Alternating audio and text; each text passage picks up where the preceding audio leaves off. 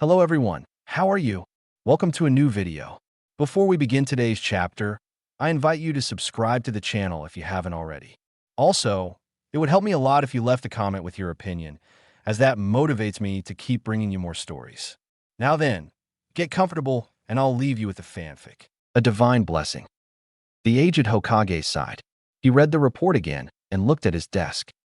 Are you sure, Inu? Hiruzen had to confirm this.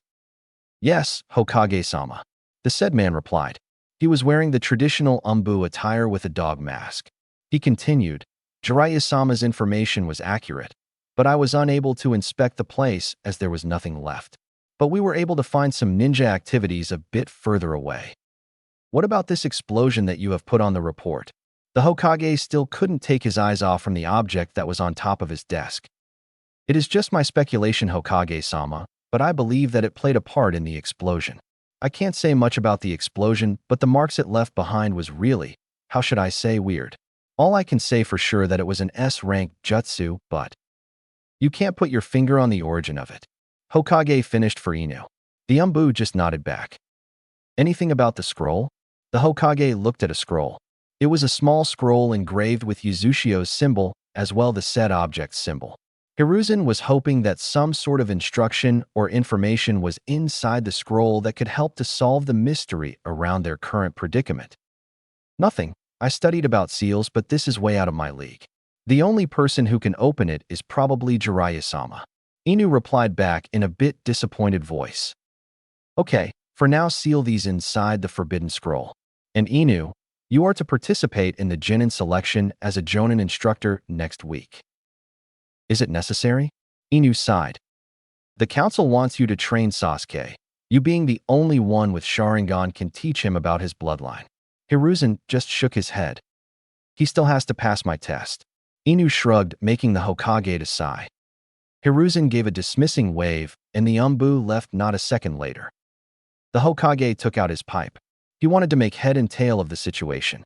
Few weeks back, Jiraiya sent him some vital information about some ruins located somewhere along the outskirts of Konoha. He sent an umbu squad led by Kakashi to search the ruins.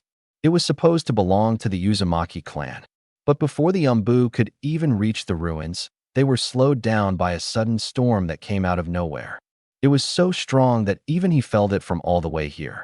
And it didn't stop there. The umbu reported that there was a huge explosion, and when they went there was nothing left. The only clue of the explosion they found was the aftermath of it, which created a huge crater, as if it was caused by a strong phenomenon like meteor falling from the sky, and the power of the explosion was so strong that it left nothing behind around few hundred-meter radius. But the odd part was only those items were left unscratched on middle of the crater, that object and the scroll. The Hokage sighed and put down the report. He would have to think about it later. Next week, there were new batches of Genin coming out, and a few Jonin instructors had already made some recommendation. He had to oversee the making of the teams. This was going to be another long night for him. 1 week later. It was a bad day for a certain blonde. He failed the graduation exam again. He studied and practiced hard, but at the end, just because he couldn't do one bunshin, he failed. Except for the written portion, he did quite average on other fields. But it wasn't enough. Why?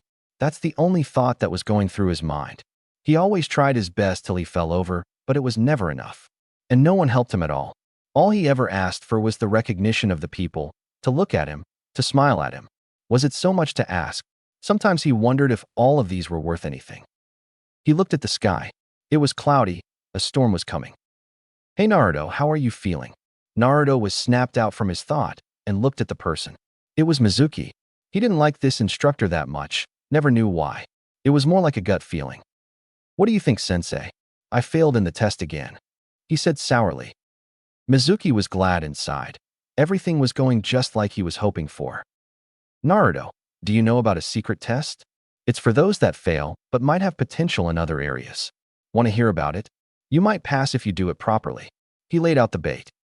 Really, sensei? What is it about? Of course I will take it, believe it.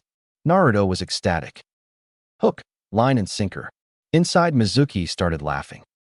What they didn't notice that they were both seen by a blue-haired girl who left hurriedly. Few hours later, Naruto stopped and hid behind a tree, Wow, I didn't know Gigi was a pervert too. That made things way a lot easier. He looked at the huge scroll and smirked. Well, Mizuki-sensei didn't say that I can't learn anything for myself. I mean, I will be considered as an idiot if I don't give a peek. With that, he opened the scroll and started to look for anything good. Most of the jutsu were complicated, as in he got zero idea what they were meant to use for. And some even sounded downright weird. But one jutsu caught his attention, and it was Shadow Clone Jutsu. Somewhere else, Irika was running with Hinata to find Naruto. The girl came to his house and told him about Mizuki.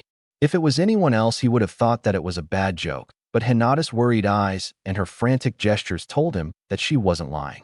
It angered him, but instead of going after Mizuki, he rushed to go to the tower to inform Hokage about the matter. But when he saw Fuumbu running around, he knew that the damage had been done. He sent a message to the Hokage and started looking for Naruto. He couldn't lose time now. He had to find Naruto before Mizuki would. Hinata tagged along. He wanted to send her back, but he really needed her Byakugan, and the girl was determined to help. His only wish was that he could find the boy whom he started to see as a little brother before it was too late. Back with Naruto. While that wasn't so bad, maybe I should check out if there is anything else. With that, he started looking into the scroll again. His body was a bit ragged. It was hard to learn at first, but he still pushed forward, and at the end he learned it. Although he got few cuts on his hand courtesy of the tree next to him as he punched it when he got frustrated at the middle of his learning. But he didn't wish to stop now because he wanted to see if he could learn something more, something important. Chances like this never came so often. Then he saw the last part of the scroll. Nothing was written there, but there was a symbol, and it looked like the one he wore on his jacket. He touched it with his bloody hand and was surprised when suddenly smoke came out from there. When the smoke cleared, he saw a mask and small scroll lying there. The mask looked weird to him, but for some reason he felt calm when he held the mask. Weird, Naruto thought as he took the scroll, and he was surprised when he saw that his jacket symbol again, and this time it had the picture of the mask with it also. He touched the scroll with his bloody hand again, and immediately with a click sound the scroll loosened up. Naruto was surprised to see the scroll opening. He opened it to see what was written there. Asterisk Raijin, the Shinto god of lightning. With the help of this divine mask, you shall be able to call forth the blessings of Raijin, god of lighting, thunder, and storms. Be wary, summoner. If your intention is vile, you will be punished for your malicious intent. You will be reduced to nothing as the power of the storm will tear you apart from inside. Take heed, summoner. Even if your intention is good, you will have to pay the price for wanting such a power. For this your soul will be his to command. Let the storm obliterate everything in its path. Asterisk. Holy shit. That's the only thought that came to Naruto. To summon a divine god? A god? Are you freaking kidding me? Naruto read the warning again, and he felt shiver running down his spine. I don't know if it is bullshit or real, but whoever wrote this really knows how to keep everyone away. I would like to keep my soul to myself. Thank you very much. Naruto tried to put the scroll and the mask back inside, but, okay, how am I supposed to put the mask and the scroll back? Damn it. He sighed as he finished debating with himself. There wasn't much time left, so he would have to ask Mizuki-sensei later. He put the mask and the scroll inside his jacket, closed the forbidden scroll, and started heading toward the meeting point. It didn't take long for him to reach there. Naruto sat down and started waiting for Mizuki as he noticed that he came a bit early, but he couldn't help it. He was excited. He heard some noises, and when he looked around, he was surprised to see Irika and Hinata. Hey Irika-sensei, what are you? But he was cut off when Irika dashed to him. Grabbing him, he jumped back, and he did all these in 5 seconds. Naruto was surprised, and then he was shocked to see there were kunais on the place where he was standing. Mizuki was not having a good time. He had to slow down to make sure no one was following him. Now before he could even get to Naruto, Irika was there already, and the main problem was Hinata. Having here there complicated things a lot, but the main problem was time. He didn't have any to waste. He had to jump the gun as the clock was ticking. Naruto, this is a trap. I already sent a message to Hokage. Before Irika could finish, Mizuki started laughing. He looked at Naruto with a disgusted face and shouted, Hey Naruto, you want to know why the villagers hate you? Why everyone? Mizuki, Irika shouted, and he threw some shuriken at him. Mizuki jumped and hid behind a tree. Naruto, Hinata, go get help. You won't stand a chance against him. Go. Irika told both the kids. Before both of them could run, don't you want to know, Naruto? Why everyone ignores and neglects you? Mizuki started saying while jumping behind the trees. Naruto stopped hearing that. Hinata got worried when she looked at the eyes of the blonde. There was desperation, something she had never seen before. Irika tried to go after him, but Mizuki kept throwing shuriken at the kids, keeping him defending them. 12 years ago, Yondaime couldn't kill the QB, so he sealed it inside a baby. And guess what? That baby is you, Naruto. Time seemed to stop for Naruto. All the time the question he always asked himself, why, had finally been answered. He didn't wait to see the look on Hinata or Irika's face. He jumped and started running away. Hinata was heartbroken after knowing the truth. When she looked at Naruto, she could see the pain in his eye, the fear. Before she could say anything, he jumped away. Without a second thought, Hinata gave pursuit. Naruto! Hinata! Irika screamed, but before he could do anything, he saw a Fuma Shuriken coming at him. He jumped to avoid, and then he saw his mistake. Another Fuma Shuriken was coming at him, while he was still in midair. Hinata was running. She could see Naruto with her Byakugan. She couldn't take this. The boy she admired and liked was torn to pieces. She couldn't run away now. He needed her. She needed to tell him that all this didn't matter. She suddenly saw a Fuma Shuriken coming at her from behind fast.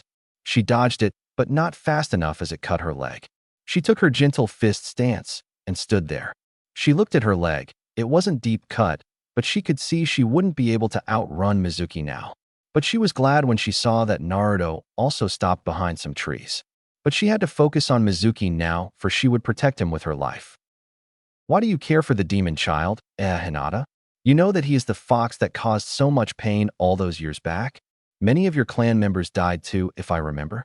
Mizuki was trying not to kill Hinata. Killing the QB brat and Irika was one thing, but a clan heiress was another. You are wrong. Naruto-kun isn't a demon. He is a b-boy that tries his hardest and always stands up no matter what. I don't care if he has QB inside of him. He is not the Kai QB. He is Naruto, the person I admire most, and I will not let you kill him. Hinata shouted. Mizuki was pissed. He really didn't want more trouble, but now there was no other way. He had to kill her and find Naruto fast. Naruto was shocked to hear this. Hinata didn't mind that he had the QB inside of him. Sure, he didn't know the girl that much, but he knew that she was shy, quiet, and a bit weird, but also caring. And here she was saying all these gentle things about him. But one thing that rang through his head the most, that she saw him for who he was, not the QB. He looked out from the tree and was horrified when he saw Mizuki through his Fuma Shuriken, and he started preparing another. Hinata dodged the first one, and then she saw Mizuki throwing another one.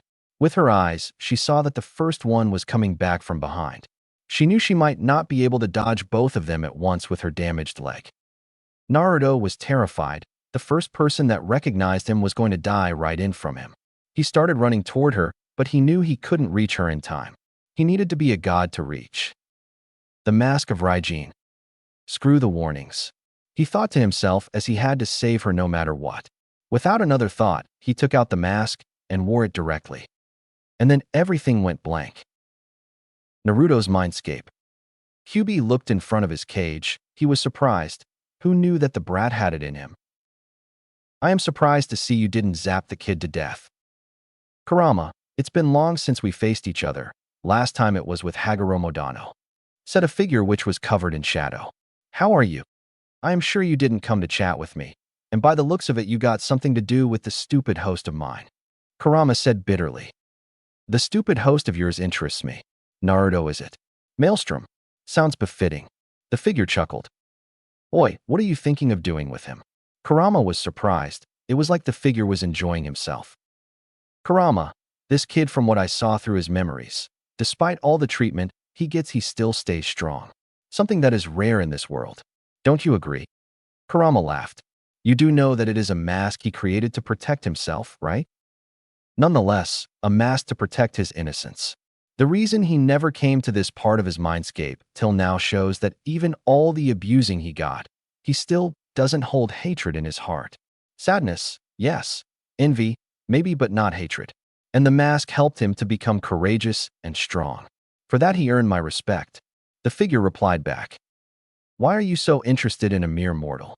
It's not like you, Kurama said with an edge in his voice. When he wore the mask, he should have been killed instantly, but your yang chakra intervened, my divine chakra, Kurama. If you had both of your chakra, things might have been different. It feels like this kid has a destiny of his own and he can't die right now. I will watch and see where this destiny of his leads him to. Goodbye, Kurama. With that, the figure left. With Naruto. Naruto opened his eyes. His body was sore. He sat down and looked around. He was on top of the clouds. Well, this sucks. I thought the heaven will look a bit nicer than this. Naruto sighed. Trust me, boy, this is not heaven, and no, you are not dead yet, said a voice behind him. Naruto jumped and slowly looked behind him. There was a huge guy behind him. He was more than 8 feet tall, and behind him few spheres were forming a circle with 3 tomo inside each circle. He had a muscular body, and his hair was crimson red. The thing that caught Naruto's eyes was the mask he was wearing. It was the same mask he was carrying, but looked more deadly. Most of his body was covered by shadow, even the eyes. Who are you, sir? For some reason, Naruto thought he shouldn't piss off this guy. Why not give a guess, boy? Raijin mused. Your mask looked a lot like the one I. Naruto gulped. By any chance, are you Raijin, Shinto god of lightning? Yes, that I am. So why did you try to summon me, boy? You do know that your soul will be mine to command, Raijin said with a false edge voice. He wanted to test his determination. Naruto was taken aback first, but he quickly got over it when he remembered why he did what he did. I don't care. I want to save my friend. She recognized me despite my burden. I will save her at any cost, even in exchange for my life. Naruto shouted, looking straight at Raijin. Raijin was having more respect toward the boy. Here he was staring at him directly without a scare, even knowing who he was. And unlike others that tried to summon him before, he didn't want to use his divine power for destruction, but to save a life. All of this facts together was increasing Raijin's view toward Naruto. Don't worry, you won't die cause of your special case. You are one lucky kid, do you know that? And you interest me. So I will give you my blessing for your courage and honesty. But you have to. I accept, Naruto shouted. Blessing from a Shinto god. With that power, I will be able to protect all of my precious people. Raijin smiled inwardly. Naruto didn't know, but Raijin could hear all his thoughts. Maybe he will do just fine. Fine then. You will have my blessings, and you will gain new powers to help you in your journey. But be aware, little fellow, from time to time you will be tested by me to see if you will still be worthy enough to keep them. And those times your will and courage will be put to test and judged, fail, and you will receive punishment worse than death. Do you still accept, kid? Raijin asked one last time. I accept, Databeo. I promise I will not fail you no matter what test you put me through, and I never go back down on my words. It's my Nindo, Naruto said loudly. He wouldn't back down, not now, not ever.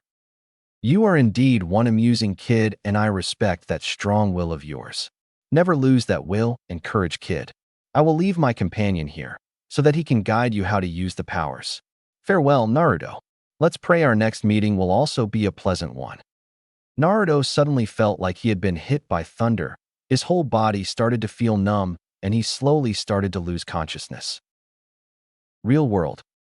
Naruto opened his eyes and tried to look around, but for some reason, moving a single muscle hurt like hell. He felt like he was grabbing something. He looked down, and he saw he was holding on to Hinata, as was she. He could feel her heartbeat. She is alive. He relaxed, closed his eyes, and thanked Raijin.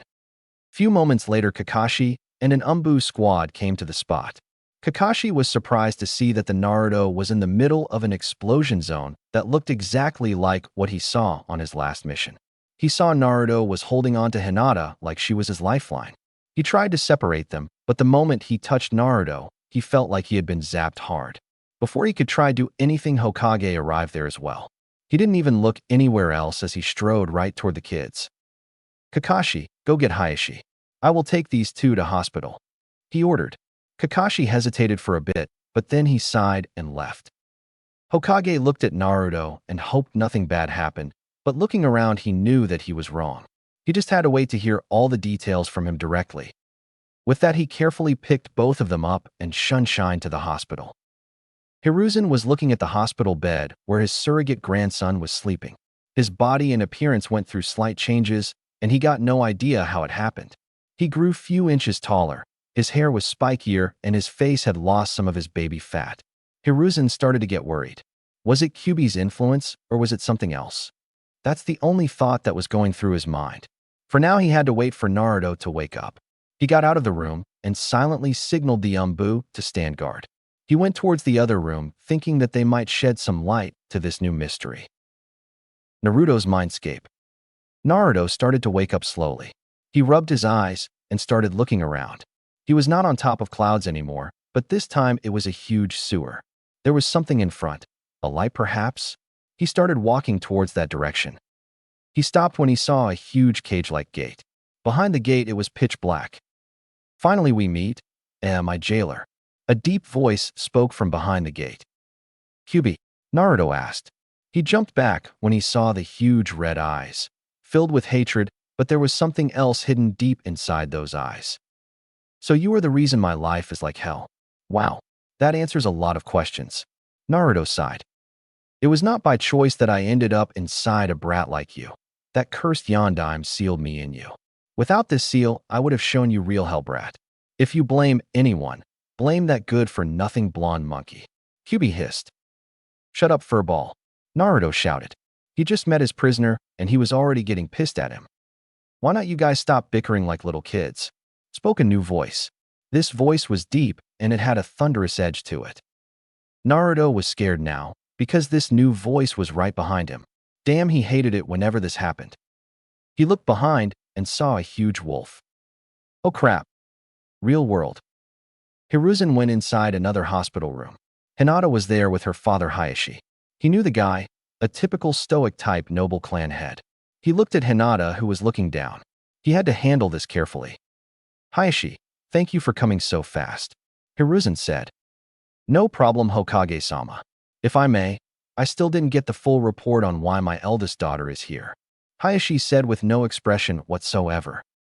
Your daughter, along with Naruto and Iruka, helped to catch a traitor. I will mark it as a B-ranked mission and will pay them accordingly. I will give you the full report tomorrow.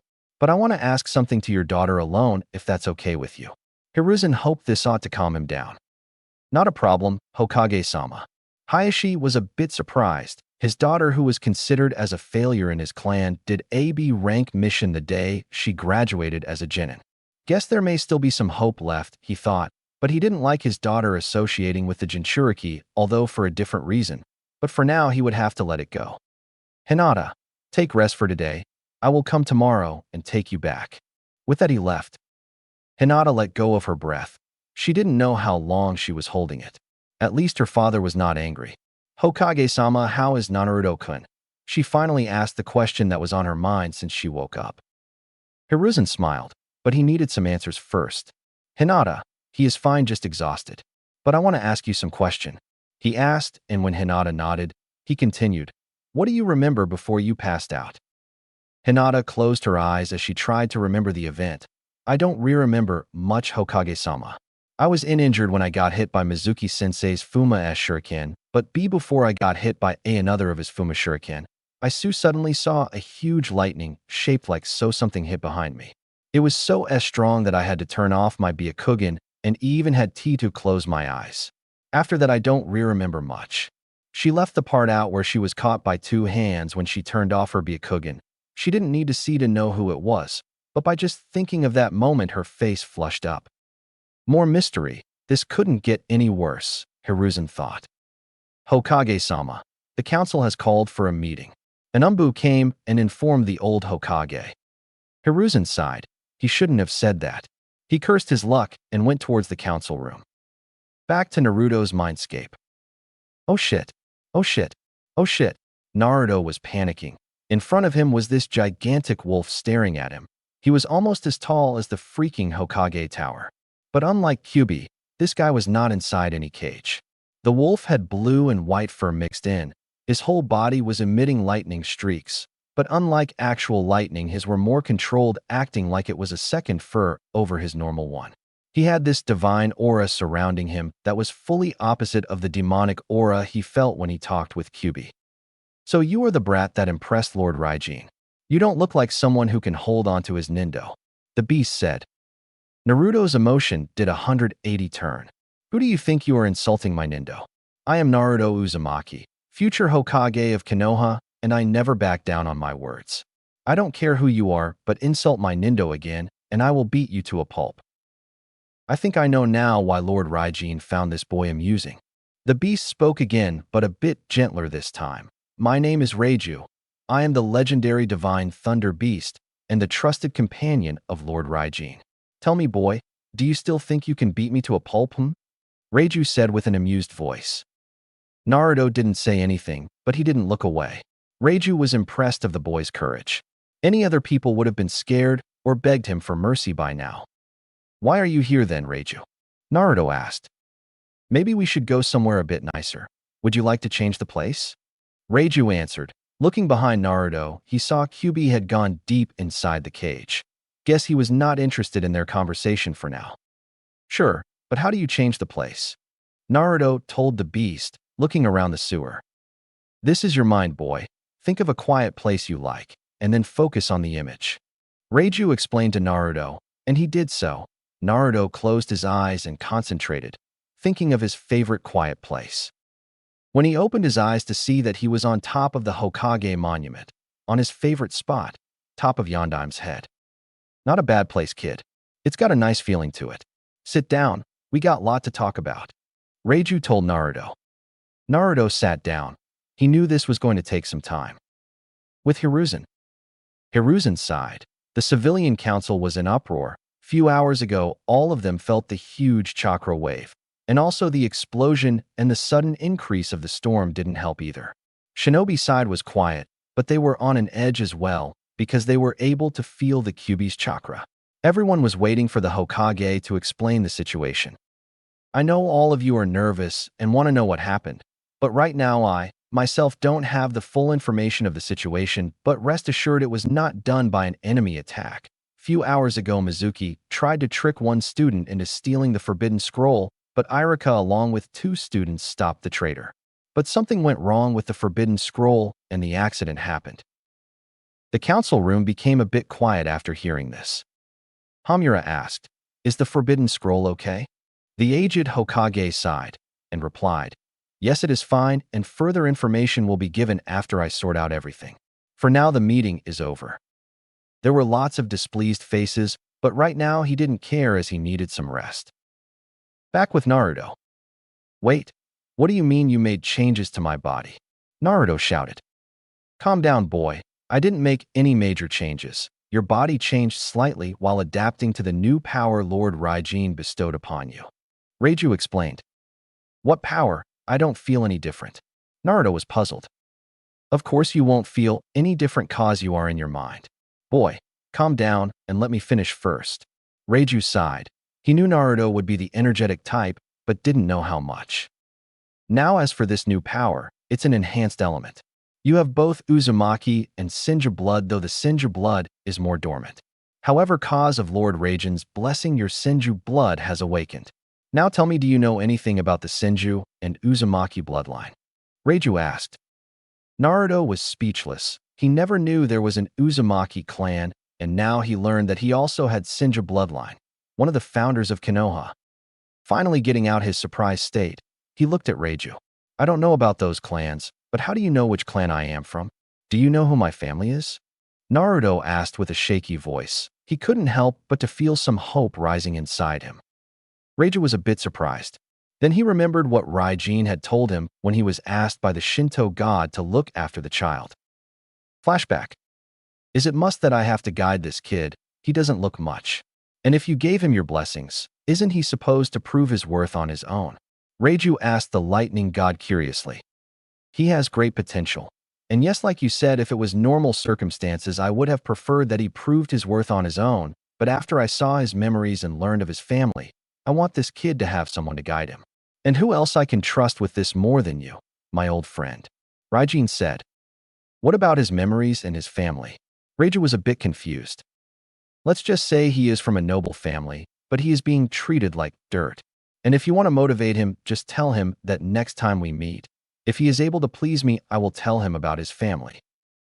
Flashback ends. Truthfully speaking, kid, I don't know about your family. I was told by Lord Raijin about your family status, and before you start asking, Lord Raijin said that he will tell you about your family only if you can prove your worth the next time you meet. Naruto was shaking. He finally found a lead on his family. He would prove his worth to the Shinto god, no matter what challenges he would throw at him. Reiju was impressed. Few moments ago, the kid seemed like he was going to break down, and now there was a fierce determination in his face. His eyes were clearly telling that he was ready for anything. Reiju-san, you were saying something about my bloodline? Outside world. Hokage was looking at Naruto. He needed to know Naruto's part of the story, and he knew that was the key fragment of the situation. He didn't like to do this, but it had to be done fast before certain parties started to make their moves. Is it necessary, Hokage-sama? Inoichi, the clan head of Yamanaka, asked.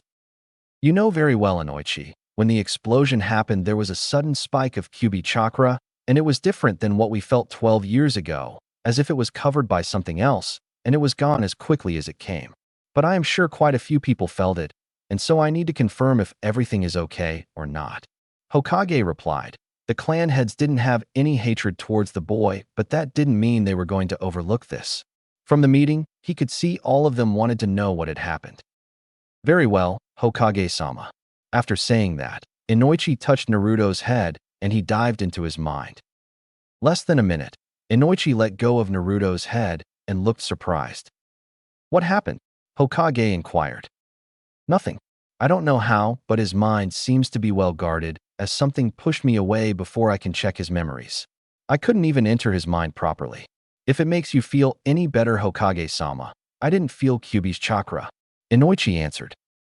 Hokage just shook his head. They were back to square one. The mental barrier, if it is not Kyuubi, then was it Minato? Did he create a protective barrier for him? He would have to ask Jiraiya to come and check the seal. In the meantime, he had to take measures before certain people started to make move on Naruto. Back to Naruto. What happened? Naruto asked Reiju, while explaining. The beast suddenly stopped moving in the middle and had a blank look on his face for a few seconds. Nothing, kid. Now where was I? Yes, your bloodline. Let me explain a little bit about Senju bloodline. The ones who have strong Senju blood in them, they can manipulate natural affinities, and some of them, the strong ones, can cope with Senjutsu. Reiju started explaining. Reiju-san, what is Senjutsu? Naruto asked with a clueless face. Reiju only sighed. This was going to take time. Naruto, there are 6 major types of jutsu people can use. I think you know about ninjutsu, jinjutsu, and taijutsu. The other 3 are bukijutsu, fuinjutsu, and senjutsu. Now bukijutsu, as it sounds, is techniques and jutsu using weapons. With proper training, they can be as deadly as taijutsu, maybe more. Fuinjutsu is one of the most complicated type of jutsu. I don't know much about it, though. As an Uzumaki, you should have an upper hand on this, but we will talk about it later. Now senjutsu is one of the most ancient styles. Blessed with natural chakra, you will fight as a sage rather than a ninja. Reiju smiled when he saw Naruto getting excited. He continued, now in your case, you have 2 bloodlines. Naruto let the information sink in. Not 1 but 2. 2 bloodline. He started jumping around and started shouting and cheering for being so awesome. Reiju waited, then he asked, you done? Naruto stopped, but his whole body was shaking with excitement. Let me tell you what your bloodline does, and what I am here for. Your first bloodline that you got by birth, the Uzumaki bloodline, gave you excessive chakra, healing ability, and it would make easier for you to learn Kenjutsu and Fuinjutsu. It's more like a passive bloodline. Now your Senju side, awakened by Lord Raijin, has given you storm release and the ability to use Senjutsu directly. Naruto was confused. He was excited, but this was too much for him to know at once. Reiju knew the look. He knew he was the only one that could answer all of his questions right now, and he had to be patient about it. Kid, I know this is too much to take. So for now I will just explain to you what storm release is. I will tell you about the Senjutsu when I see you are ready. Now do you know anything about wood release or ice release? Reiju asked. Don't know about the ice release, but I heard that Shodame was able to use wood release. Naruto replied. Wood release is an enhanced natural element combining earth with water. Same with ice release. You combine water with wind. You get an enhanced natural element. But those without the bloodline won't be able to use it properly. So can you guess what storm release is? Reiju asked Naruto. Something to do with lightning element? Naruto answered. Yes, lightning combining with wind and water. You can get the storm release. It's one of the most hardest enhanced element to control and one of the strongest cause instead of combining two elements, you are combining three. Storm release. It sounds cool. Awesome. Naruto smirked. And as for why I am here to guide you, to tell you what to do and how to control your element and powers, although I won't be helping you directly. I will stay inside your mind for some time. Hope you don't mind having a new tenant, Reiju said while looking behind, as if he was looking deep inside his mind. Of course you can stay. You are better than the stupid furball anyway. Naruto was excited to have a legendary beast inside him, and not only that, he would guide him as well. Good to know. And one more thing, kid. I can talk with you through your mind. So if you want to talk to me, just talk through your thoughts. Naruto nodded, and suddenly he felt very tired, and before he could ask anything, he was drifted to sleep. Reiju was a bit excited as well. It had been quite some time since he had something like this to do. Maybe Lord Raijin is right. It could be amusing.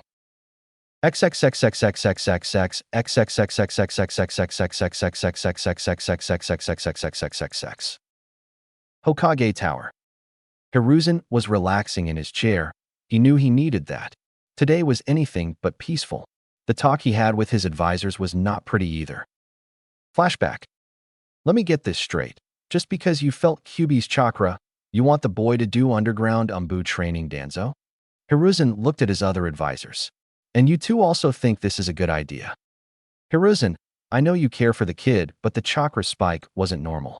It was huge, and combining with the explosion, many shinobi started to think it was caused by Kyuubi. Hamura explained. He knew Hiruzen was right with his decisions lots of time, but in many cases they needed to follow Danzo's way. We are just saying put the boy in Umbu training program, and when everything calms down you can bring the boy back to normal ninja routine. Koharu added a bit of her thought. Hiruzen knew exactly what was going on.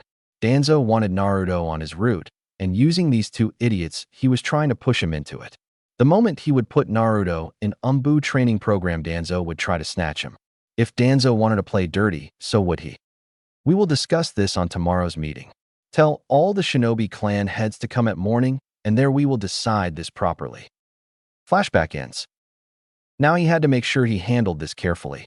He was making a huge bet on this. If he could pull this off, the advisors as well as Danzo wouldn't be able to easily eye their hands on Naruto anymore. You called for me, Hokage-sama? And Umbu came and kneeled down before him. Yes, I did. Relax, we got much to discuss about. Naruto started to wake up slowly. Damn, I feel like I have been struck by lightning or something. My whole body feels numb. He started looking around, and by the looks of things he knew he was in one of his least favorite place, the hospital. He slowly adjusted himself. He opened his blanket and saw himself wearing hospital gown. He saw an Umbu peek through the door and then left. Probably to call Gigi-san. Naruto. Reiju called him. What's wrong, Reiju-san? Naruto asked, but he was silenced soon after. Kid, I told you. Just think and I can hear you. Don't need to talk aloud as people will get suspicious. Reiju told Naruto. When he saw Naruto became quiet, he continued. Look, Naruto. Don't tell anyone about Lord Raijin and me yet. Listen to me first, he said when he saw Naruto was going to say something. Power and blessings from a god is not to be taken lightly. You can't tell just anyone about it. Naruto got a little angry. I trust Gigi. He is one of my most precious people, and I know he cares for me. Caring and trusting is different thing, Naruto. How about this? You ask this Hokage of yours about your other tenant and your parents.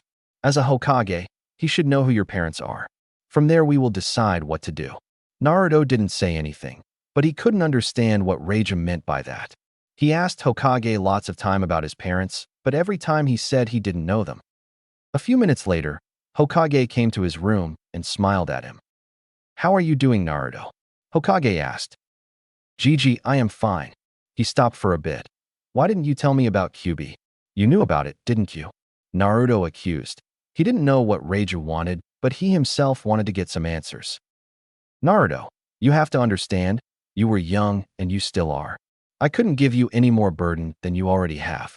I wanted you to have a normal childhood and I know I failed at it. But at that time, I thought you were not ready to know about Kyuubi, Hokage replied with a sad tone. Before he could ask anything to Naruto, the next question caught him off guard. Gigi, why did Yondaime seal the Kyuubi inside me? Did he know my family? Do you know my family? This was too hard for the old Hokage. Every time Naruto asked about his parents, his heart broke by lying to him. But this information was too much, and he couldn't risk exposing Naruto to more dangers than he already was. I am sorry, Naruto, but I don't know why Yondaime chose you or who your parents were. He is lying. When he answered your first question, he looked right at you, but now he is avoiding. Even you can see the guilt in his face. He is hiding something, and if you look carefully, you can tell that by the man's gesture. Reiju told Naruto, and when he saw Naruto was going to shout, "Don't. Leave it be. If he doesn't want to tell you, then you shouldn't tell him everything. Just tell him this." Reiju explained to Naruto fast about what he should tell. Hiruzen got worried when he saw Naruto became quiet after hearing his answers and kept his eyes closed. You wanted to ask me something? Naruto asked, but he kept his eyes shut. Hiruzen knew something was wrong, but he put the thought aside. Naruto, what happened with Mizuki? I heard from Hinata and Irika, but I still need to know from you. Do you know anything about that mask? Hinata, with all the commotion going on, he forgot to ask about her. He guessed that his first priority after this would be to see her. He also needed to know what Irika-sensei thought of him. First, I am sorry. I know I shouldn't have stolen the Forbidden Scroll, and I don't remember much after I wore the weird-looking mask. When I saw Hinata was in danger, I wore it to save her. It came with a scroll, and it was said there that the mask can only be worn by those who have storm-released bloodline or a fragment of it, and it will help the wearer to unlock the true power behind the bloodline. But it also stated that those who do not have the bloodline will be punished. In a panic, I wore the mask, and seeing that I am still alive means I have the bloodline, right? Naruto told exactly how Reiju said to him. Hiruzen was speechless. Storm released bloodline, and the mask helped to achieve true power behind it. Maybe that was the reason that other party wanted the mask. That answered most of his questions. But he wondered if Minato had the bloodline. Naruto did say even a fragment of the bloodline would do the job. He shook his head. He would think about it later, but for now he knew what to do in the council, as the information he received would definitely come in handy. Smiling at Naruto, he said, "Thank you, Naruto. Why don't you rest for a while? The doctors said that you should be fine after a while." Then he turned to leave. "Thank you, Hokage-sama." Hiruzen stopped. He slowly turned around to see Naruto was looking at him, but his eyes weren't the kind eyes he saw a few moments ago, but filled with sadness as if he was betrayed. Hiruzen's heart shattered. He didn't know when or how, but he knew he messed up and lost his surrogate grandson's trust.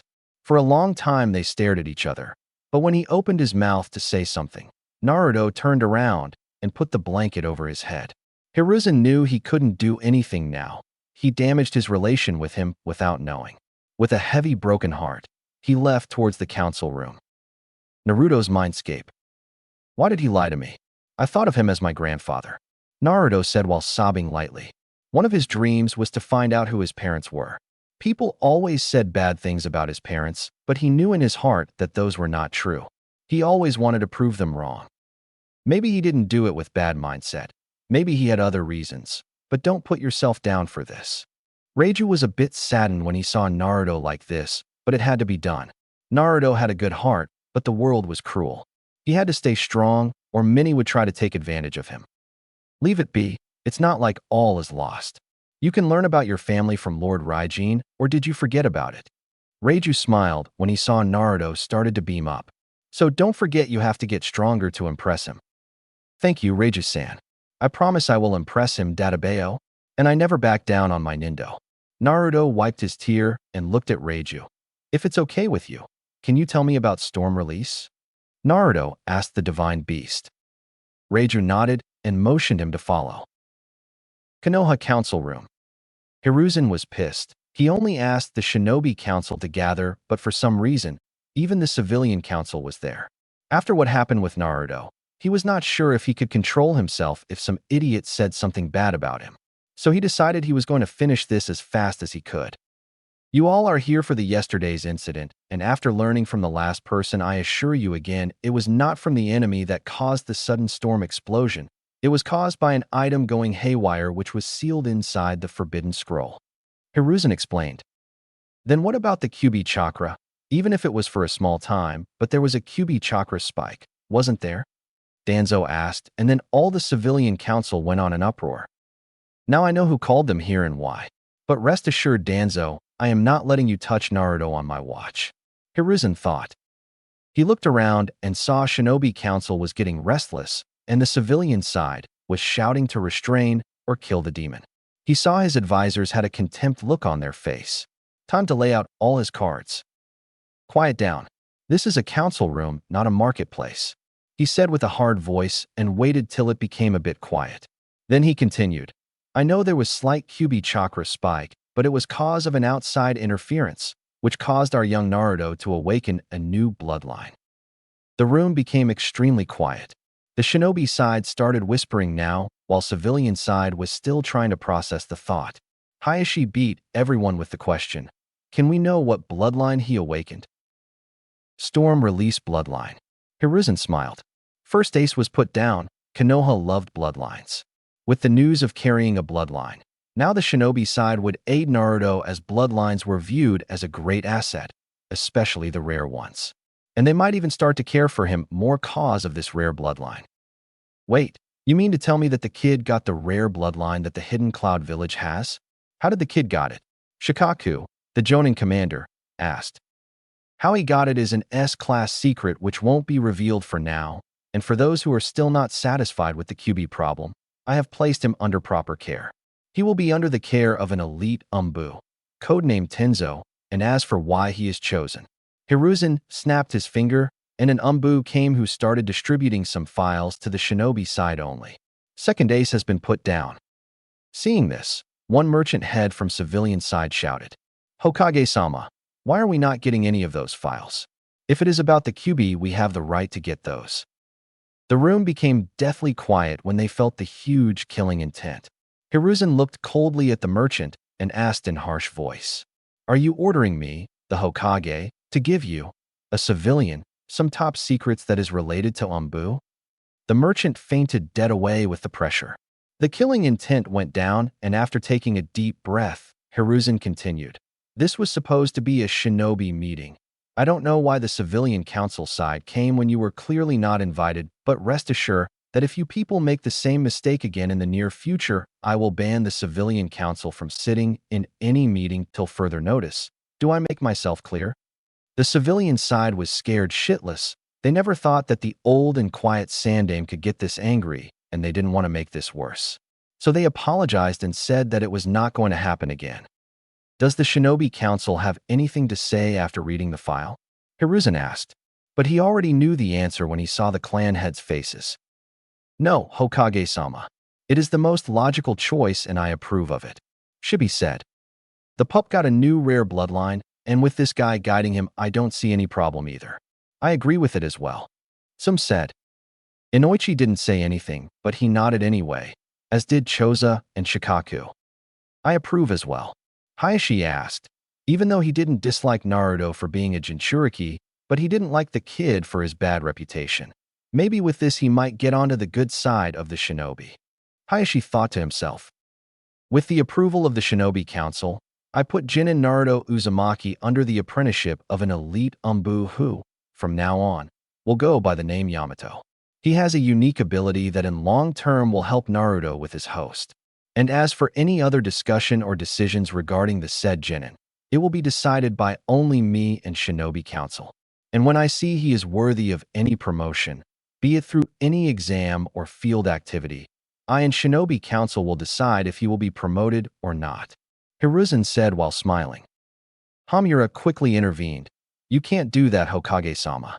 The civilian council and we advisors has the right. Right to do what exactly? Hiruzen didn't let him finish. If he could pull this off, Naruto would have one less problem to deal with. To interfere with shinobi activity? Last time I checked, the right to decide anything related to Jinchuriki falls upon the shinobi side, and now that he is Jinin, I failed to see what right does the civilian has to do anything with his shinobi life? And for the advisors, you are to advise me, and I know your decisions are meant to help me for the betterment of the village, but because Naruto is a Jinchuriki, his jurisdiction falls under the whole shinobi heads, not just me. Danzo and the elders were furious. Hiruzen just foiled all of their plans. It meant that now civilian council had no right whatsoever in any activity regarding Naruto.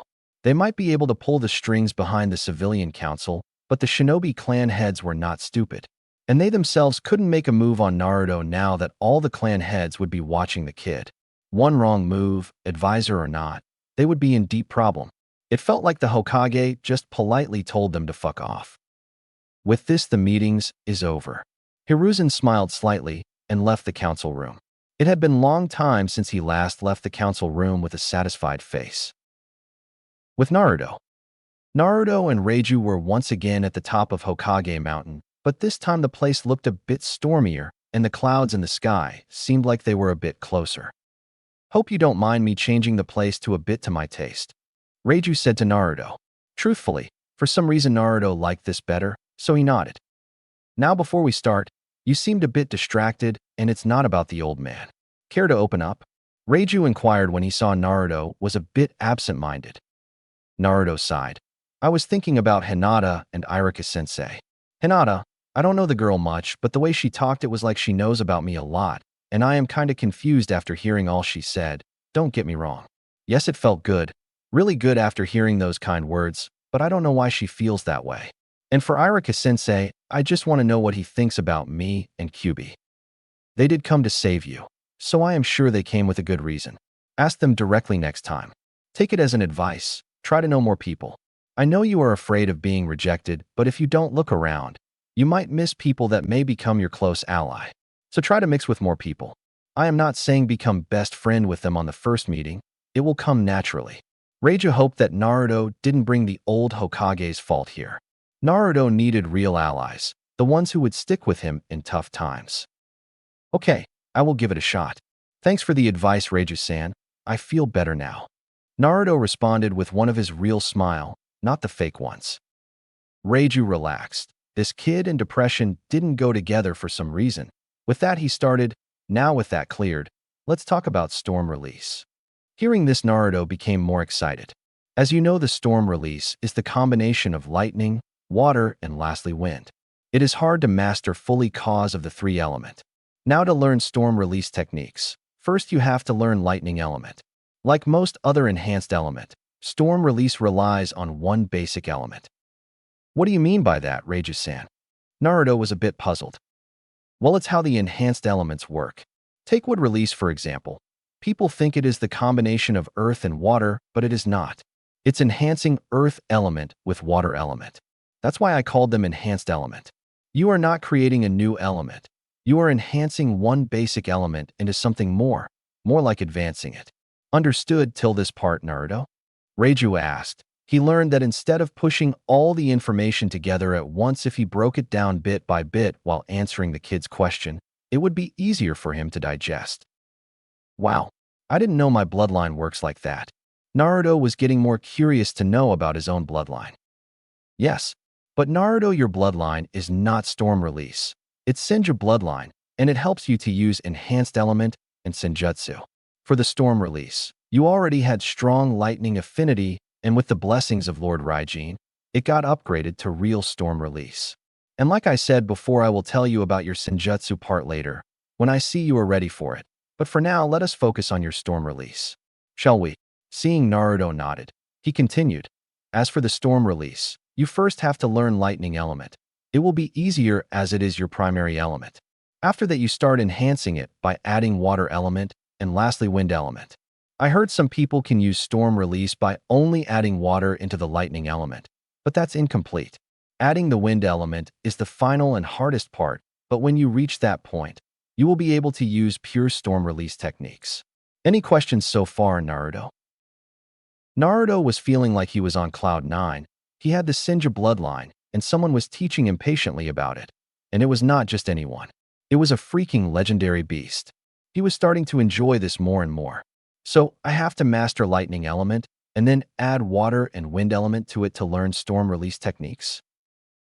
In a way, yes, But you can't master one element, especially lightning element, so quickly. And you can't add water and wind right from the bat. It will take time. You can use low to medium level storm release techniques with lightning and water alone. Combining wind element will be your hardest task, and you need to do it to use high-class jutsu. And as for element mastery, the more you learn and master the lighting element, the easier it will be for you to pull off high-level storm release jutsu. Reiju explained. Wow, so when can we start? Naruto started jumping with excitement. Easy there, little fellow. I know you are excited, but remember, I am here to guide you only. Everything else is up to you. Guess it's time to send you back. Cool your head, kid. I will talk with you later. Reiju said with a small smile. Real world. Naruto woke up a bit grumpily. He started stretching in the bed. His body was less sore, but him and lying down for too long never added up. He got out of the bed and started thinking of what happened from yesterday. His life just turned upside down, and he learned about himself more than he knew for the last 12 years. He was excited to know that he had 2 bloodlines, but he needed to clear his head. Reiju was right. He needed to cool down. With that, he went out of his room. He saw an Umbu just outside the door. Damn, he almost forgot. Umbu-san, do you know in which room Iruka-sensei and Hinata is? 302 Iruka and 315 Hinata. After hearing that, he started walking towards Iruka-sensei's room. When he reached there, he knocked the door. Come in. Naruto steeled his mind and went inside. Time to learn what Iruka-sensei thought about this whole mess. Hey there, Iruka-sensei. Naruto looked at the guy. His hand was covered in bandages, and he had small burn mark here and there. What happened to you? Small explosive. Come here, I will tell you what happened. Iruka then explained to Naruto his fight with Mizuki. When he was in the midair and saw the incoming Fuma Shuriken, he used a Kawarimi jutsu with a log. But after that, Mizuki threw some low-powered explosive tags at him. He wasn't injured badly, but he got knocked out by that. Long live the log. Didn't I tell you the log will always save you, Iruka-sensei? Naruto laughed while Iruka became embarrassed. In the class, the jutsu Naruto was good at was Kawarimi, and he always boasted that the mighty log would save everyone. Guess he was right after all. After Naruto's laughter died down, there was an awkward silence. Naruto knew that he had to bring it up, but he didn't know how, and Iruka knew what Naruto wanted to tell him, so he was waiting patiently for him to begin. Iruka-sensei, about the Kyuubi. Do you hate me for it? Naruto looked down, too scared to look at Iruka's face. Naruto, I hate the Kyuubi. It killed my parents. Naruto started to shake. His eyes started to tear up. But Iruka continued. But I don't hate you. You are Naruto Uzumaki, the #1 unpredictable ninja. You are not the Kyuubi. So don't let anyone tell you otherwise. Naruto was stunned. He looked up and saw Iruka was smiling warmly at him. No malice, no hatred, only concern and care was showing in his face. Naruto jumped and hugged Iruka with all his might. Ouch! Ouch! Naruto, I am injured here, buddy. Slow down. Iruka cringed a bit. When Naruto let go, he pulled him into a gentle hug. No matter what anyone says, you are Naruto Uzumaki. Never forget that. He whispered it softly. Naruto was in tears. He nodded a bit while holding on to him. After a while, Iruka let go of Naruto. Naruto, close your eyes for a minute. As Naruto did that, he felt something in his forehead.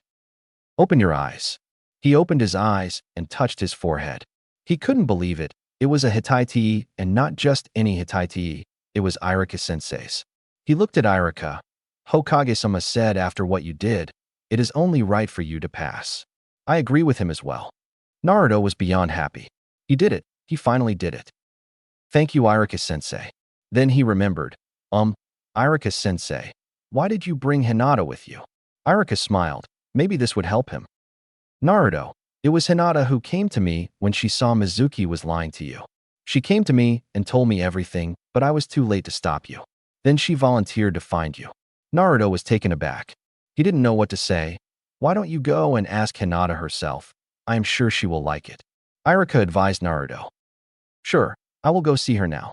Take care, Iruka-sensei. With that, Naruto ran out of the room. Iruka just smiled to himself. Maybe this might bring those two closer. Naruto noticed one thing. The closer he was getting to Hinata's room, the slower he was becoming. He finally reached her room and knocked. When no sound came, He waited patiently for 1 minute. Then he went in. I need to work on my patience. Naruto looked at the girl who was sleeping peacefully on the hospital bed. He went close and sat beside her. She was looking beautiful sleeping like that. Wait. What? Now Naruto started to get nervous. He just realized that he had to talk to a quiet, beautiful clan heiress who seemed to admire him, and he knew nothing about her. He steeled himself and poked her cheek gently to wake her up. He was not going to back down now, even though he was nervous like hell. He poked again, and this time she started moving. He hurriedly sat down, but for some reason, he wanted to poke her cheek more. Pushing the thought aside, he waited for the girl to wake up. Hinata started to wake up when she felt someone poking her cheek. When she opened her eyes, she saw Naruto. She thought that it was maybe another one of her dreams. "Hey Naruto-kun, how are you feeling?" she said softly while smiling at him. Naruto was speechless. Her smile was stunning and her face was not red, and she was not stammering at all. She looked more gorgeous than before. How? Why the fuck am I stammering for? How are you feeling, Hinata?" he asked her with a loud voice. That made Hinata snapped out from her daze as she realized. This is not a dream. This is real. Hey, they're in Naruto-kun. How are you feeling? Hinata said while her blush came with full force. Okay, now this was the Hinata Naruto knew. Quiet, gentle, and a bit weird. Hey, I am doing fine. How about you? I heard that you didn't get injured much. Thank God, Naruto said while giving her his real smile. Thanks to you, Naruto-kun. Hinata thought, and she wanted to ask him why he came here, but before she could say anything, Naruto looked directly at her. This stopped most of her thought process. Hinata, did you mean everything that you said back at the forest?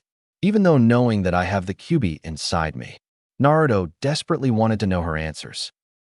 Hinata knew she couldn't back down now. She took a deep breath and tried to calm her mind.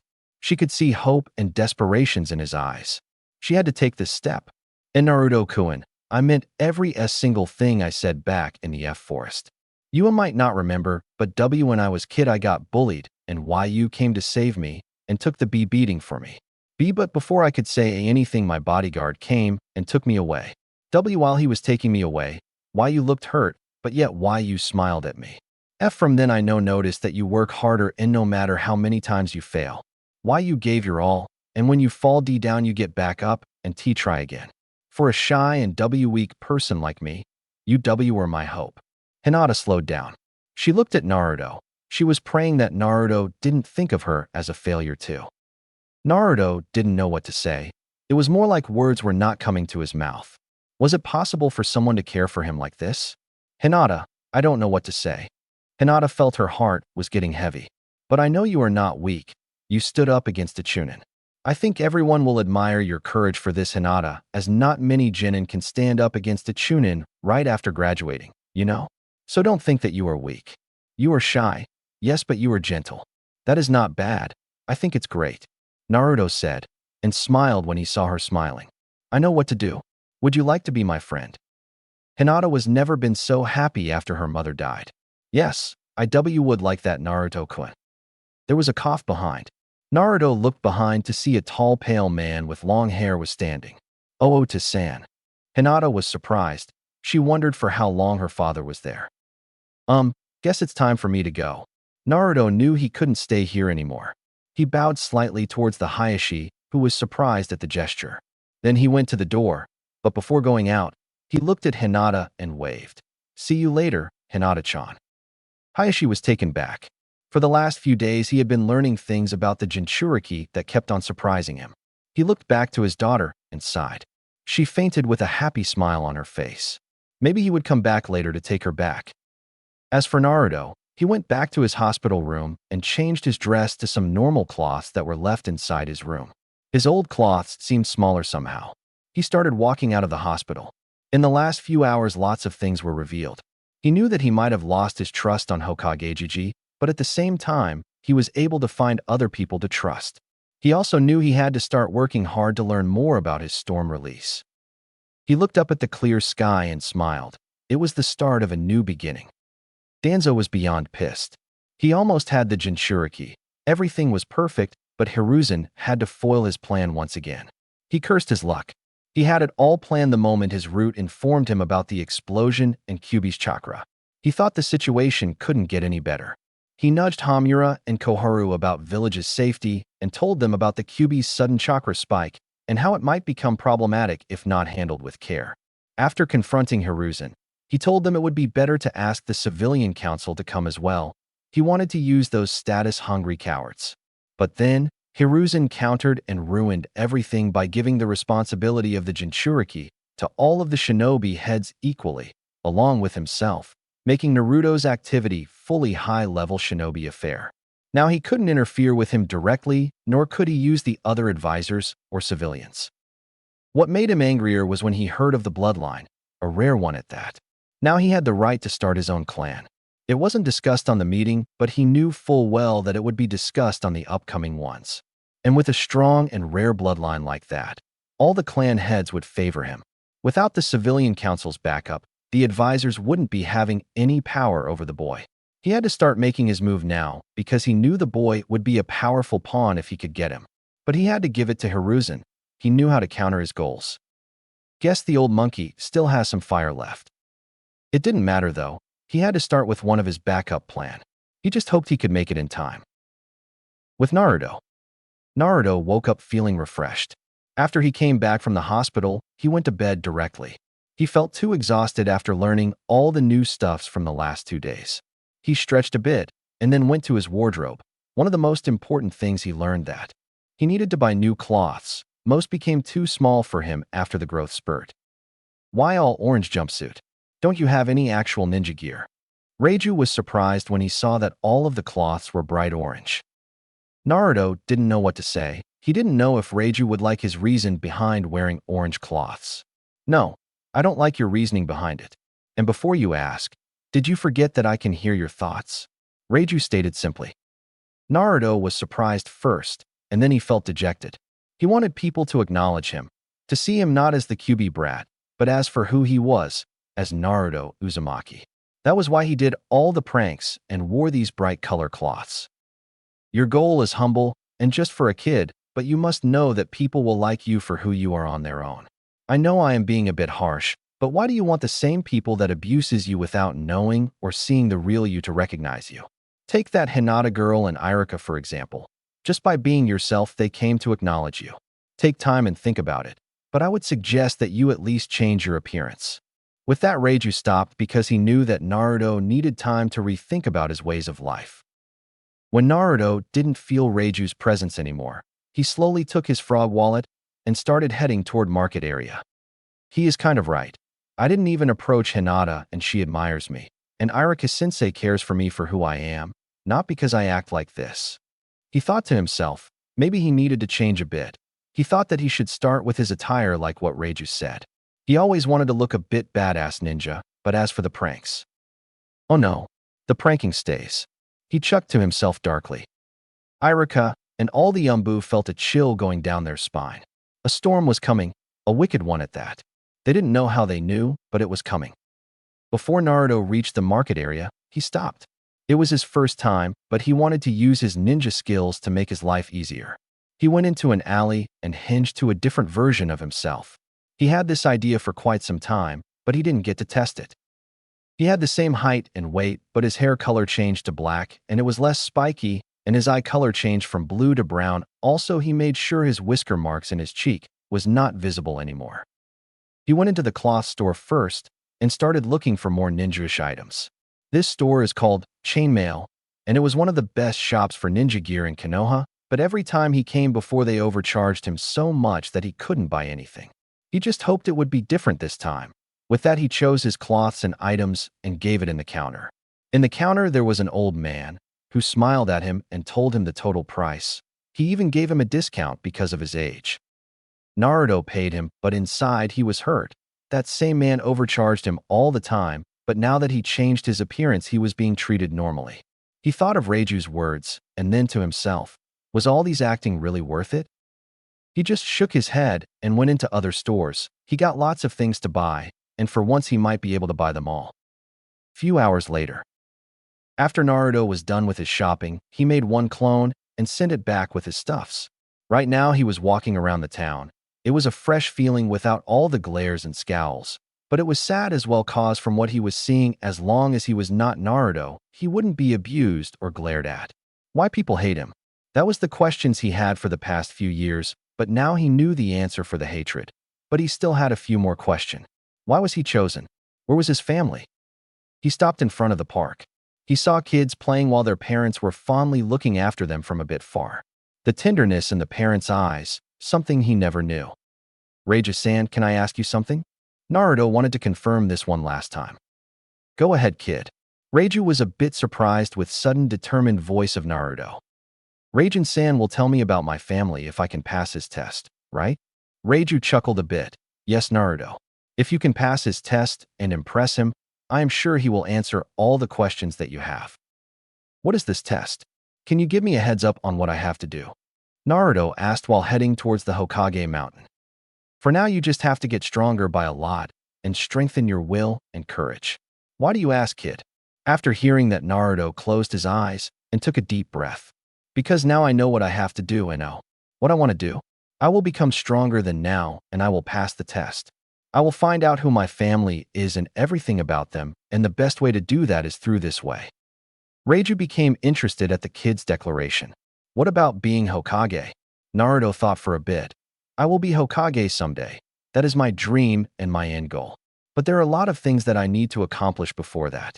For now, my goal is to become stronger to prove my worth and to know my past. Will you please help me, Reiju-san? Naruto pleaded. He knew he couldn't get stronger alone, not to the level to please a god. Before Reiju could answer, suddenly lots of memories started to flow through Naruto's mind. Memories of him keeping his new ninja gears at home, going to the ramen shop, meeting Hinata, and after that meeting Sakura, who smacked him in the head, and that was where the memories stopped. What was all that? Naruto was confused, finally reaching the top of the mountain. The memories felt so real as if he just did those.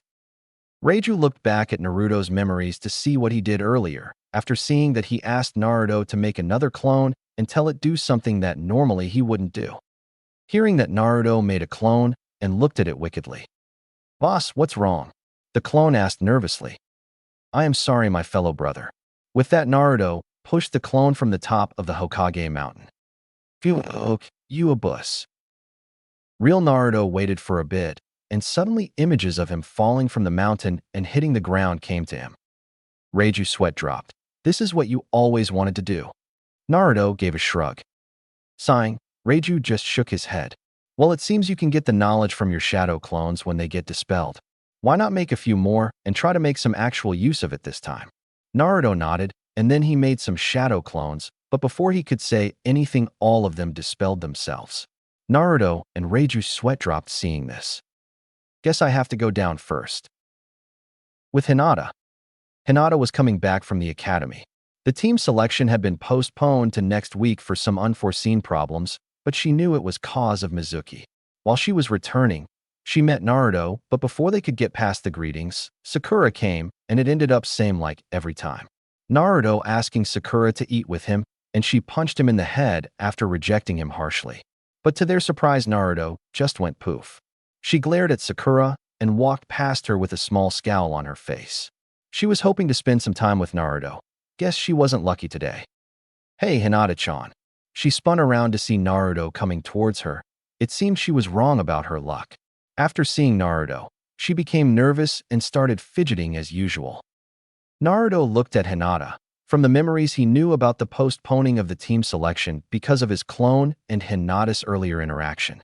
He wanted to go after Sakura, but after receiving the clone's memories of the punch he got for asking her out, he thought maybe it wouldn't be a good idea, so he came after Hinata. At least she wouldn't hit him that hard. Hey, Hinata-chan, want to go eat lunch with me? Naruto was hoping she could say yes. Hinata was overjoyed. Naruto just asked her out to eat with him. Her, with Naruto, eat together. Alone? Yes, of course. She semi-shouted. Seeing Naruto surprised, she got embarrassed. I would like that, Naruto-kun. She repeated herself with the usual shy voice this time. Hearing that, Naruto's heart jumped with joy, and being energetic he is, without a second thought, he grabbed Hinata's hand and started running towards Ichiraka's place. Hinata thought she was going to faint, but running fast helped her to stay conscious. Ichiraka's place. Naruto was enjoying his time, Hinata was listening to everything he was saying patiently and giggling and laughing at his jokes, not the sarcasm ones he used to get on the academy. Add that with ramen, and he was having a great time. He was also asking her about her life and trying to know her more. She stuttered and her face turned red from time to time, like she was sick or something, which made him worried, but she said it was okay. She asked about earlier, and Naruto told her about the shadow clone. Speaking of shadow clone, after he learned about the memory transfer, he was hoping his little project to work. After going down the mountain, he made few clones. 2 clones. He ordered them to henge and go to the library to find out everything about Uzumaki clan. 2. He ordered to henge into the guards he always saw outside of the Konoha gate, and their part was to research about lightning element. And the last one, he told him to go find Irika-sensei and ask him about shadow clones. If this would work, Reiju said he would be able to use this in training to cover a lot of grounds. In Naruto-kun, do you know the T-Team F formation has been postponed till in next week? Hinata asked her crush. Yup, thanks for telling me, Hinata-chan. He thought for a bit, then asked nervously, Hey Hinata-chan, if you want, maybe we could train together this week. He was hoping her to say yes. He never had a training partner before. Inside, Hinata was jumping with joy. She knew what her answer was, but still she had to ask her father. I would love tea that in Naruto-kun, but let me ask my father first, okay? Naruto agreed. At least she didn't reject her directly. Maybe her father might let her train with him, if he was lucky. After they were done with their lunch, Naruto said goodbye to Hinata. She told him to come to Hyuga clan's place tomorrow in the morning. He didn't want to get his hopes up because most of the adults didn't like him, and what if Hinata's father was like that also? Guess he would see when he went to her place tomorrow. While thinking about all this, suddenly memories of him talking with Irika came into his mind. He already knew that Shadow Clone was a B rank Kenjutsu, but from what his clone learned, these clones were physical instead of illusion. The user's chakra was evenly distributed among every clone, giving each clone an equal fraction of the user's overall power, but they took too much chakra, and for that people could die of chakra exhaustion if they didn't use this jutsu properly. What got his attention was that any experiences clones would get during their time, when they dispelled those, would be transferred to him, even the leftover chakra of the clones. They were great for spying and information gathering, but only Jonin-level shinobi could pull them off cause of the risk. After learning all this, he dashed to his home. He got to tell this to Reiju. Naruto's apartment. After Naruto reached his home, he sat down and started to concentrate. He opened his eyes to see he was on the Hokage mountain, and Reiju was lying down with his eyes closed. I know what you want to discuss, kid. Try to keep your excitement down, otherwise even if I don't want to, I will hear your thoughts. We will have to work on this if you want your privacy.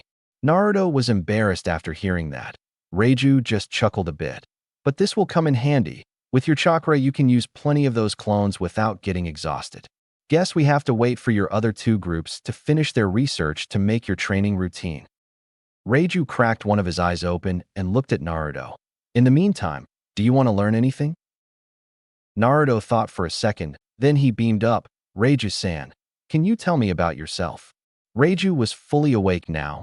He knew Naruto would ask about him, but not this soon.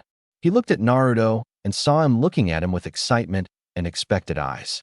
Reiju just smiled to himself and adjusted himself, so he was facing Naruto now. Long story, kid, but guess we have time.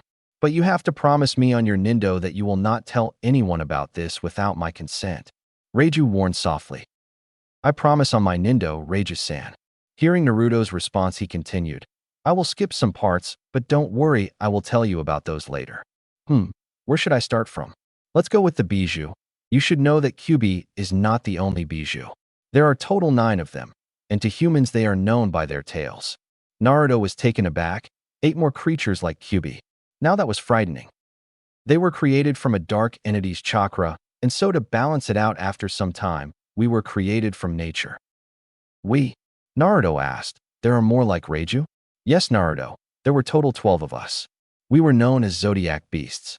Salamander, chameleon, snake, toad, slug, wolf, tiger, eagle, whale, monkey, panda, and ox.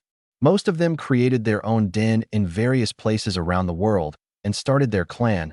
Hopefully, you will meet some of them in your journey. And as for some of us, we were chosen by different gods to be their companion based on what we did in our past. Naruto was amazed learning all this. So, Raijin-san chose you? Cool. What did you do? For a second, Reiju made a sad face, but it was gone in a flash. I will tell about that later. For now, I hope you hold on to your promise not to tell anyone about this. Of course. I promise I won't tell anyone about this without telling you, and you know I don't back down on my promise. Reiju smiled at Naruto. Before they can continue, memories of learning about lightning elements flashed through Naruto's mind. Guess we have to start preparing your training schedule for the week. Naruto nodded and started to sort out what he saw from his memories. Next morning, Naruto was waiting outside the Hyuga gate. He told one of the guards why he came here, and he was told to wait. He was becoming more nervous with each passing minute. What if Hinata wasn't allowed to train with him? But after 5 minutes, to his relief, Hinata came smiling with a backpack. Gee, good morning, Naruto-kun. Hinata was glad that her father approved of this. Good morning, Hinata-chan. Naruto let go of his breath. Guess we are training together for this week. Actually, my father said I can train with you till early evening. After that I have to return home. Hinata was hoping Naruto didn't mind about this. Okay, cool. Guess we have to train extra hard with the time we got. Let's go. But sound of Naruto's stomach stopped everything. Breakfast first, Naruto asked while scratching his head with embarrassment. Hinata giggled softly, but she nodded. Inside the clan compound, Hayashi watched everything with his eyes. He remembered the talk he had with his eldest daughter yesterday night. Flashback. Father, can I come in? Hayashi looked from his paper to see his daughter in the door. He motioned her to come. She came and sat in front of him.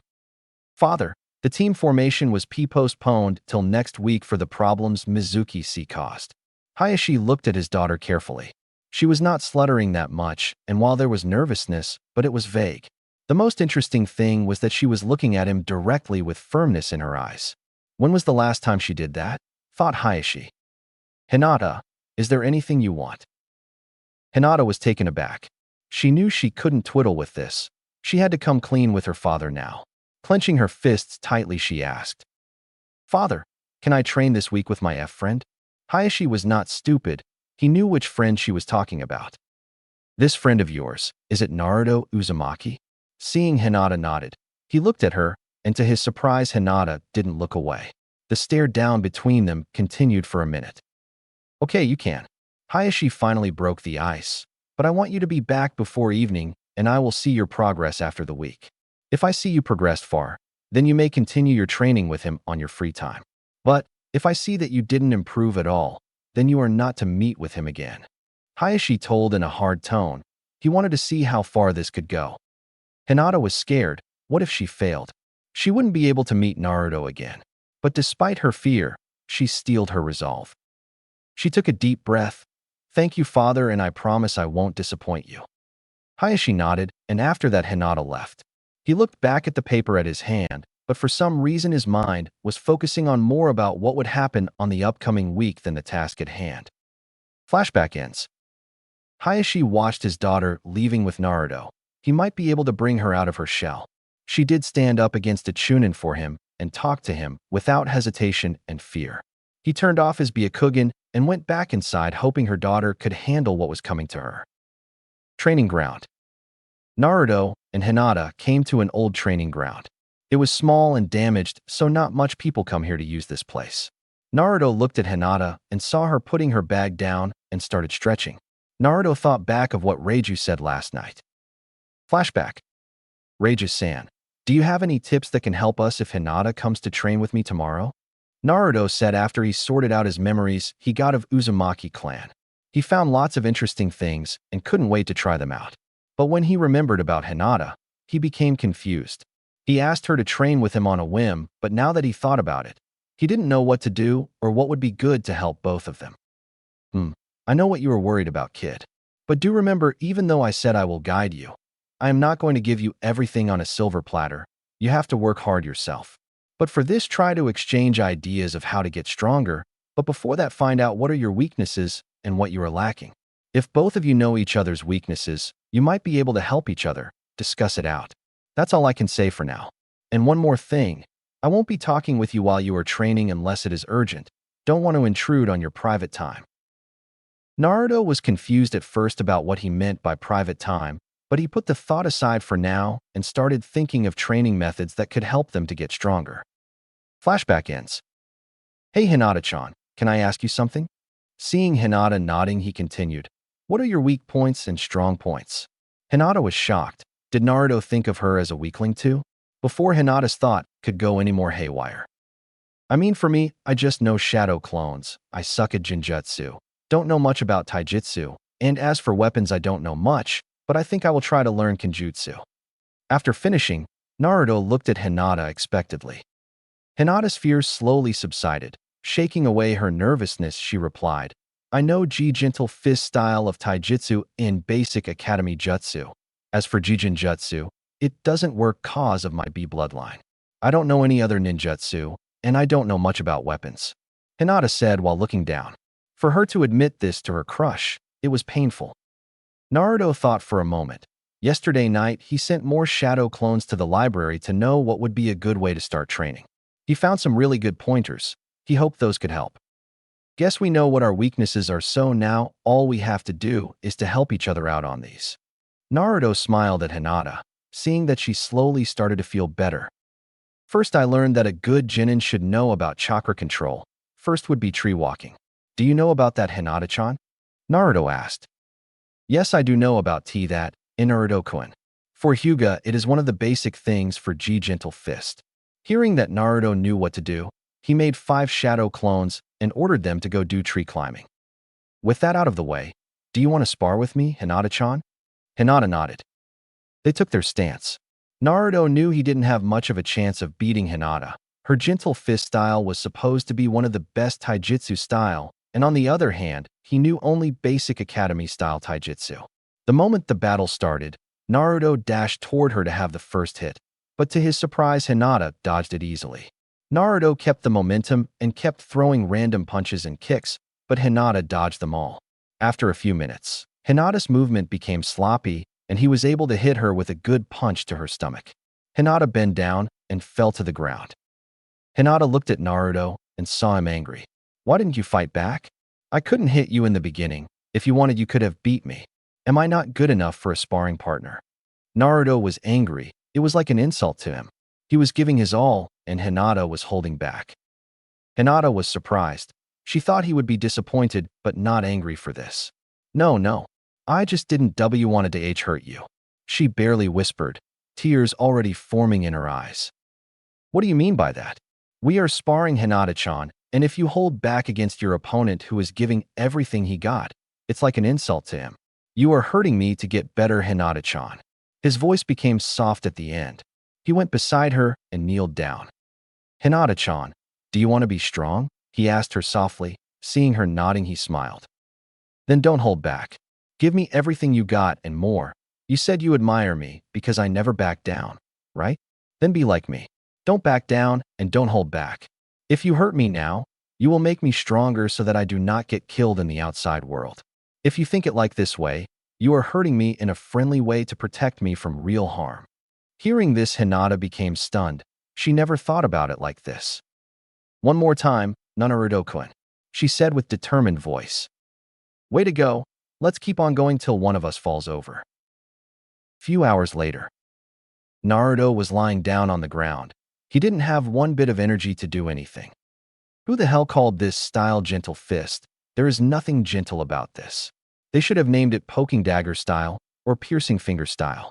Naruto grumbled. Out of all the matches, only on the last one he was able to deliver some attacks to Hinata. All the other time, she took a steady stance and hit him hard when he got close, real hard, making her the winner.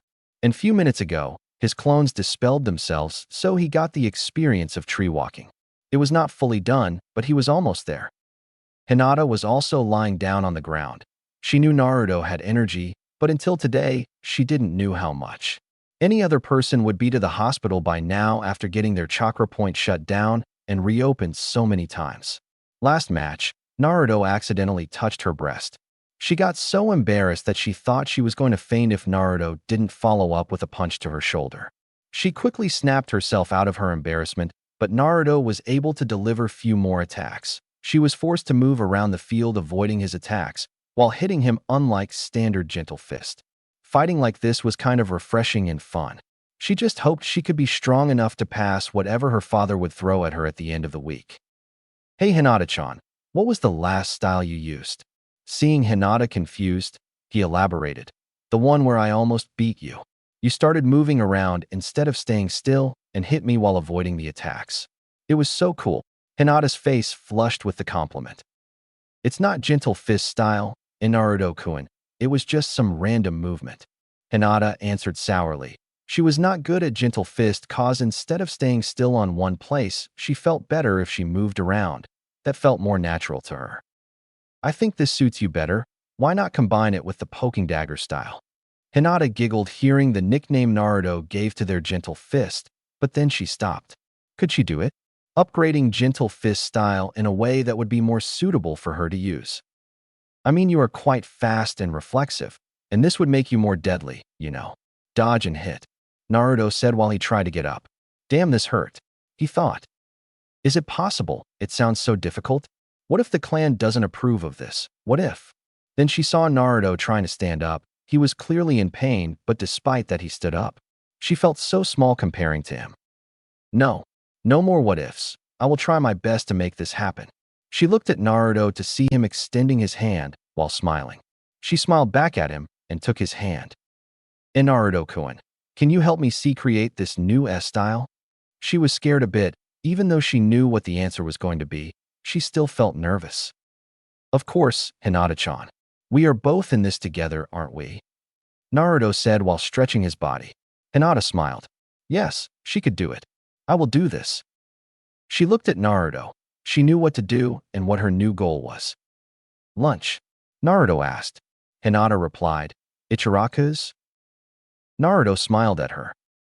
This was the 4th day of their training together. Naruto waited while Hinata was preparing their breakfast. He liked this kind of feeling, no need to use the false smile or to be someone that you were not. On the first day, he learned that Hinata wanted to make her own style of gentle fist with his help, also about the condition her father gave her. He was pissed at first, but then Hinata said it was okay and not to worry about it. Hinata's dad was now on the top of his getting pranked hard list.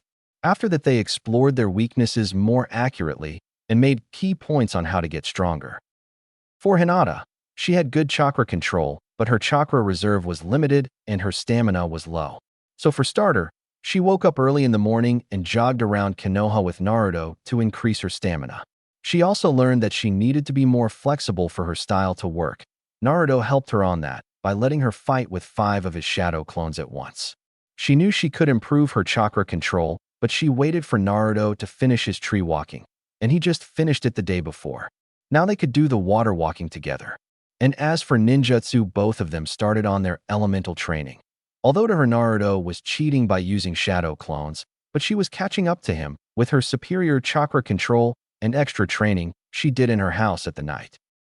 As for our blonde hero, he found out that he had to do lots of work to catch up with everyone. For what he learned, that almost everyone had some training from their homes or clans. Even in academy, they were taught with care where he was neglected. But right now he knew that he was progressing, but he didn't know if that was enough or not. He helped Hinata with her morning routine while he sent his clone to brush up his taijutsu. He needed to know something better than the stupid academy style, which was practically useless against strong style, like Hinata's gentle fist. But he started to learn kenjutsu, and he learned that he had a knack for it. He even found a really good kenjutsu style. It all started on the night of their first training day, when he went to Irika's place for help. Flashback. Hey, Irika-sensei, you there? Naruto was knocking on his sensei's door. Yeah, I am here, Naruto. Irika said, opening the door. What are you doing here so late at night? Naruto fidgeted for a bit before answering. Irika-sensei, can you help me learn kenjutsu? Irika was surprised.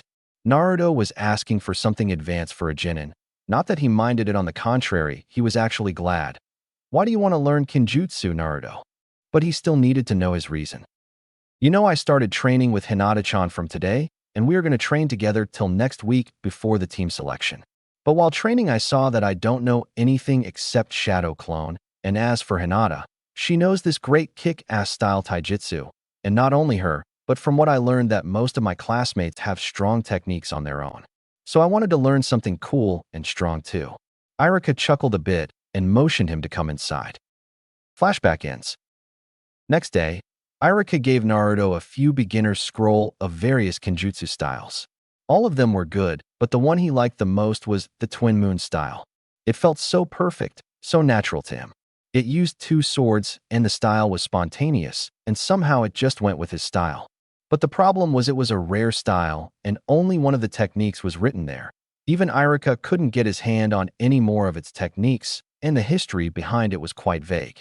Irika gave him strong practice wooded swords, not the real one, and he made Naruto promise not to look for real swords until he got his Jonin sensei. He agreed to it and started learning the kenjutsu style. Each night, he would make 20 to 30 shadow clones and practice the basic sword techniques and the twin moon style one as well. Naruto told Hinata about it, and she was happy to hear that. Things were going good for Naruto till he learned about her father and his condition. He was pissed. He wanted to pound the guy. It was not like he was going to eat Hinata, /in, not yet anyway, if you know what I mean.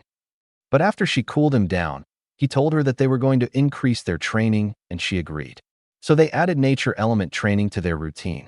So now they had physical training, sparring, chakra training, and element training. Although at night, he trained kenjutsu by himself, and Hinata told him that she trained on the element training back at her home. He was kind of surprised to find out what her element was. Flashback. Hinata-chan, do you know what your element is? Naruto asked her after getting his ass owned by the cursed poking dagger style, again. And no, I don't know, Naruto-kun. Hearing that, he pulled out a paper and gave it her. She took it but looked at Naruto with confusion while tilting her head to the side. Suddenly, Naruto thought Hinata looked too damn cute, and he wanted. No, no, no, no, he shook his head. What the hell is wrong with me? You concentrate your chakra into the paper, and depending on your element, the paper will react differently. Hinata nodded hearing that. Howdy did you get tea that Naruto-kun? Hinata asked. Irika-sensei. Naruto replied while giving a victory pose. Hinata giggled and then concentrated her chakra into the paper. After a few seconds later, the paper got wet. Wow, so you got water as your primary element. Cool. Now we can start our element training together. Naruto grinned while holding some leaves. Flashback ends. Now back to Naruto, who was resting after getting his ass owned again by the cursed poking dagger style. He looked at the sky. All he hoped that he could reach his goal. Reiju said that he was progressing well, but he was still nervous. The scariest part was that he didn't know when Raijin was going to test him. It might be today, or it might be tomorrow. Reiju assured him that he would be tested when the time was right, so he didn't need to be so edgy. He broke out from his thought and looked at Hinata to see that she looked fresh now, meaning it was time to start the chakra training. Few hours later, they practiced water walking on a nearby pool. There was only knee-deep water, so they didn't get too wet. They almost got it right, but they kept it for tomorrow because they needed their chakra for the element exercise. So after eating lunch at Ichiraka's place, they came back to their training ground for the final exercise. How far have you gone on your elemental training, Hinata-chan? Naruto inquired. He learned from Irika that first step for the elemental training for lightning was to crumple a leaf so much that it would be half the size, and for water to take a dry leaf and soaking it completely in one go. Almost done. How about you, Naruto-kun? Hinata asked. Training with Naruto was not only helping her with her strength, but also it was boosting her self-confidence. She was getting confident day by day after spending time with Naruto alone, though she still blushed when he came close, but she started to stutter less and becoming less nervous. Me too. I can almost make the leaf wrinkle fully, but not every time. Guess need a bit more practice. Hinata nodded and started doing her own training. For her, she had to take a dry leaf and soak it fully using her chakra, but she had to do it in one go, not bit by bit. She saw Naruto using 5 clones who were helping him with the training, which made her pout slightly. To her, that was considered cheating, and so to catch up with him on the elemental training, she also trained when she went back at home. Although she was careful enough not to let his family or clan members saw that. Her father was usually busy with training Hanabi, as usual, and for once she was thankful for that. Whoa, I did it.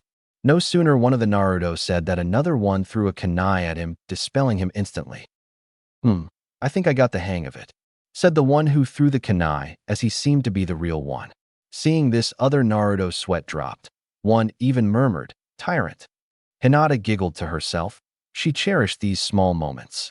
She just hoped she could enjoy more of these kinds of moments in the future. At night, Naruto was lying down as he was too tired to even move.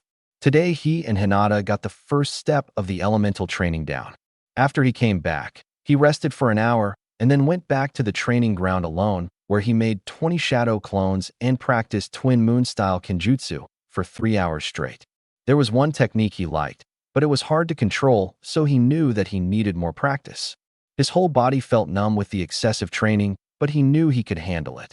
3 more days to go till the break was over. Hanging in there, kid? Hearing that Naruto just groaned, Reiju chuckled a bit. I must say I am impressed with the progress you made, especially in your kenjutsu, but seeing that you have Uzumaki blood, it is to be expected. Naruto just smiled a bit, but he was too damn tired to even answer. Seeing this, Reiju got an idea. Hey kid, how about this? If you can learn that kenjutsu technique and finish the second step of the lightning element training by the end of the week, I will teach you a storm release technique that can be used by swords. Naruto jumped and sat down. Are you serious? I mean, you are going to teach me a storm release technique? Naruto exclaimed. Only if you can fulfill the 2 conditions I just gave you, Reiju responded. Naruto wanted to jump around and shout, but he thought he was going to do that tomorrow. With that, he fell back to his bed and was asleep less than a minute. 3 days later, Naruto was getting ready. He wore his new outfit and put the 2 wooden swords on their places. For the twin moon style, even the sword had to be put in a unique way. One had to be put in the waist, and the other one at the opposite side, but instead of waist, he had to put it in his back, and according to the scroll, it was done to give more flexibility to the style. As for Naruto now, he was excited because last night he was able to finish both element exercise and a few kenjutsu techniques. First was known as intercepting step, and the second one was the one of the basic of twin moon style, which was drawing swords loose scissor. After seeing that, Reiju congratulated him and told him he was going to teach him his first storm release technique. Today was the team selection day, but first he had to go fetch Hinata, as today was the day her father would give her some stupid test and she had to pass it. What a load of bullshit. Yesterday night, Hinata requested him to come to her house to witness whatever test she would receive. She said that her father was okay with it, and without a second thought he agreed to it. He went out and started heading toward the Hyuga clan compound. If anything went wrong, he was going to use the swords for a different use. When he reached the place, he saw Hinata standing outside the gate, but instead of wearing her baggy cream-colored jacket, she was wearing light lavender-colored one similar to the tint in her eye, and her pant that reached her knee had almost the same color as her hair, but lighter, and all of this was showing her growing figure, as well as her stunning beauty. But for some reason Naruto felt to growl, and it almost formed in his throat, but stopped before actually doing it. He just shook his head. He might need Irika-sensei's advice on this, cause to him he was becoming weirder and somewhat feral around Hinata day by day. When Hinata looked up and saw Naruto coming, she couldn't help but feel her blush coming at full force.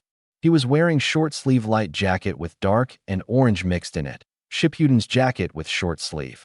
And inside, he was wearing a tight chain mesh that reached his elbow, which was enhancing his well-endowed bicep. He was wearing fingerless gloves and a black pant with dark orange stripes almost reaching his ankle. He had one sword in his right waist and another one at his left back. She couldn't look at his eyes after seeing, making her miss the feral look that flashed in his eye for a second. Hello, Naruto-kun. Thank you for coming, Hinata told him, but her eyes were still on the ground. Mistaking Hinata's gesture as nervousness, he playfully nudged her, making her shook up a bit. No need to worry, Hinata-chan. You will kick ass, and we both know it. Naruto smiled, seeing her red face decreasing. Hinata relaxed her posture and smiled at Naruto. She motioned him to follow her and led him to the Hyuga's private dojo. Naruto saw Hinata's prick off a father and few other old people, who clearly seemed like they had sticks up their asses, were sitting there, and despite wanting to shove both of his swords on her father's ass, he bowed slightly. There were some other Hyugas on the side, but the one that caught his attention was one boy looked slightly older than him. The reason he caught his attention because he looked disgustedly at Hinata for a second, and then his face became stoic again. Naruto stood on one side, while Hinata went in the middle of the dojo when her father motioned her, and directly on the opposite side, another girl came who looked like she didn't know how to smile at all. Man, all of them are stuck-up pricks except Hinata. Hayashi returned the bow, but he saw clearly how agitated Naruto was, but he couldn't clarify the reason. He motioned both of his daughters to come at the middle of the dojo. The test for Hinata was to fight against Hanabi and show her improvement, but to elders actually, it was not to disappoint them, meaning that they already thought Hinata was going to lose, but they were hoping that she wouldn't lose that badly. Hajime. Hanabi with the traditional gentle fist style dashed toward Hinata, and like the previous fights Hinata had with her sister, she dodged. Seeing this, Hayashi sighed, knowing it was going to end up like every time, but what he didn't expect was for Hinata to actually strike while dodging. Him and the elders were surprised to see Hinata dodging all the attacks, and at the same time hitting Hanabi in the minor chakra points that were less painful, but it was slowing her down bit by bit. A minute later, Hanabi was panting hard. Her major chakra points were not closed, but lots of her small ones were, which made it harder for her to move. She got annoyed and charged at her sister, but instead of dodging, Hinata dashed toward her, but before she could retort or do anything, Hinata swiftly moved to her side and chopped her on the neck, knocking her down. Everyone was shocked, and why wouldn't they be? Hinata just beat Hanabi without much trouble. Hayashi looked at both of his daughters and clearly saw Hanabi was unconscious, but before he could say anything, an elder beat him to it. While I appreciate that you beat your sister, your fighting style is outrageous. We wanted to see your progress on your gentle fist, not some street brawling. What the hell is your problem, you old prick? Naruto shouted. She won, and you are not satisfied? Before Elder could retort, Hayashi stood up.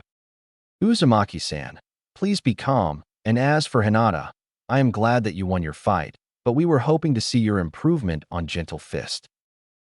She beat her sister and her gentle fist. Shouldn't that be enough?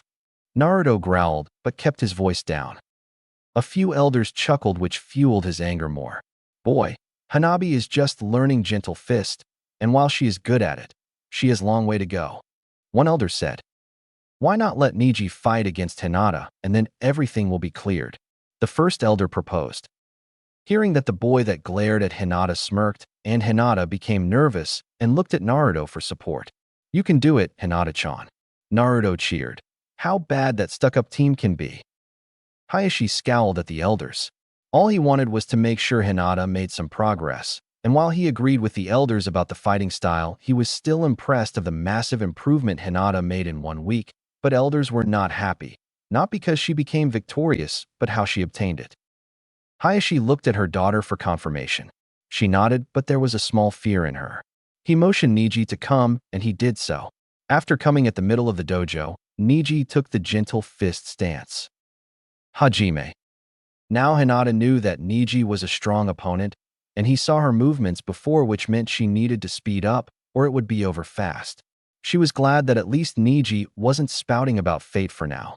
And as for Neji, he knew he got this fight.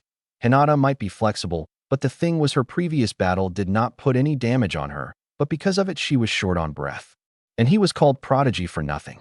He saw Hinata was pushing her limit to move faster than her last battle, and it hurt his ego to admit that she was hard to hit, for now. He knew Hinata was going to tire out soon, and the match would be set then.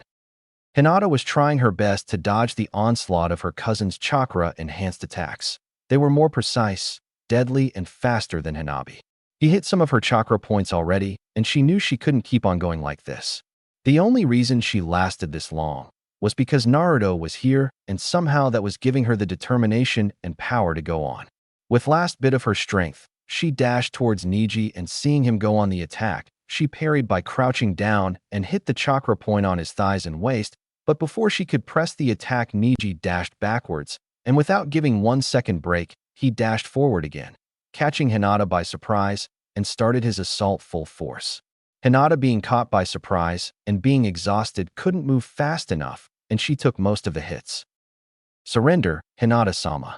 You are too weak to continue.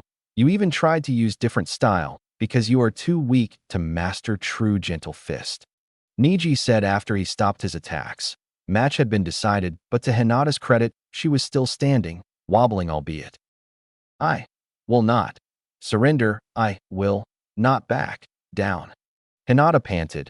She knew she lost, but she wouldn't surrender. Niji slightly looked at the elders, and seeing them nodding, so be it.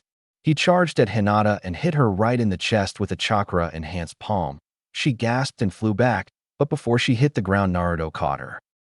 Naruto was livid. Pure rage was filling his mind. He wanted to crush the boy's face. "What was that?" he said through his gritted teeth. "I asked her to surrender, and she did not. So it was necessary." Niji looked at Naruto and grinned a bit. She was weak before, but at least she used to use gentle fist style, but I guess training with a loser she became weaker. Now she doesn't even use proper gentle fist. She is just wasting her time with you. I am a loser, huh? She became weaker and wasting her time with me. Naruto said in a very low voice, but then he grinned. It was not his normal grin, but it was feral. It was more predatory-like. Then why not fight me and prove to everyone that I am loser? But if you want, we can postpone our matches because you do look like a bit ragged after fighting with Hinata, whom you think is weak. He challenged him. Before Niji could answer, the first elder spoke. Why not? You need to learn where you stand, commoner. But careful, because anything could happen in a sparring match. Weakling like you could be seriously injured. Look at Hinata. Hearing this, all the elders smirked. Today they got to see Hinata beaten badly, and maybe they could see the QB brat get maimed.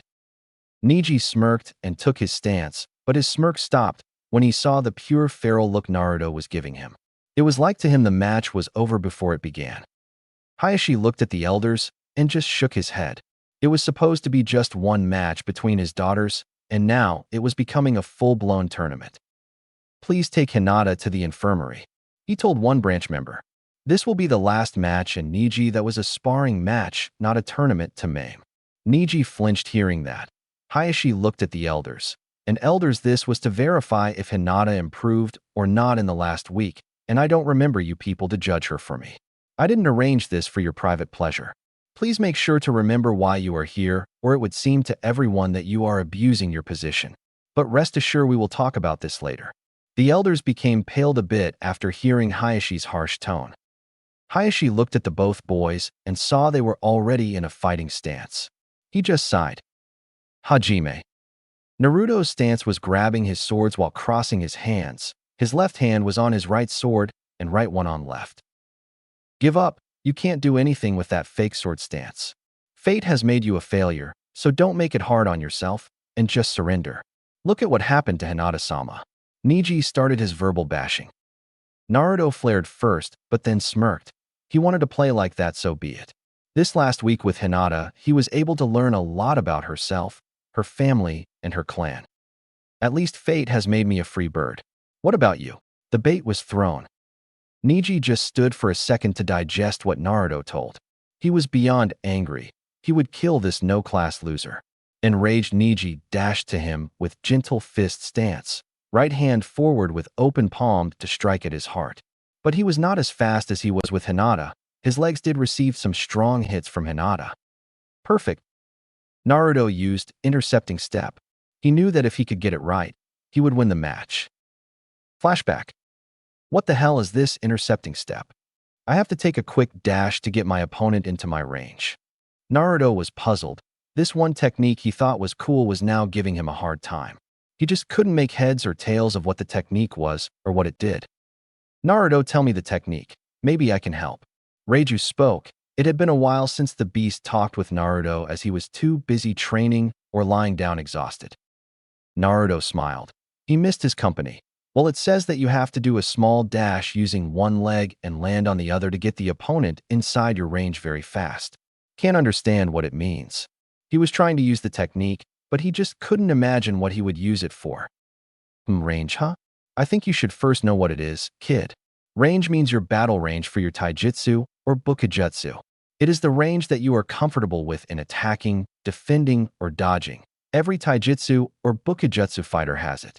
I think the technique is used to give you an initiation to get the opponent inside your battle range before they can do it with you. It seems a good move to master. If you can master this, you can use this move while performing another one. Reiju explained. What do you mean by that? Naruto understood the first part, but not the last one. You are the unpredictable one, kid. Think it yourself. Reiji chuckled, seeing Naruto grumping. Flashback ends. In an instant, he closed the distance between them and drew his right sword and hit Niji's outstretched right wrist the moment he landed in front of him. Naruto grinned when he heard the bone snapping. And not a second later, without giving Niji any chance to pull back or retort, he drew his other sword and hit his shoulder, but was a bit disappointed when he didn't hear any bones breaking. Though Naruto smirked when he saw Niji's mouth widened as his stance was loosened involuntarily. With both of his arms wide spread, Niji practically dropped his full guard and was wide open. Using this chance, Naruto used his momentum to throw himself at him and headbutted the guy right in the neck, making sure Naruto's metal hit the spot. For a few seconds, nothing happened, but soon Niji coughed up blood and fell forward, which sealed his fate. Seeing that, Naruto threw one of his swords high up and used his free hand to grab Niji's hair and viciously kneed him right on the face. The sickening crunching sound could be heard throughout the dojo, making everyone to gasp and him to smile cruelly. Naruto pulled Niji's head up, and for the first time in his life, Niji was truly afraid of someone whom he considered beneath him. The ferocious glint on Naruto's eyes, the enjoying look plastering over his face, and the wicked grin he had was making him look anything but human. The stare down continued for some time, as if Naruto was seeing if Niji was worth anything. It made Niji to feel small and somewhat useless. He was too petrified by Naruto's stare to fight back. Naruto held his hair hard once more and thought it was time to finish this off. With that, he smashed his face to the ground. Niji's body shook a bit, then went still. For a few seconds, there was no sound in the dojo, and the first sound that was heard was Naruto catching his falling sword. After that, everyone snapped. The branch members dashed to Niji to mend him. The elders were seething, and Hayashi was dumbfounded. Hanabi woke up just in time to see that Hinata and Niji started to spar. She saw Hinata lasted long despite being tired and was able to corner Niji even for a second. She was happy for her sister, but couldn't understand why the elders were disappointed at Hinata. She beat her and lasted longer with the clan prodigy than her. Then the second fight started, and she didn't think much of it. A no-name boy against their prodigy. The result was obviously clear that it would be a short match. It was a short match. It ended less than a full minute, but the person kissing the ground was not the no-name boy. Hanabi looked at the boy with awe. His back was facing her, and it looked really intimidating. Without waiting or hearing anything, he just left toward the infirmary, but he stopped at the door. You are right. Anything can happen in a sparring match. His voice was vicious and cold. With that, he left. With Hinata. Hinata woke up to find that she was in the clan's infirmary. She started thinking what had happened. I lost to Niji and Ai-san. She slumped. Yo. Naruto waved when he entered the infirmary. Seeing him, she smiled sadly, which made Naruto to scowl at her. Hinata-chan, don't tell me you are sad because you lost to that stuck-up team. It didn't work out like the way I thought. My style is inferior to original Gentle Fist, and that is why I lost to Niji and Ai-san. Guess elders are right. Hinata's voice was becoming hollow, but she eeped hard when Naruto suddenly got next to her and hugged her tightly. Don't act like that. You said you were going to follow my Nindo, right? Then don't give up. Your goal was to beat your sister without hurting her too much. It worked, didn't it? But who knew that those pricks would ask you to fight again with another person? And remember that your style is not complete yet. You have a long way to go, and I will be helping you all the way. When your style is perfected, you will kick that team's ass.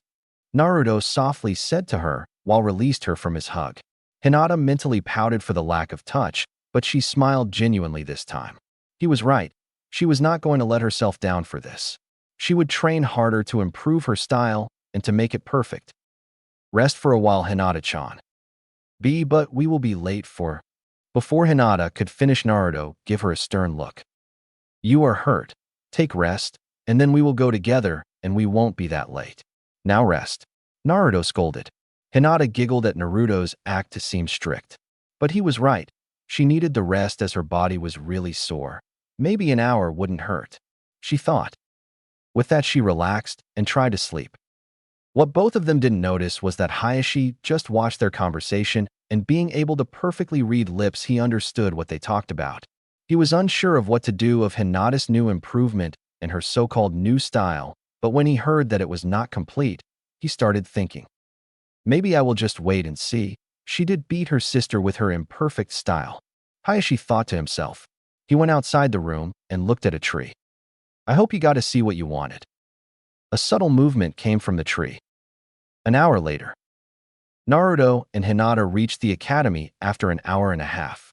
Hinata was feeling much better after the rest, but she was still hurting on the chest, but the pain was less now. Both of them entered the room, and all the commotion inside stopped immediately. Everyone looked at the duo with surprise-filled eyes. Girls looking at Naruto started comparing him to Sasuke on the look department. Boys were all eyeing Hinata as she stood out the most among all the girls. Some of them even cursed as they wouldn't be able to get to know her now unless she was in their team. Sorry, Irika-sensei. Stuff's happened, so we are both late. Hope we didn't miss our team selection. Naruto asked, and Hinata looked slightly embarrassed. Nope, I still have to call a few more teams' names. Go take a seat. By the way, Naruto, you look good in that outfit. You too, Hinata. Almost every boys and girls agreed with Irika's statement. Thanks, Irika-sensei. Naruto was glad that Irika liked his outfit. Thank you, Irika-sensei. Hinata politely replied. With that, both of them went at the back to sit. Naruto stopped for a second to look at Sakura, but continued his way at the back with Hinata. Okay, Team 7 will be Sasuke Uchiha, Sakura Haruno, and lastly, the new transfer student Sai. After the announcing, there was a slight verbal fight between Sakura and Ino, but Irika's scolding stopped them. Now Team 8 is Kiba Inuzuka, Shino Aburame, and Hinata Hyuga. Shino was stoic, but Kiba smirked a bit and winked at Hinata, but quickly faltered when he saw the Naruto's try anything it will kill you look. For some reason, he didn't find his voice to challenge him. He looked a lot different than a week before. While he was giving Kiba the warning stare, he didn't see that he slightly moved closer to Hinata. The said girl blushed. In the past week, Hinata understood one thing, that she now had a chance to make Naruto like her. There were some times when Naruto gave her feral kind of looks as if he wanted her, something she had never seen him do. Especially that one time when she had to remove her old bulky jacket for the water walking training. She saw Naruto looking at her with so much intensity that she got a little uncomfortable. Although a few seconds later, he reverted back to his old self. Even now, instead of sitting beside Sakura, he sat beside her. And while most of the girls looking at him, he wasn't noticing any of them, because he was too busy to glare at every boy that was trying to look at her. She giggled to herself and leaned closer to him. Now that is all of the team. But Naruto, your case is a bit special. You were requested for an apprenticeship, and your mentor will come and get you sometime soon. There were lots of different faces, but two of them stood out the most. Naruto, as he wondered why he was chosen. He was a bit sad that he didn't get to either Sakura or Hinata's team, but for now he would just wait and see what would happen. The second person was Sasuke. He really liked the idea of the apprenticeship because he knew that it was a one jonin and one genin thing, and he fitted that category more than Naruto. He was more of a soul fighter than a team player. He looked at Sakura and cursed his luck. Few moments later, each of the team's sensei came and took off with them. And suddenly one person came in, and without looking at anyone else, he looked straight at Naruto. He had short brown hair and black almond-shaped eyes. He was wearing normal jonin attire. Naruto Uzumaki, meet me at Ichiraku. We will have our lunch there. With that, he's gone. Now Naruto was confused. How the hell did this guy know which place I like? Guess he would just have to ask the person himself. Ichiraku's place. Naruto went there after 10 minutes and saw his new sensei already sitting there.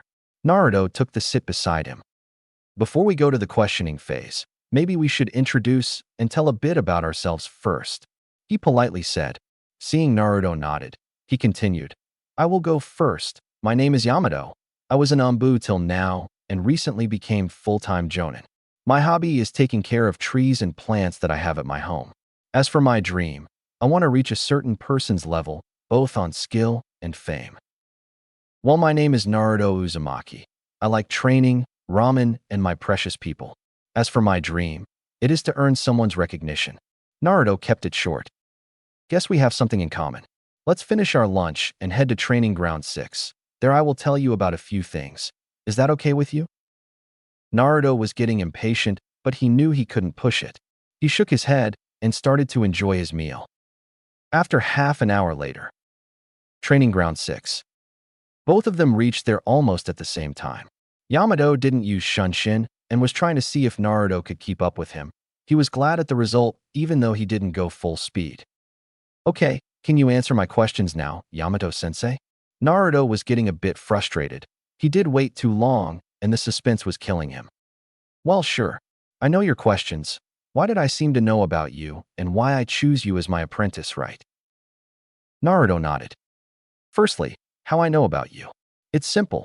I followed you for the last week and saw most of the things you did.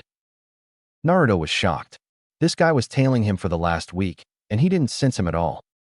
Rages-san, did you sense this guy? Naruto mentally asked his recent tenant. Who do you think you are asking? Of course I sensed him, and as for why I didn't warn you. Remember, kid, I told you I will not give you everything on silver platter. If he was an enemy, you would have been in a great disadvantage or possibly dead.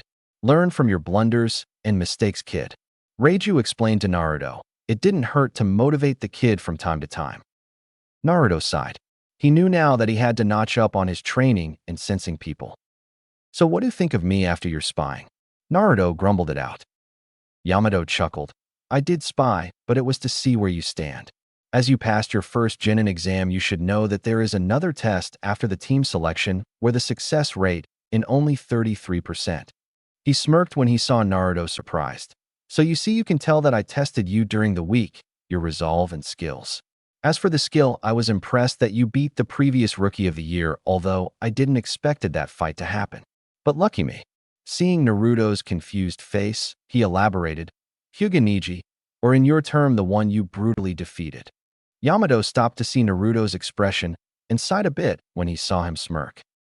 Guess I have to work on his anger department. Yamato thought. Sandaime did say he was the best candidate for this. Flashback. You called for me, Hokage-sama? Yamato came and kneeled down before Sandaime. Yes, I did. Relax, we got much to discuss about your new assignment, Tenzo. It's about our young blonde prankster, and I hope you read the file concerning him. Watching Yamato nodding, he continued, you are to be his mentor from now on. I will instate you as a full-time jonin as you are to take him as your apprentice.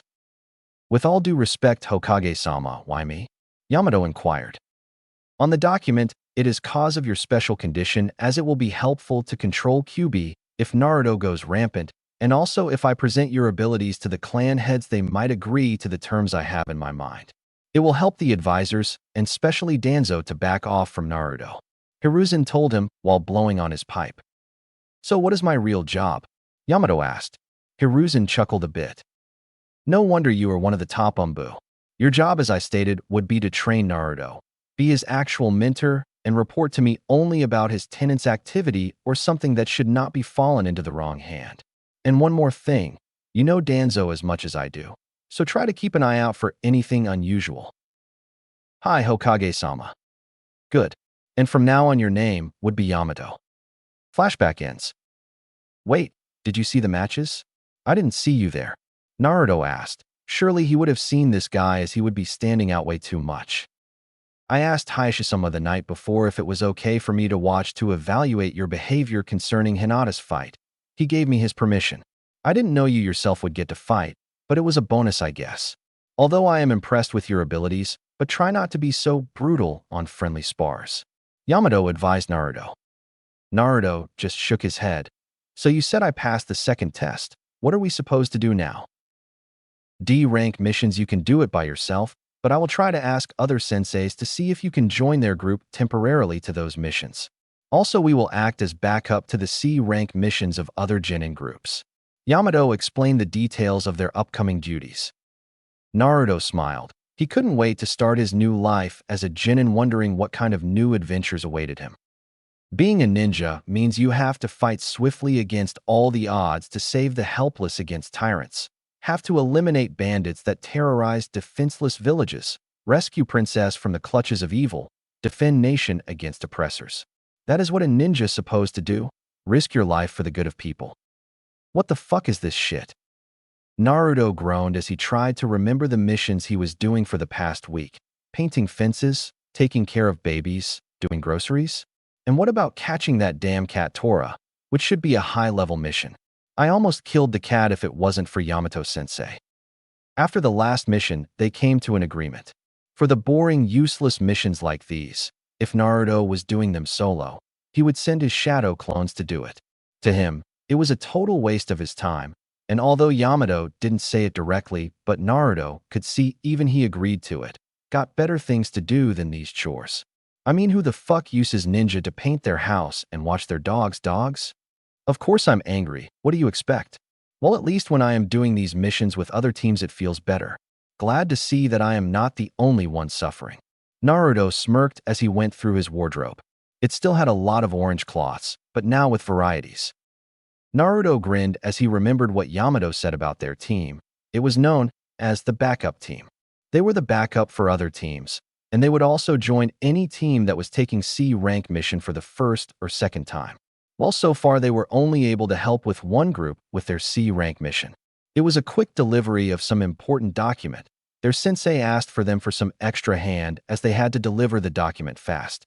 Even though Naruto did his first C-rank mission and the first to do so from his batch, he still wasn't satisfied. Well, he had a good reason for it. Because Neji was there. The team was called Team 9. Although Naruto didn't like the Hyuga, but even then he had to admit that team knew how to pack a punch. But the problem was that except for the girl, everyone else was insane. The sensei, Naruto shivered as he remembered their sensei. He was the weirdest crazy guy he had even seen. His name was Guy, had really thick eyebrow, wears a bright green jumpsuit, and had a bowl haircut. And every now and then he would do this weird nice guy pose for no reason. Naruto clearly remembered that he saw the sun reflecting on his teeth. Naruto named him Bushy Brow Sensei. And his clone Bushy Brow, who was a miniature version of Guy, was as bad as him. I think his name is Lee.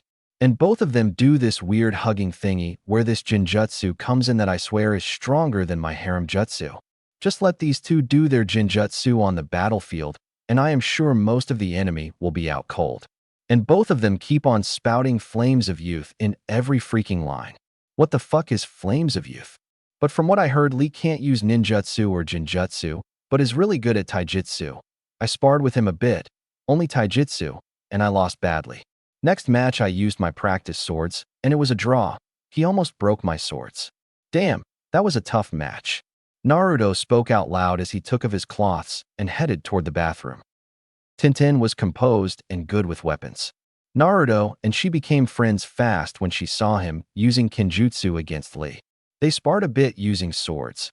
Naruto was the winner, but she didn't make it easy for him. After her defeat, she pointed out that sword was still new to her. She was better with range weapons and bojutsu. Later they decided we would spar whenever they can using only weapons. She can use any while Naruto would stick with his swords. And the last was the pompous fate is my bitch, the one and only Neji.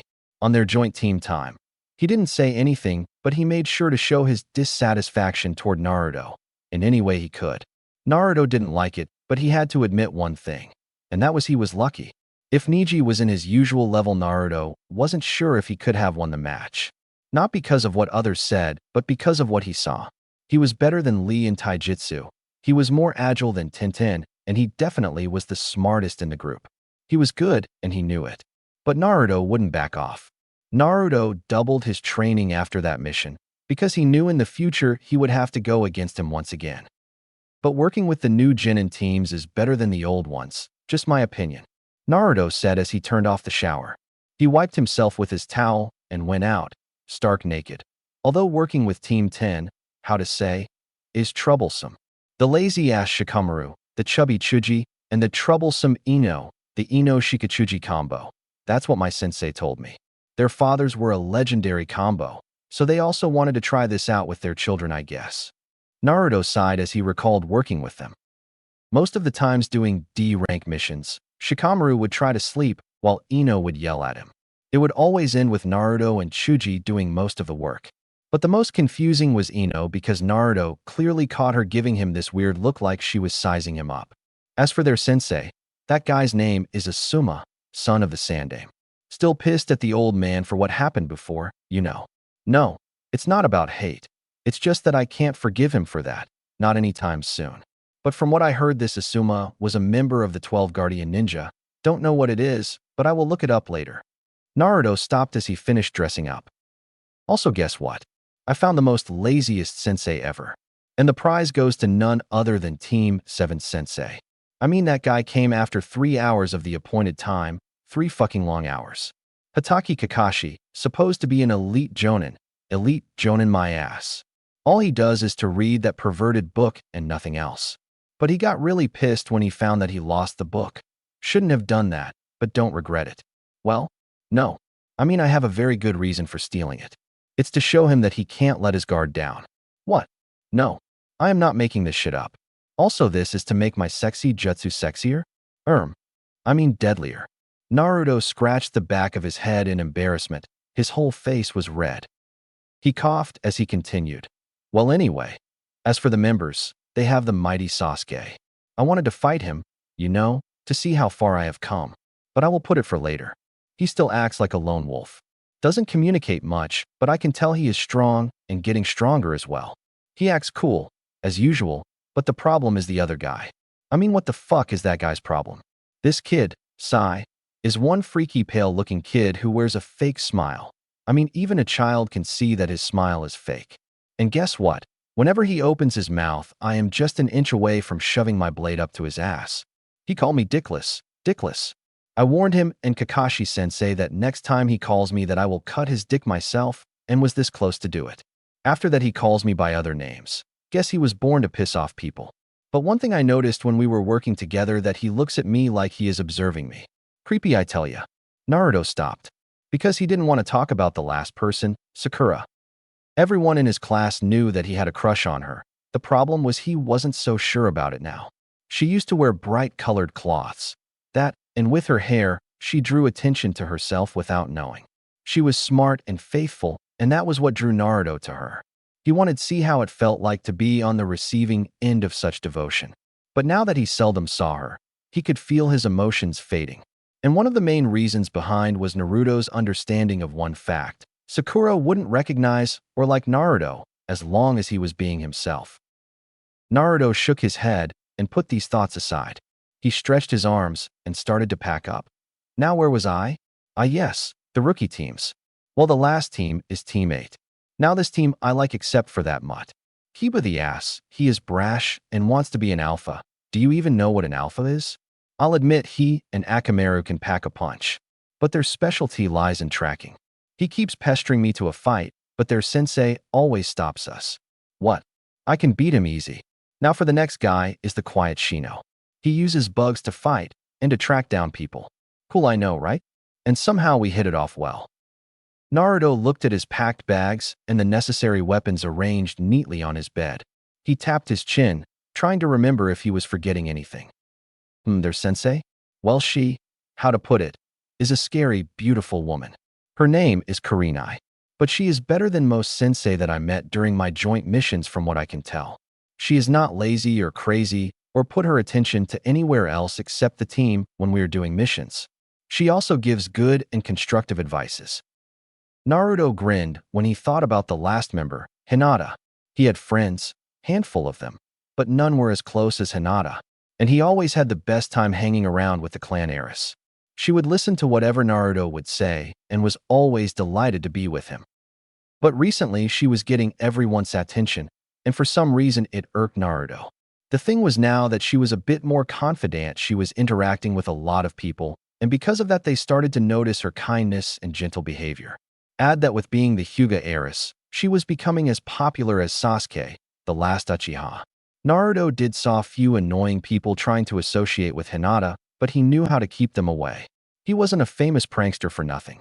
Also, Naruto was glad that Kurenai-sensei and Shino was keeping an eye out for these kinds of annoying people. But what really confusing to Naruto was his own behavior around Hinata. When she would make cute faces, he would have a huge urge to hug her, like a full-body hug.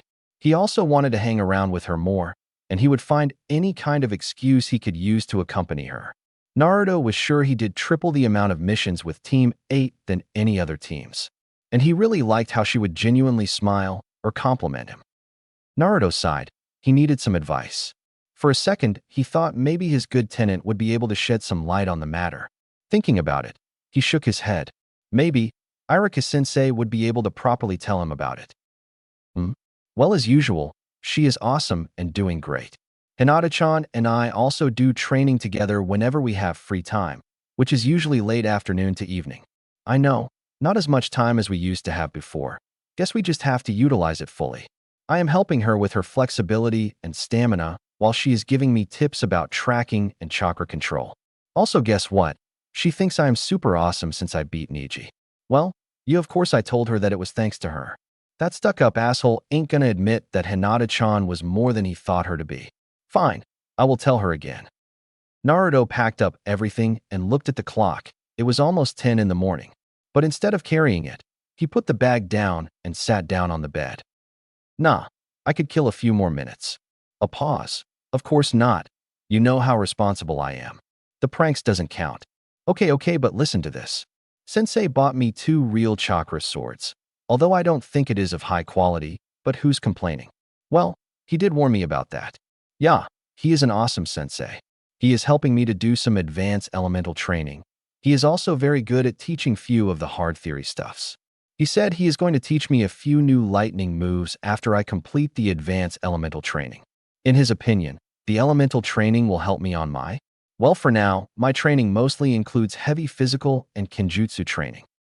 Also, listen to this. I took some tips from other senseis when I worked with them before. Well, only 2 sensei actually helped. Kakashi sensei and Asuma sensei was all about teamwork and how to be lazy. Didn't get any lessons from them. If I ask, they just give advices on how to work well with a team. Gai sensei and Kurenai sensei was amazing. Kurenai sensei gave me a few tips on how to dispel genjutsu and gave me a few books to study about genjutsu. Gai sensei was more practical. He gave me some physical training advices and some training body weight. He showed me how to utilize them in training as well. Yamato sensei told me I can wear the weights as long as I am doing normal D rank missions, but if I am going outside of Konoha walls, I have to take them out. Naruto jumped straight when he noticed it was past 10. Oh crap. He took the bag and looked around his apartment and then furrowed his eyebrows. Hey, you were the one who was gone for a week and wanted to know what happened. And you even promised me that you were going to show me an actual storm release jutsu. You know, where all 3 elements are used. Wait, what? Now you are being stingy. What do you mean I have to master my lightning element more? Naruto groaned as he opened the door and went out. It's fine if I talk out loud. People already think that I am mental anyway. Naruto put the keys inside his pants after locking the door. Why did you bring Hinata-chan into this? Fine, I will talk to you telepathically. Bossy Wolf. A pause. I know you heard that. 2 weeks later. Outskirts of a rural village. Almost had it, damn. Naruto sighed while he slouched down on the soft grass. The next stage of the elemental training was quite hard to complete. Naruto had to charge up his normal kunai and to throw it at a tree. The task here was that the kunai had to go through the tree with high speed.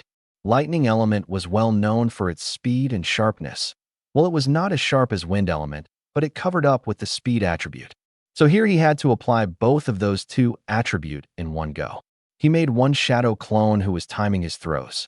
So far, he could only make the kunai hit really deep into the tree with slightly faster speed than normal, but it had to be 2 times faster than normal kunai throw. Man, this is tiring. Naruto exclaimed tiredly. He had been doing this training nonstop since yesterday. If you want to control your bloodline, you have to master your lightning element as much as you can. You know that, right? Yamato said while looking at the field. He had been watching Naruto train since yesterday, and he was surprised by the progress. To him, Naruto was natural at lightning element, be it hardcore training or learning jutsus. Their joint mission was to deliver a valuable package to this village and increase the defense as there were chances of bandits attacking. So far, the bandit did attack the village once, but nothing they could not handle. The other team was resting now because one of the members got injured, so they were staying here for a while and keeping a lookout till the other team was good enough to go. Meanwhile, training Naruto didn't seem such a bad idea. Kid got talent for certain ninjutsus and kenjutsu. Wow, sensei, you sure know your stuffs. Where did you learn about my bloodline? Naruto inquired. Reiju said something similar before. Yamato thought for a while. He knew that he would be teaching Naruto for some time, and by the looks of it, he was kind of enjoying the blonde prankster's company. I know a bit about bloodline like yours, the advanced elemental bloodline, Yamato said while he moved to a bit more open area while doing some hand signs. Not much people knew of his ability, but telling his student didn't sound like a bad idea. "'Cause my ability is almost the same type." With that, he finished doing the hand signs and slammed his hand to the ground. A wooden wall came out. Naruto's jaw dropped when he saw the wooden wall. A wood element user. Wait, did it mean? Wow, a wood element. Does that mean you are related to Senju or Shodame? Naruto asked while he walked towards the wall and started inspecting the wood. It was sturdy. In a way, yes. But I don't want to go deep into that for now if you don't mind. Seeing Naruto nodded, Yamato smiled. He continued, "Do you remember what I told you about chakra and element?" "Yeah, like how we can transform and define our chakra into nature chakra," Naruto answered while he sat down. "Good. For using elemental jutsus, you have to learn nature and shape transformation. Let's concentrate nature transformation for now. Is it okay?"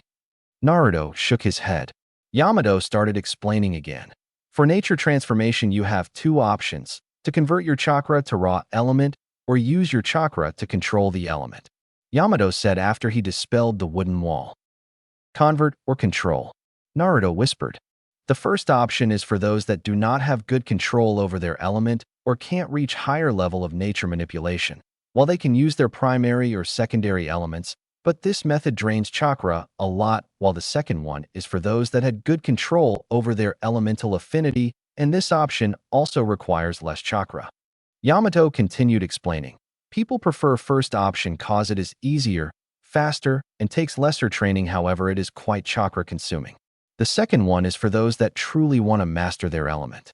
You have to work and train hard to advance your primary element's control.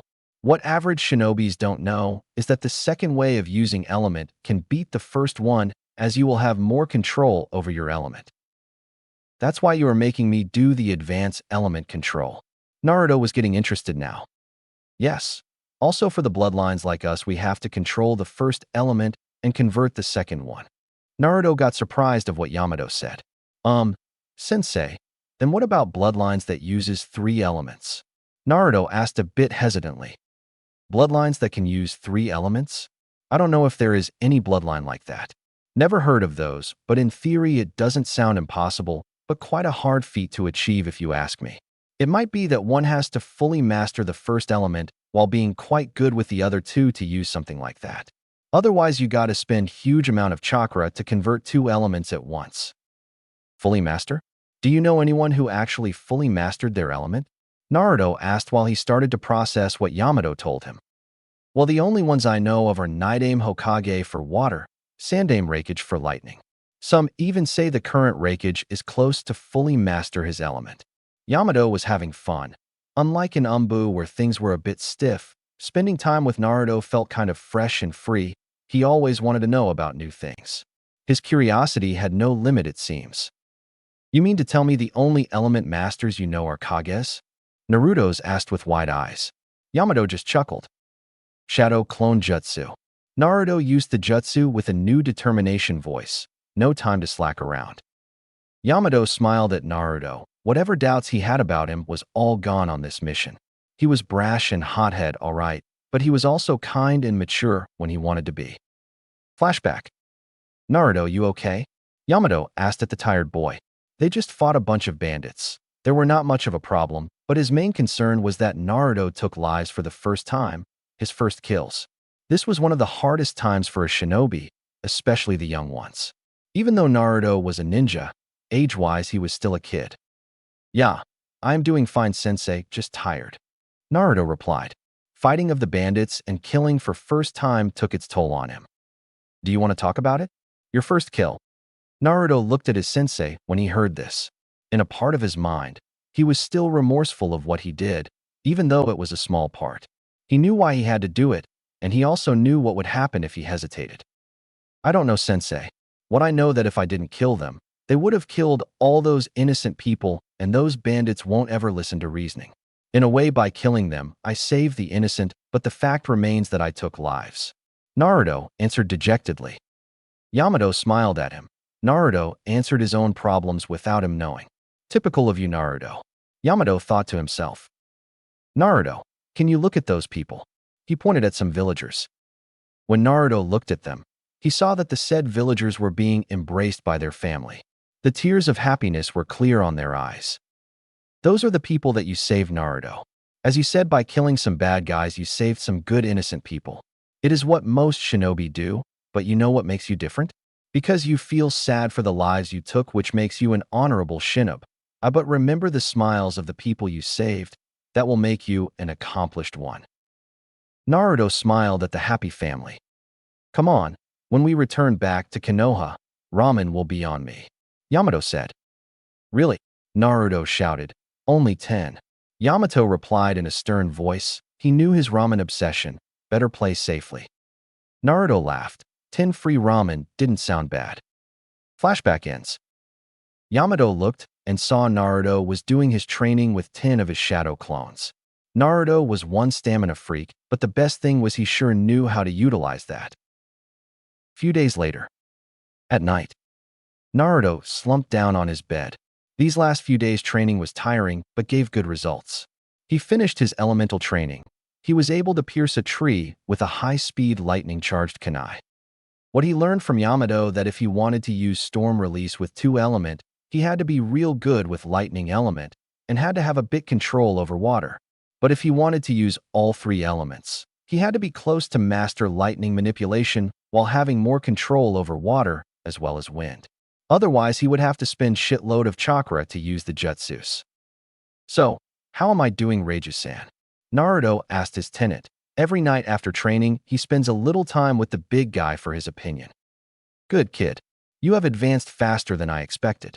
And let me guess, you want to learn that jutsu I told you about. Seeing Naruto nod his head sheepishly, Reiju sighed. Using 3 elements altogether is still too early for you, but seeing your progress, I will give you a test of my own. Pass it, and I will tell you about another storm release jutsu. Not the one you are thinking, but how to put it in your term. As much badass as that one. Reiju smirked. Naruto laughed. Reiju sure knew how to lure him into doing things his way. But he had to admit that the jutsus Reiju talked about were pretty epic. Guess he just had to wait. Suddenly Yamato came in with a grim look on his face. Naruto, pack your things fast and take a quick rest, Yamato said with a serious voice. What happened, Yamato-sensei? Naruto asked. It's quite rare to see his sensei like this. I just got a report that Team 7's first C-rank mission has taken a difficult turn with missing needs involving now. It might be a B or a rank mission, but for some reason they are continuing. We are to go and act as their reinforcement as we are closer to them. Yamato was replying while he himself was packing his things. So take a quick rest. We move out after few hours. Why the hell are they doing an A-rank mission? Naruto shouted. Yamato smiled, seeing the maturity of Naruto. Without us. Then he frowned. Guess he still had long way to go. Just pack your things and rest for a while. We are no good if we reach there without our full power. He just sighed. What were you thinking, Kakashi-senpai? Trying to do an A-rank mission with bunch of genin. Few hours later. Someplace else. What was I thinking? Trying to do an A-rank mission with bunch of genin. Kakashi scowled to himself. In front him was Zabuza, one of the mist swordsmen. This guy was an A-rank missing nin. He told his team to protect the client while he would take care of him. The fight was hard, even with his Sharingan. Guess he had to finish this fast, or he wouldn't have enough chakra to continue. He could win the fight. What was the worst thing that can happen? Few moments later. Getting caught by Zabuza's water prison. That's the worst thing that could happen.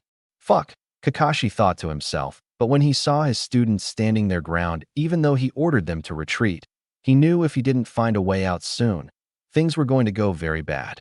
Sasuke was not a team player, but when things became tough, he was willing to work together, but Sai was making things hard. Kakashi never wanted the pale kid, he wanted Naruto. When he heard that he was already taken as an apprentice, he was saddened. He asked if he could still take Naruto, but Sandame told him that was not an option. He knew the kid from early age for his devious pranking skills. Naruto had a power that could pull everyone to him and help them get stronger along with him. He wanted Naruto to be the heart of his team, but this new kid Sai was only making the team more disarranged. He knew that the kid was not normal. The way he moved and acted during mission showed that he had Umbu training. He asked Hokage about this, but he said that the council wanted the kid to be put on Sasuke's team for his protection. Protection, my ass. He will be the reason Sasuke will have a shorter life, Kakashi thought. And Sakura, seeing she was in the team with two hot boys, she was acting more like a fangirl than a ninja. She needed a rude wake-up call. Mizubunshin, Zabuza said. He made 3 clones, and by the looks of it, he was going to finish this fast. Okay, maybe not that kind of rude wake-up call, Kakashi thought. He was now fully hoping for miracle. Before the clones could charge, one of them got impaled by a kunai that came out of nowhere, but with really high speed. Another almost hit real Zabuza in the head, but he ducked to dodge it at the last moment. 2 figures drop right in front of Team 7. The backup team has arrived. Yamato-sensei, there is something wrong here, Naruto asked while he slowed down a bit. What's wrong, Naruto? Yamato slowed down as well. With their current speed, they would be able to catch up with Team 7 anytime soon. Something doesn't feel right. I don't know how to explain, but the atmosphere around here feels unnatural. Years of training with Umbu paid off for Yamato. He was able to hide his surprised state fast. He looked around and saw the air was moister than normal. Inside Naruto's mind, Reiju quirked an eyebrow. Then he smirked. Naruto, where do you feel the most disturbing? Yamato questioned his apprentice, not sure how he was able to sense it faster than him. From there, Naruto pointed to the direction. Let's go, Yamato told Naruto, hoping that it was not what his instincts were telling him. 10 minutes later. Seems like a fake mist, Naruto said to no one when he saw a bit of mist here and there. This kid is just full of wonders. How did he figure it out that the mist is not natural? We are not even close to the source yet, Yamato thought to himself. Naruto, I think Team 7 will need our help sooner than we thought. We have the element of surprise here. I want you to use it to come with something. Yamato ordered Naruto, because he knew when it came to do something surprising and unique, Naruto pulls it off more swiftly than an Umbu. Naruto nodded, and immediately he made 3 shadow clones and gave them 3 kunai. Alright guys, let's try our original Uzumaki style, piercing phantom arrow technique. The clones gave a wild smirk and ran off to different directions. Naruto looked back at Yamato, and seeing his face, he just told him to wait and see. Present time. 2 figures drop right in front of Team 7. The backup team has arrived. Don't worry, my fellow comrades, as your savior, the backup team has arrived, Naruto shouted while pointing his index finger and his imaginary pointy nose upwards. Everyone's sweat dropped. The killing mode was gone in less than a second. Naruto, get serious. This is Zabuza, a high A-class missing mean. Yamato grunted.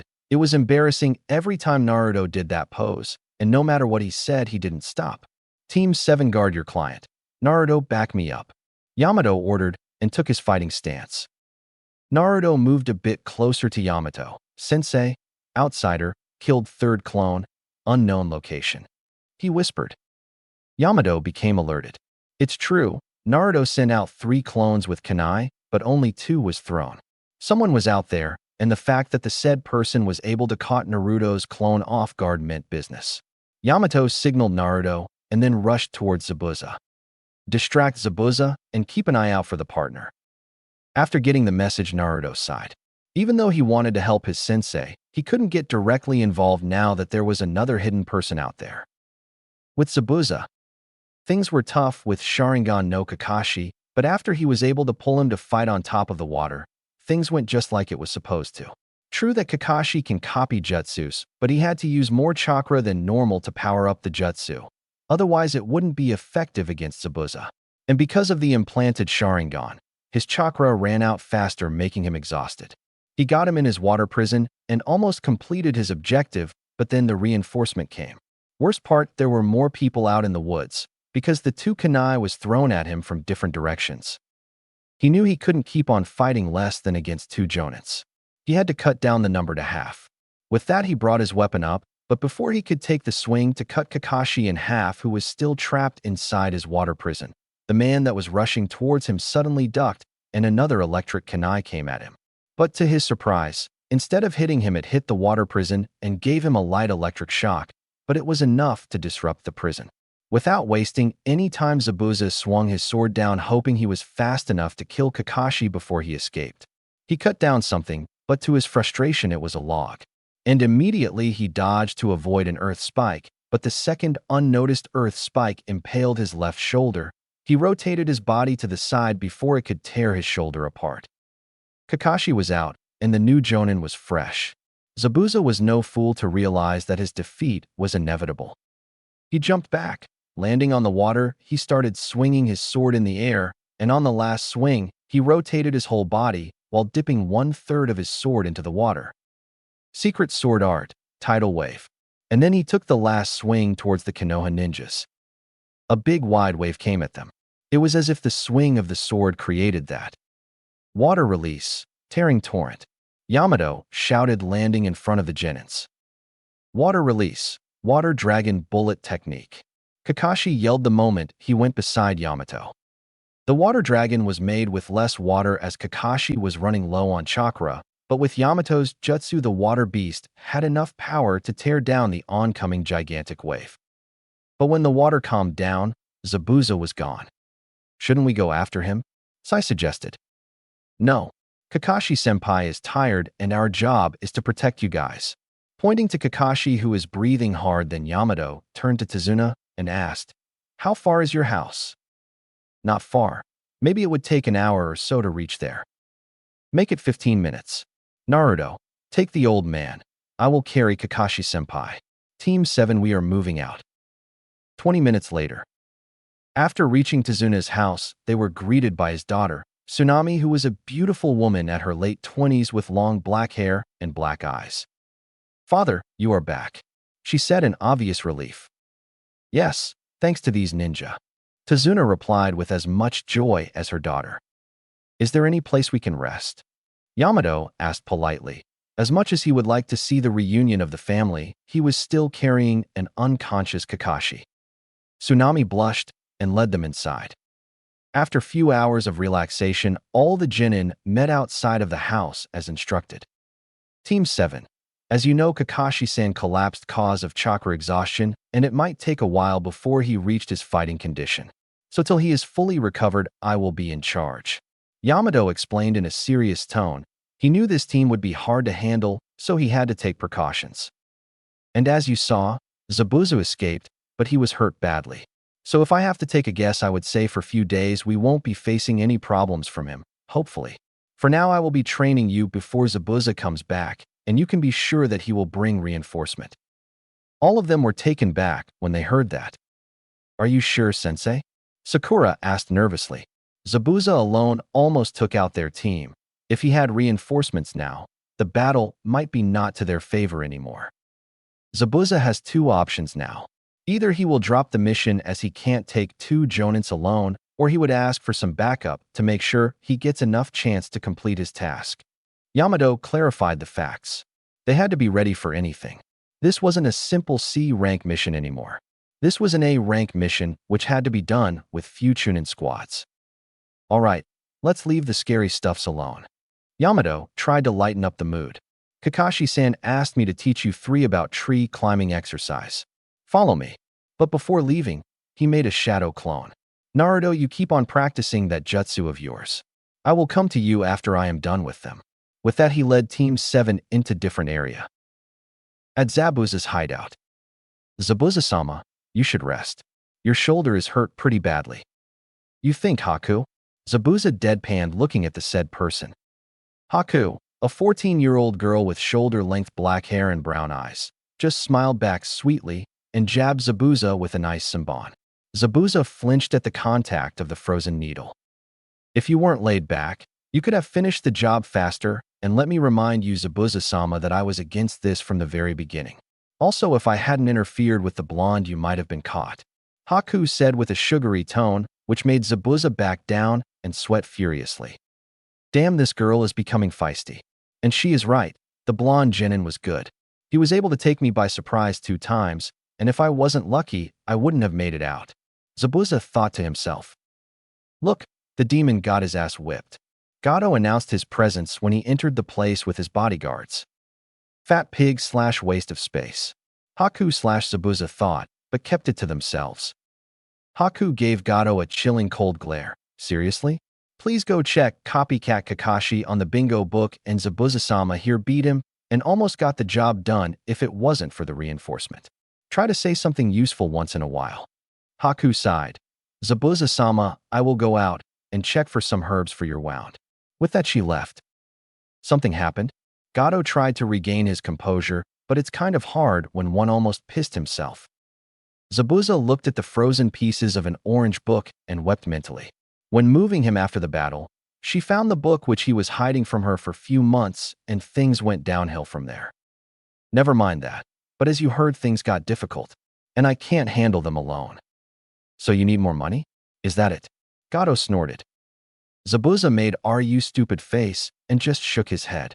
He always wondered how idiots like him could make tons of cash. What am I supposed to do with the money? Throw at them? I need backup, you useless fart. Try to get someone who can at least hold off an Ambu for some time till I can finish the bridge builder. Your thugs won't be helpful, that's for sure. Zabuza spat out. He lost the fight. He lost his book, and Haku was pissed at him. He really needed to cleave some heads. Gato just grunted and went out of the place. With Yamato. Yamato told Team 7 about tree walking. He wasn't surprised when Sai finished first, but he didn't expect Sakura to finish fast as well. But if he were to take a guess, it was that her chakra reserve was really low. So he just told them to keep doing it until Sasuke managed as well. Kakashi and he believed that Sai might be a plant from Danzo to keep close tabs on Sasuke and Naruto as well, because he caught Sai sending his ink mouse toward Naruto when they separated. That solidified Hokage fear as well as their doubt.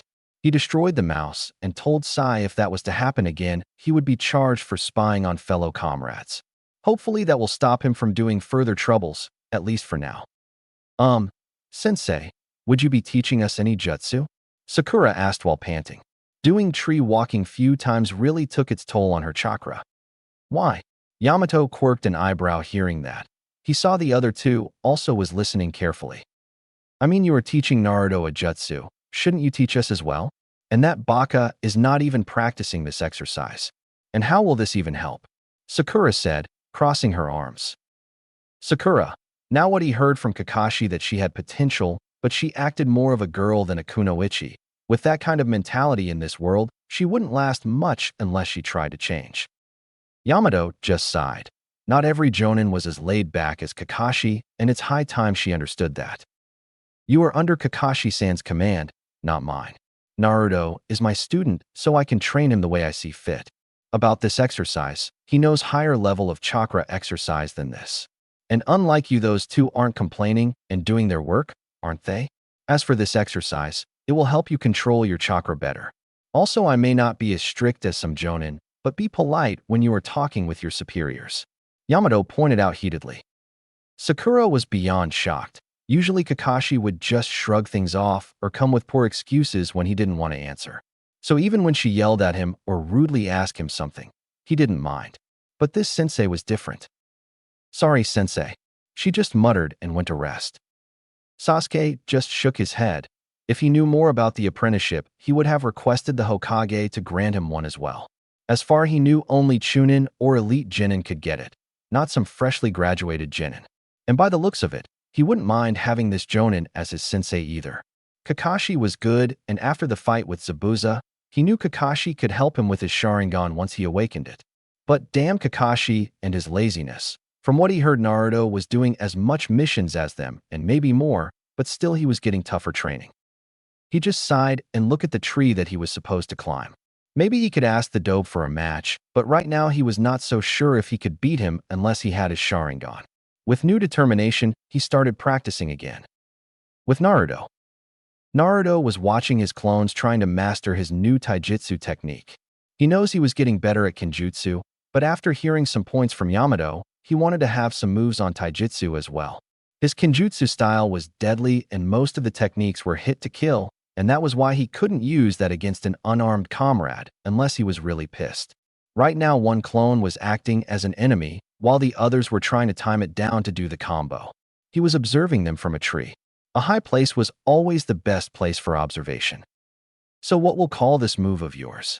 Asked the Yamato clone, Being a shadow clone later, he could transfer the memories of the training regime. Uzumaki style, Mirage takedown. But I can only use it against one guy, and it is kind of one-time thingy. Can't really use it twice in a same match. So I am hoping it packs enough power to knock the opponent down in one go. Naruto replied. By the looks of it, if the original you do the main hit, maybe you can. By the way, I didn't hear anything about your other technique. Yamato inquired. You mean Uzumaki style? Piercing phantom arrow. It's simple really. I send few shadow clones to different sides of the battlefield, and at the right moment, they will throw lightning-charged kunai at the opponent, syncing with each other, after which they will dispel themselves immediately. If the opponents don't see me using shadow clones or sending them, then it will catch them by surprise, confusing them and putting them on edge, thinking there are other people in the area. Crafty work, don't you think so? Naruto smiled while giving a victory sign. Yamato laughed. Crafty little fox indeed. He thought to himself. Well, I agree with you. If you were able to throw that last kunai at the right time, maybe we would be able to get Zabuza a lot faster. Yamato pointed out. So what about the one where you use your bloodline and Kenjutsu together? Ah, that one. Well, it works great, but it has a major side effect which is rather bad. I am trying to find a way to go around it. Naruto sighed. After hearing the sound of clone dispelling, Naruto looked at the fighting place. Guess first phase of the move is done. I will need your help on the second phase, sensei. Naruto said while jumping down from the tree. Sure, but it is getting late today. Let's head out, and you can start early from tomorrow morning. Yamato suggested. Naruto nodded and dispelled the remaining clones. Few hours later. Everyone was tired after the long day. They were now having their dinner on Tezuna's place. Suddenly, a boy not older than 10 years came down from upstairs and looked at them with distrust and annoyance. Who are they? The said boy asked. They are the ninja we were talking about, Inari. Tezuna smiled at him. They should just leave. They are only going to die anyway. The boy snorted and took his food upstairs. He is one charming sunshine, isn't he? Naruto said blankly. Please forgive his behavior. He went through a lot. Tsunami implored. Naruto just shook his head and went to eating. He knew he had a long day tomorrow. He also noticed that all members of Team 7 was taking a glimpse of him every now and then. He glanced at Yamato, making "what the fuck is going on now" look. Yamato just sighed and gave him "I will tell about it tomorrow" face. Naruto just sighed to himself. Next day. So Naruto, let's take it easy, shall we? Today Kakashi-senpai will supervise his own team's training, so I am not needed there. Okay, so what do you need my help for?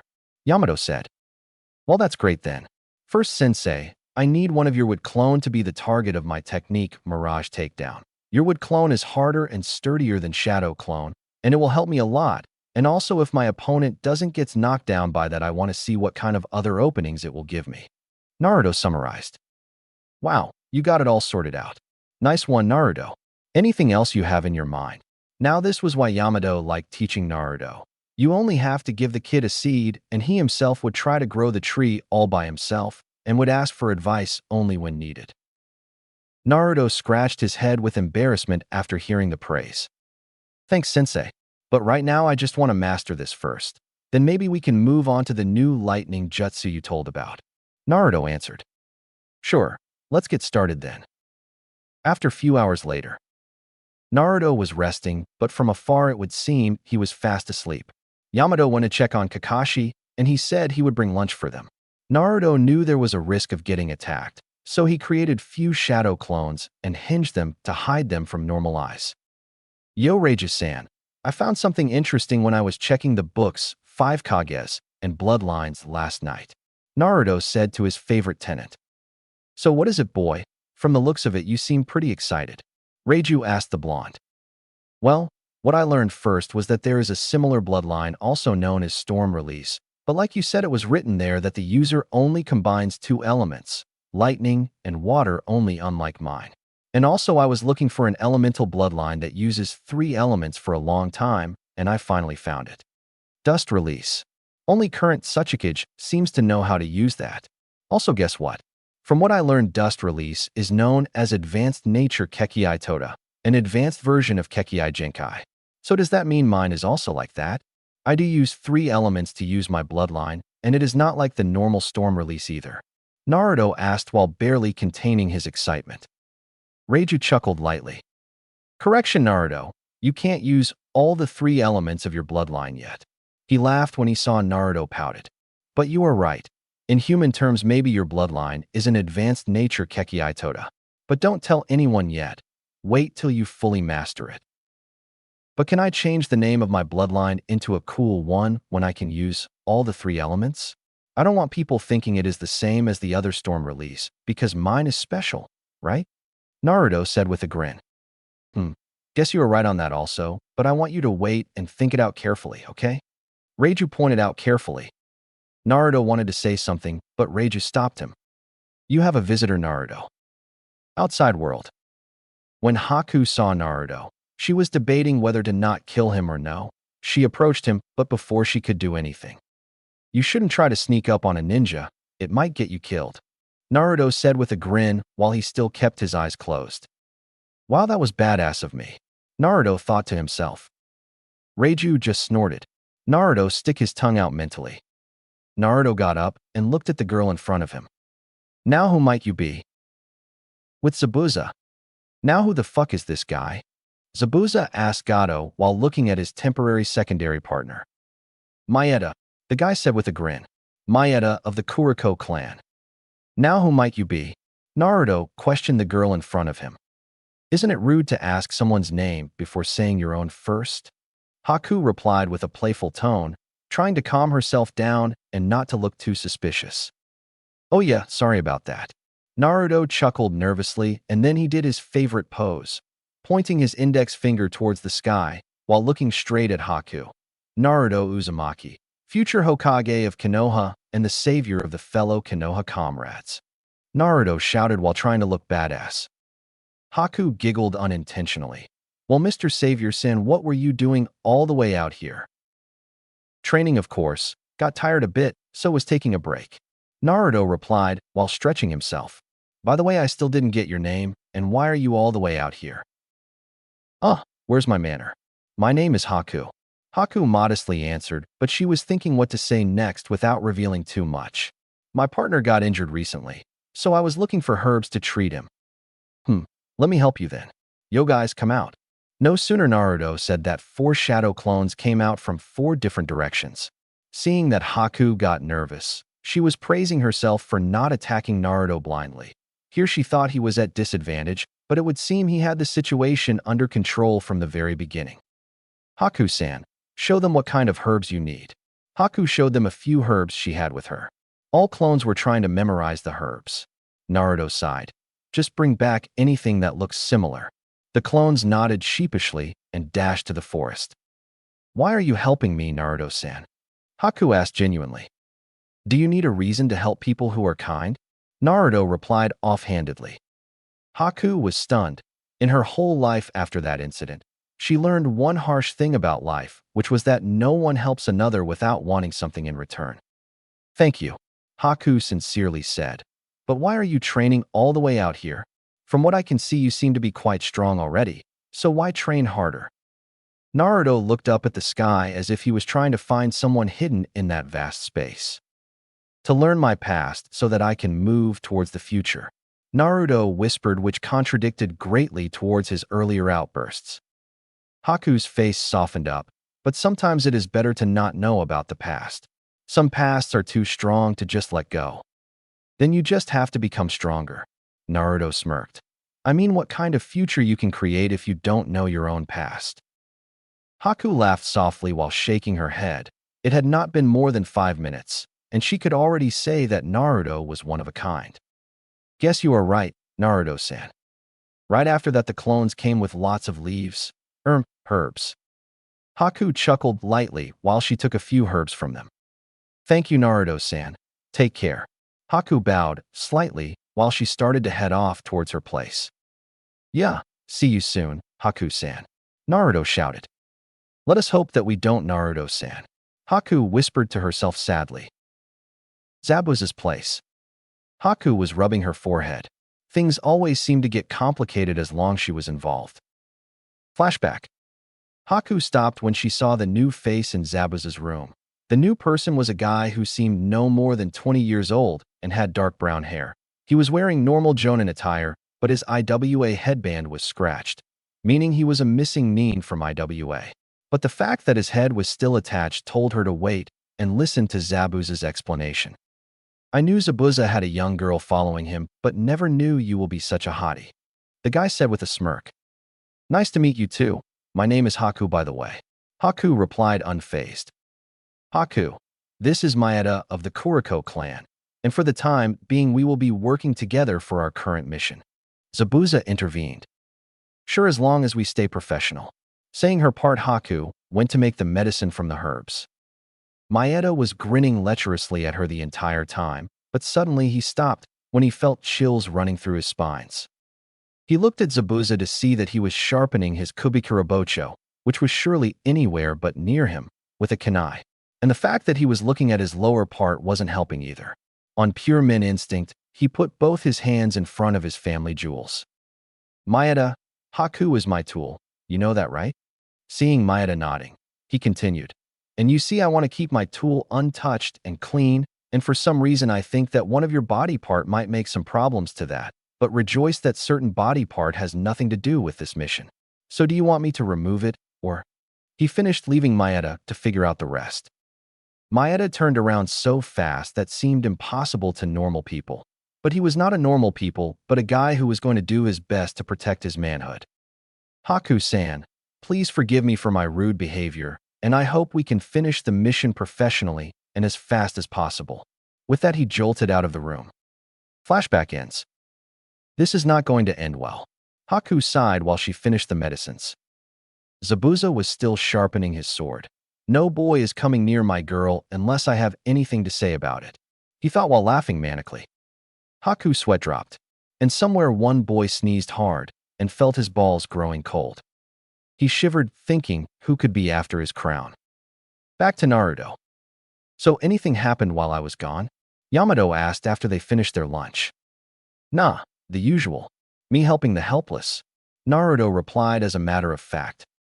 Yamato just chuckled. So what do you plan to do now? I think you got your Mirage takedown done. All you need is practice and do it against real opponents. Yeah, that's true. But sensei, I have a few badass sword techniques, but because of the side effect I can't exactly use it properly yet, and like you said before, sometimes I might not have my swords with me. So I came up with an alternative jutsu, but I think it might take a while to get it down completely. I need help with that, Naruto said seriously.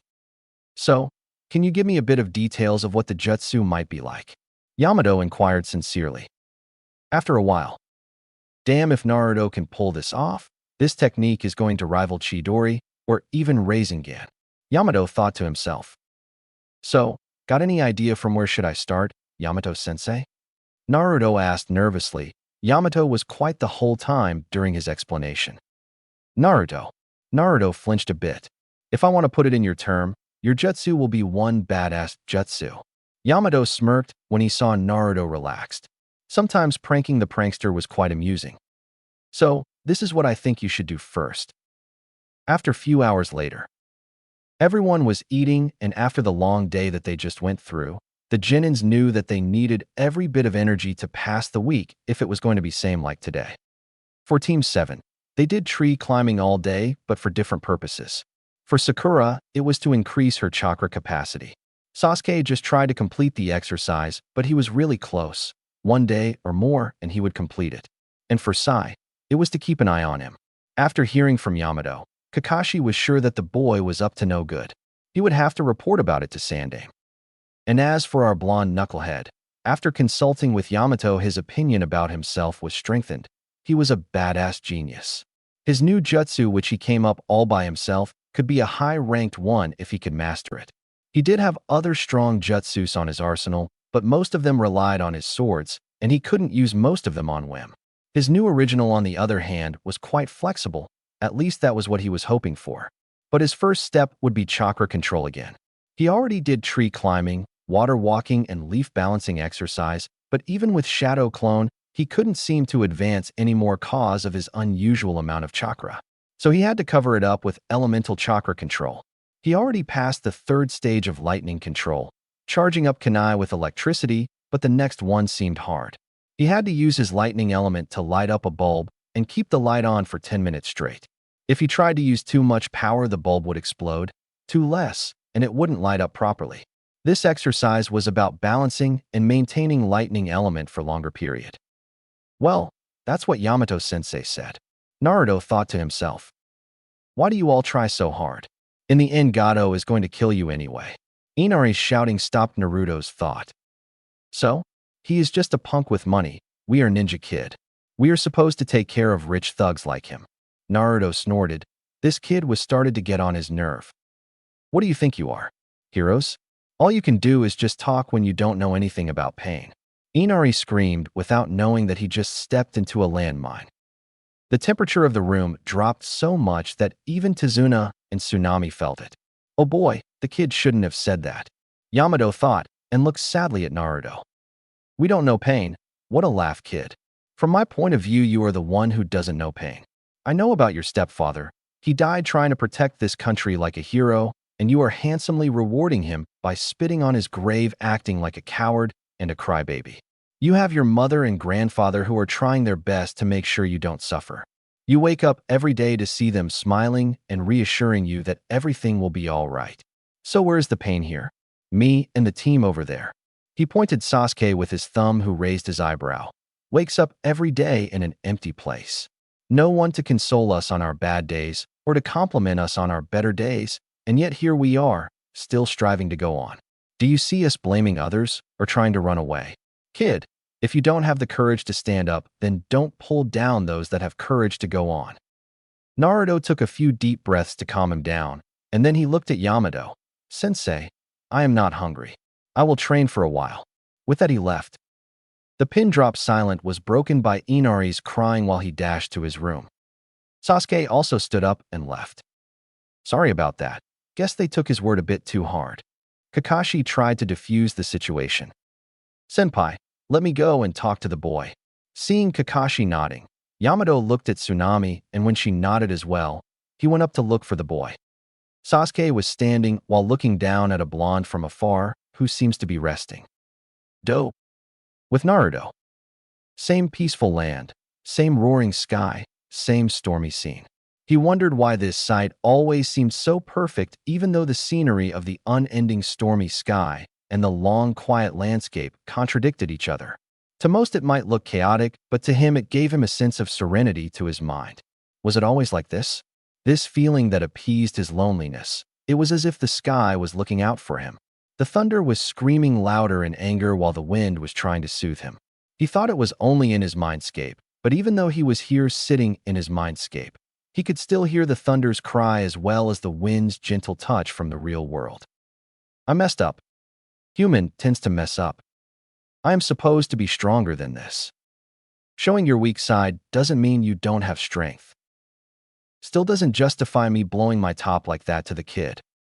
Compared to you, his suffering doesn't hold a candle. Why me? Why was I condemned like this? Patience, young one. You will have your answer. Naruto closed his eyes and let his fatigue finally caught up to him. Few days later. It had been more than a week. According to the Jonins, Zabuza might attack at any given day with reinforcements. So Team 7, after Kakashi recovered fully, stayed with Tazuna and watched the bridge while Yamato and Naruto looked after his family. As for Naruto, he and Yamato were in Tazuna's place looking after his family. Naruto was trying to finish the next part of lightning control exercise.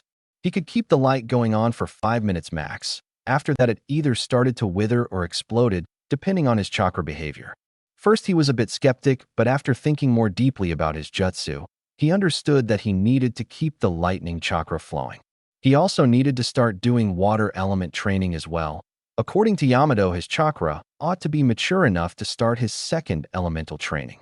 And for his new particular jutsu, he needed that. Suddenly, a loud explosion shook the ground. Naruto, is everything in place? Naruto nodded. Okay, let's move out fast. With that, both of them dashed out of the house. Two thugs slowly headed toward the house when they saw the ninjas leaving. A bit far away, Yamato reached the explosion site a secluded part of the town far away from the bridge, just as he predicted. He was met with a young man, and by the looks of his headband, he seemed to be a missing nin from IWA. Naruto, be careful. This one looks tough. Naruto jumped back, getting the hidden message.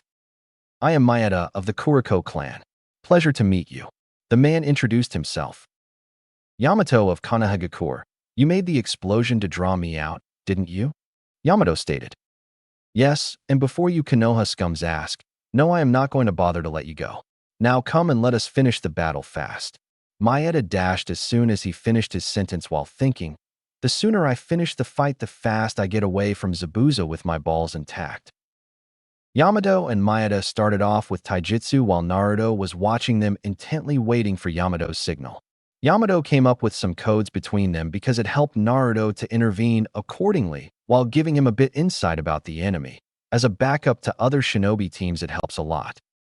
You are one talented guy out for blood, it seems. Too bad. Yamato told his opponent with a stern voice.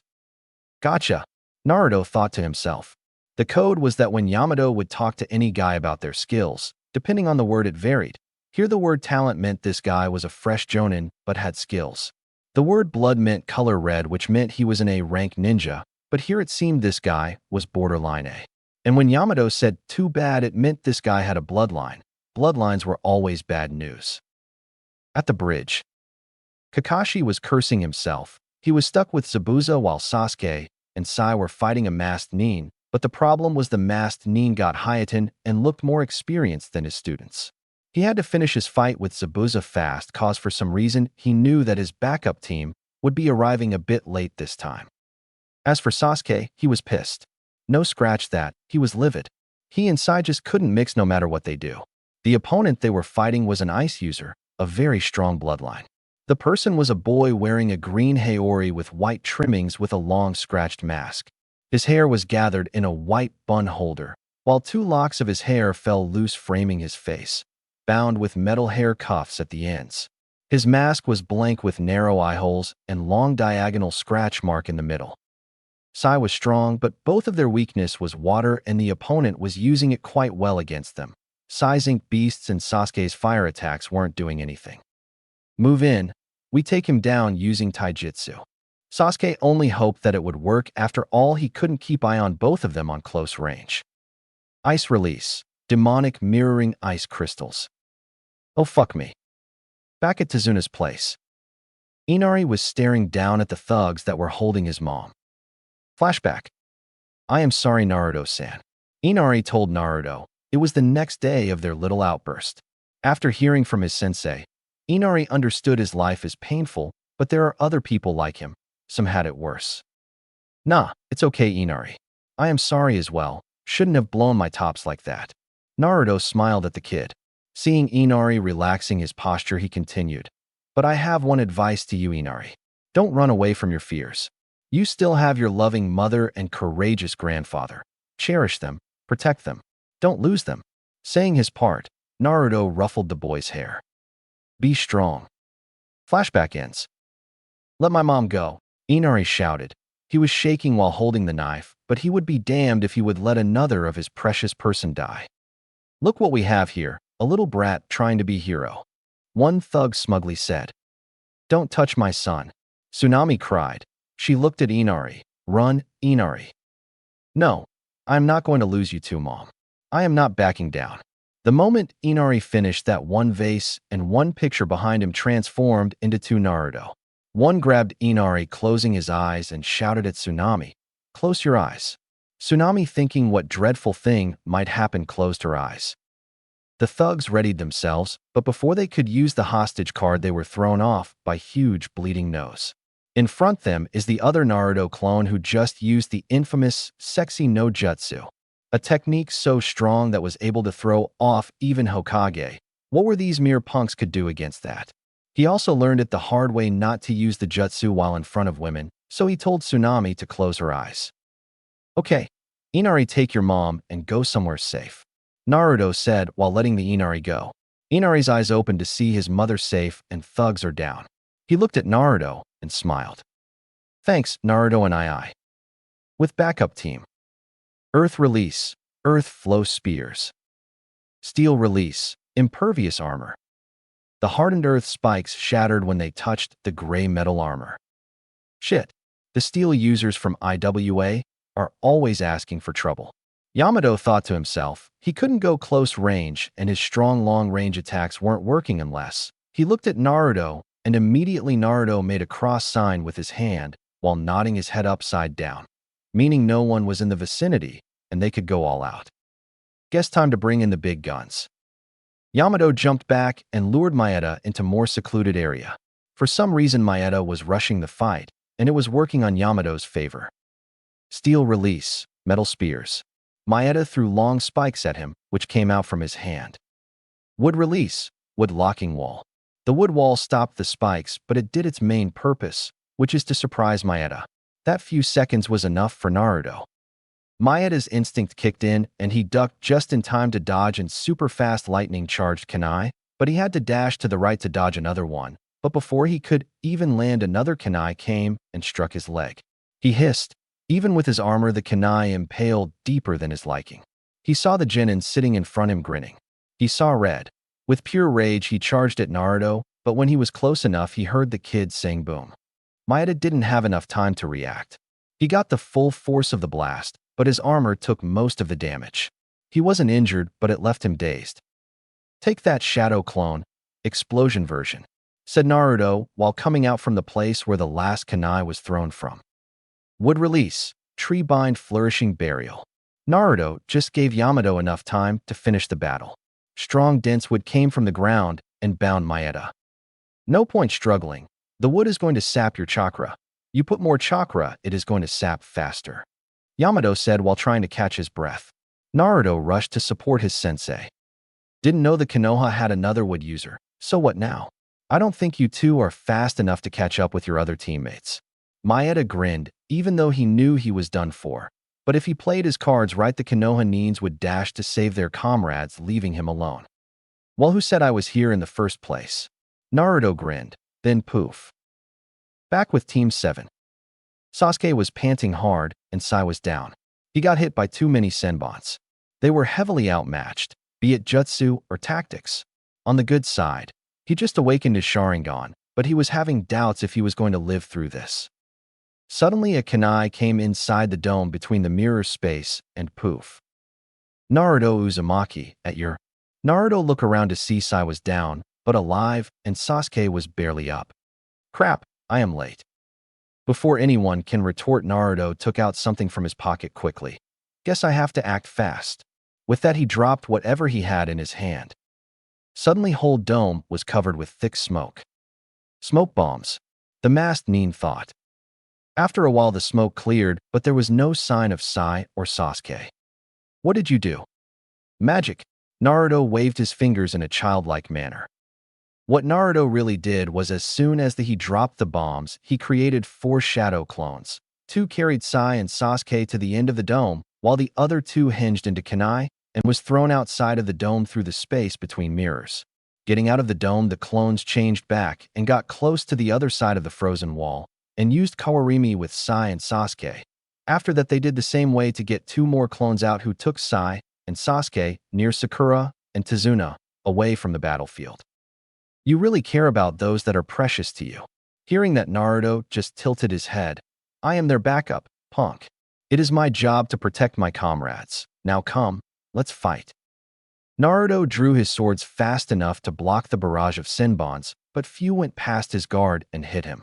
By the looks of it, he figured that his opponent was going to keep it like that. If it was a battle of stamina, any other time he would have won, but right now he knew he didn't have the time for that.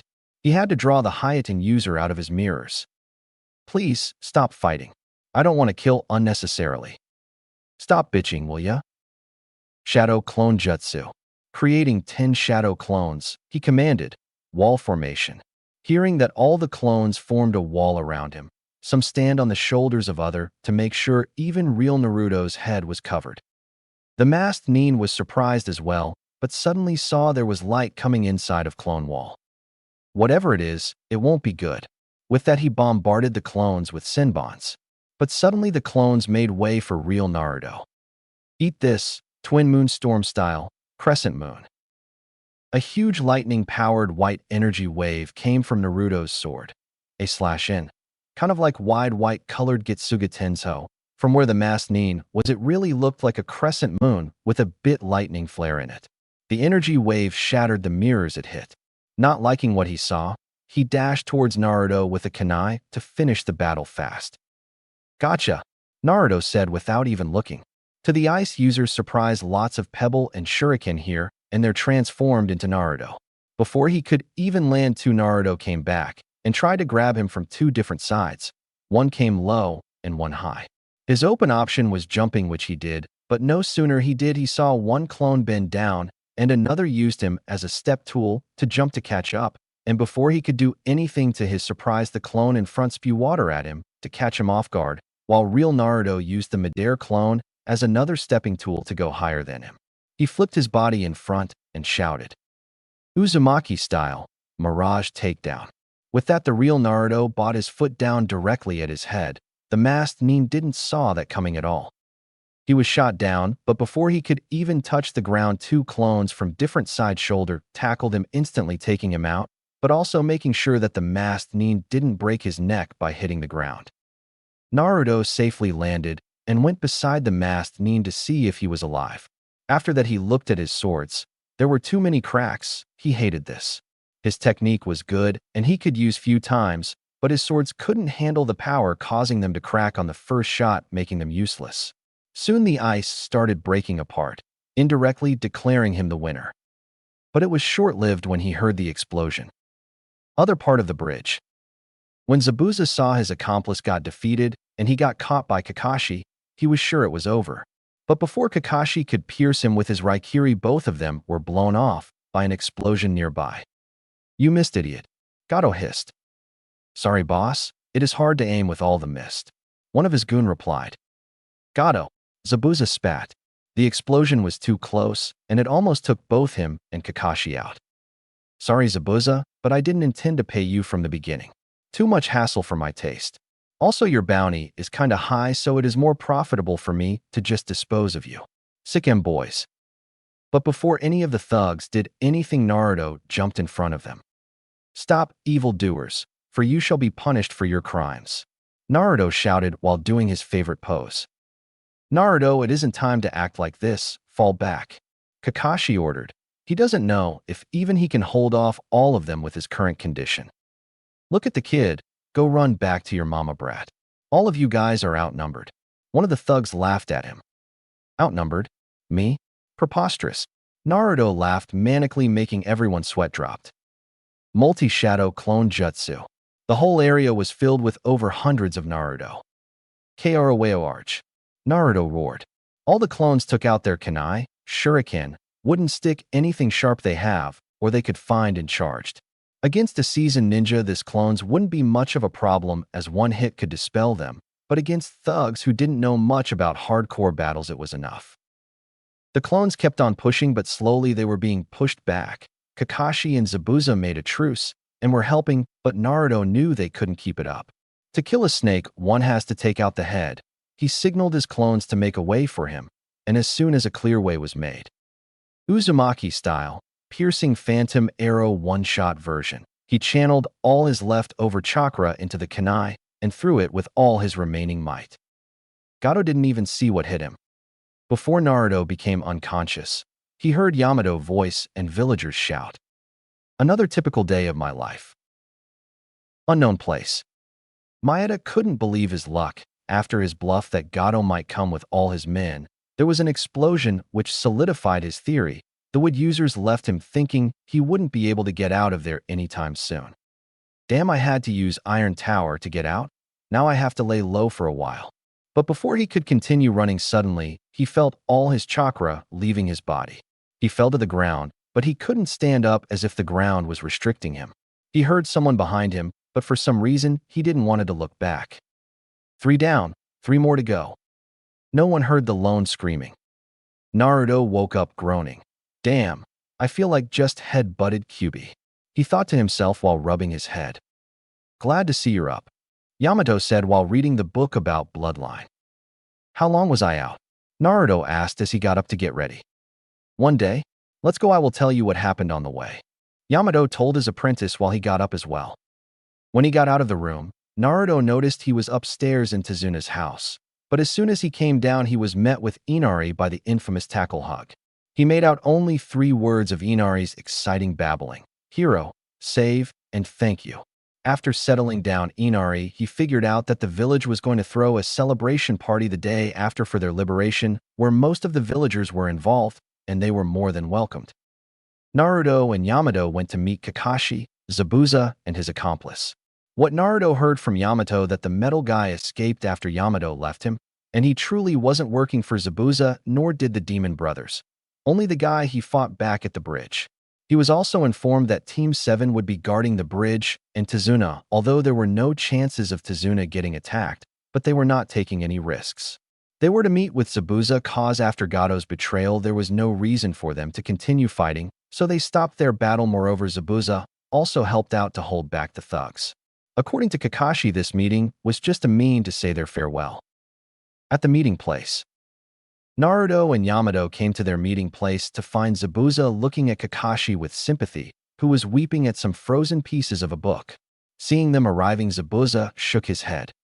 Finally, the brat is here. There, go ahead. Zabuza motioned the masked Nin. Naruto-san, nice to meet you again. I hope you don't hold a grudge about what happened before. Masked Nin asked in a deep voice. Nah, it's cool. So what are you guys going to do now? Naruto asked. Before that, can I ask you why you didn't kill me? Masked Nin inquired. Seeing Naruto's expression, he explained. When you used your taijutsu technique, I was heading for the ground head first. If I had hit like that, surely my neck would have broken, but one of your clone interfered by tackling me sideways. Ah, that. Because you didn't harm my comrades that bad. You were always giving me chances, and I am sure you went easy on them as well. So why kill you when I can just knock you out? Naruto answered as a matter of fact. Masked Nin was stunned at his response. He just said, thank you. Done? Now let's go. We wasted enough time as it is, and we don't have Rio. Not a single fucking Rio. Zabuza grumbled out. What do you mean? Naruto asked curiously. What I mean, brat, that after all the shit that we went through, I don't have any single Rio with me, and now I have to go find other jobs to raise funds. Zabuza barked. He was not having a good day. Why don't you loot Gato's hideout then? He looked like someone who would have tons of cash and shit in his hideout. Naruto simply stated. Everyone moved their heads and looked at Naruto with a blank face. Few hours later.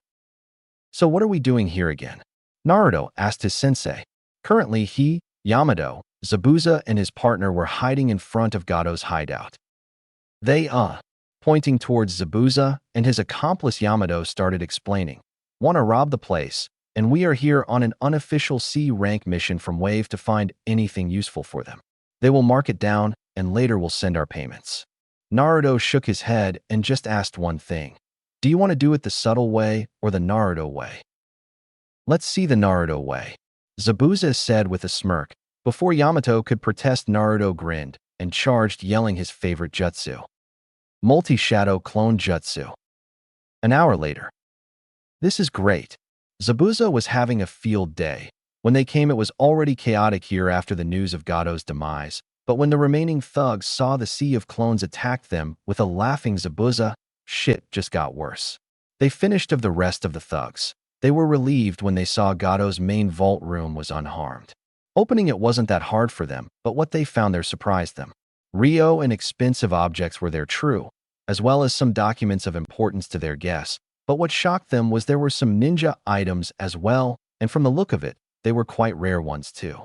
One item caught Naruto's attention, which was a silver locket with Uzumaki symbol in it. He looked at Yamato for confirmation, and when he got it, he took it and shoved it in his pocket. Wow, this place is stacked. Guess it was worthwhile after all. Zabuza grinned. You know the deal, Zabuza. Some of it we are taking for the Wave. I am pretty sure they do belong to them. Yamato said sternly. Zabuza just waved him off. Even half of this place was more than he thought. Why don't you just take over the business as well? Naruto asked while he was inspecting a taijutsu scroll. He couldn't actually understand what it was, but by the looks of it, it looked like something certain someone could use. Zabuza slowly turned to him. What? Without looking at him, Naruto pressed on. I mean, Gato is dead, and last I heard, he was some kind of multimillionaire pig or something and had a big business. Why not just take over the damn business? If you can't maintain it properly, just give it to any trustworthy people and share the profit or whatever. I am sure you will make better use of it than that puny bastard. He pocketed the scroll and turned around. If that pighead can do it, I am sure anyone can. Few moments later, Naruto's face was turning from blue to purple. Why? Because Zabuza got him in a headlock and was pulling hard on his side while Yamato got him by the leg pulling on the opposite side. Give me the boy. He will be the salvation of Kiri. Can't. Hell no. He is my student. I ain't giving you shit. Breath, air. Go fuck yourself, you tree-hugging monkey. Save. Suck on your sword, baby demon. Mommy, daddy. After a while, Zabuza was growling while pulling out the Cinnabons from his butt cheek. Zabuza-sama, you shouldn't try to get stuffs, looking at Naruto, or people like that. The masked nin chided. Zabuza waved him off. Meanwhile, Yamato was trying to bring Naruto back to the conscious land. What happened? I saw a white light, and two figures were calling me. Naruto said in a dazed expression. Nothing, Naruto, just a bad dream. Yamato answered quickly. Zabuza just smirked and looked at the documents. It was more than enough now. He knew he wasn't the type to do this kind of stuffs, but if it was that person, maintaining the millionaire business might be possible. And with all of these other plans would advance faster than they predicted. But he had to make the next move. He didn't want it to be like that last time. Remove the mask, Zabuza said to his accomplice, more like as an order. The Hayaten user was surprised but removed the mask. Haku, Naruto asked surprised. With Team 7. The bridge was almost done. Even with all the cheering, Team 7 wasn't in very good mood. Sakura was sighing because she didn't contribute much in this mission. Sai was because he didn't get enough info on either Naruto or the missing nins. Sasuke because he realized even with the Sharingan he still had a long way to go. The crushing defeat put a bad taste on his mouth. Kakashi-sensei, why did you let Zabuza and his accomplice go? Sakura asked. You were not in the front line, Sakura. Zabuza helped keeping the thugs in bay with me and Naruto before the villagers came. So I just can't backstab him after that. Kakashi explained. We should have removed them. They are missing Nin and they might cause problems for Konoha later. Sai said as if he was reading an instruction. Pray tell me who told you that? Cause as far as I remember, neither I nor the academy teaches that way. Kakashi said in sing-sang voice, already knowing the answer. Sai shut up, knowing not to agitate his sensei any more than he already did. Back with Naruto. So you use Haku as to gather information on her normal self. While on combat, she dresses as a boy to either help you directly or act as a hunter nin to get you out of trouble. Yamato summarized the information then asked, but why are you telling us all that? For the past hour, Zabuza explained how did he and Haku met and how did they operate together. Haku was a girl with a kind nature, and for that Zabuza usually wouldn't order her to intervene with their missions directly. It was either by acting like a normal girl, she would gather information, or wearing hunter nin mask with same getup, she would save Zabuza from tight spots. But if things would go really bad, then she would fight directly using her other mask. So that you can take her with you, Zabuza said with a grim voice. What? All three shouted in unison, but before they could retort, he gestured them to stop and listen first. He looked at Haku. Haku, with all of these I have right now, I will meet with the main rebellion forces and things will start getting ugly for sure. Last time I lost too many of my friends and comrades when our assassination attempt on the Mizukage in the coup d'etat failed. As a shinobi, you don't know when you will die, but if you come with me, Haku, the risk is higher cause of your bloodline. I don't want to risk losing my daughter. Haku sobbed and ran to hug Zabuza, who returned her hug and started stroking her hair. But if she comes with us, you know, she would have to be a leaf shinobi. And there is her record of helping you. Yamato asked, not sure where this was going. Well, as far as I am concerned, a boy who is Hayaten helped me, not a girl who is good with water jutsu. Just keep her bloodline a secret for now, and tell those who you can truly trust. Zabuza said, but everyone understood the request he was implying. Hell yeah, we will take care of Hakone, and she can join our group Databeo. Naruto grinned. Everyone was looking at him like he grew a second head. I like this kid, Zabuza said with even bigger grin. Haku was stunned. Naruto just called her Hakane, and Zabuza declared her as his daughter. This day was getting better and better for her except for Zabuza's leaving part. Naruto, things are not easy. I won't prank Umbu anymore. Zabuza, don't worry, we will take care of Haku, and it will be good to have a level-headed shinobi in my team for once. Yamato said in a very, very sincere voice. Naruto snorted but didn't say anything. Take care of yourself, Haku. Zabuza stroked Haku's hair one last time and then motioned Naruto to come to him.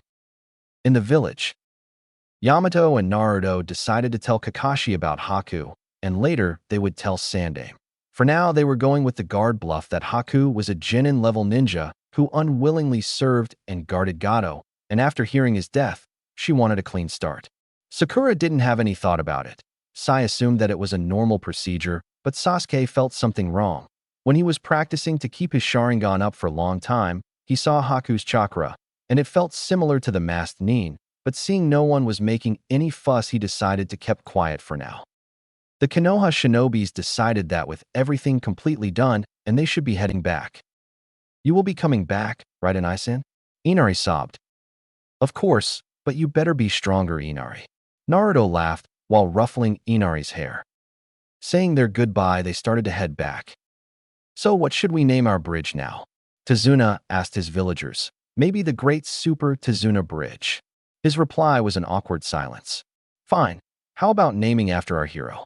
The Great Naruto Bridge. Hearing that, everyone shouted in approval. Hokage Tower. The way back to Konoha wasn't bad. Team 7 kept to themselves while Naruto was talking non-stop with Haku, and she seemed to enjoy that. And after reaching Konoha, they went straight to the Hokage office. Giving the normal brief, Kakashi dismissed his team and stayed back for the second briefing. So Haku here is an apprentice of Zabuza, an A-rank missing Nin, while holding Hayaten, a rare bloodline. And she wants asylum here in Konoha for safety cause Zabuza is going to make bigger problem now in Kiri, if I am not mistaken. Tell me if I got everything right. The old Hokage sighed while rubbing his forehead. Hokage-sama, Haku here is a talented person, and for the time being we decided it is better that her bloodline is hidden for now until we have everything solidified so that some unwanted people can't cause trouble. And it would be best if Haku joins our team. Yamato insisted. So what about you, Haku? Say if Kiri is in trouble, who would you choose? Konoha or Kiri? Hokage asked to test Haku's loyalty. Hokage-sama, I don't have any good memories or attachment in Kiri. And if Konoha can give me people that can become my precious ones, then I would die for Konoha. Hokage relaxed. But Hokage-sama, if I hear Zabuza-sama is in trouble, I would like to help him at any cost. Rest assured I would take any necessary punishment for doing so, and I would rather die than to sell any Konoha secrets. Haku finished with a determined voice. Hiruzen started thinking what would be the best course of action. Naruto sighed. Guess he has to pull one of his trump cards. If you let Haku join my team, I won't prank Umbu for 4 months. Hokage jumped from his seat. Make it 6 months and you got yourself a deal. Naruto just waved his hand showing he was okay with it, but didn't show his usual jumpy attitude. Hiruzen was saddened but didn't show it on the outside. After that incident, he tried to crack a joke once in a while to see Naruto laugh, but never got the reaction he wanted. He really missed Naruto's smile and his hearty attitude. Alright, Jin and Haku will be joining the backup team under Yamato's command. Hokage started writing some document and gave it to Yamato. Yamato read it and looked at Haku. Welcome to the backup team. Thank you for letting Haku to stay with Naruto. Yamato said sincerely. They both seemed to view each other as a family.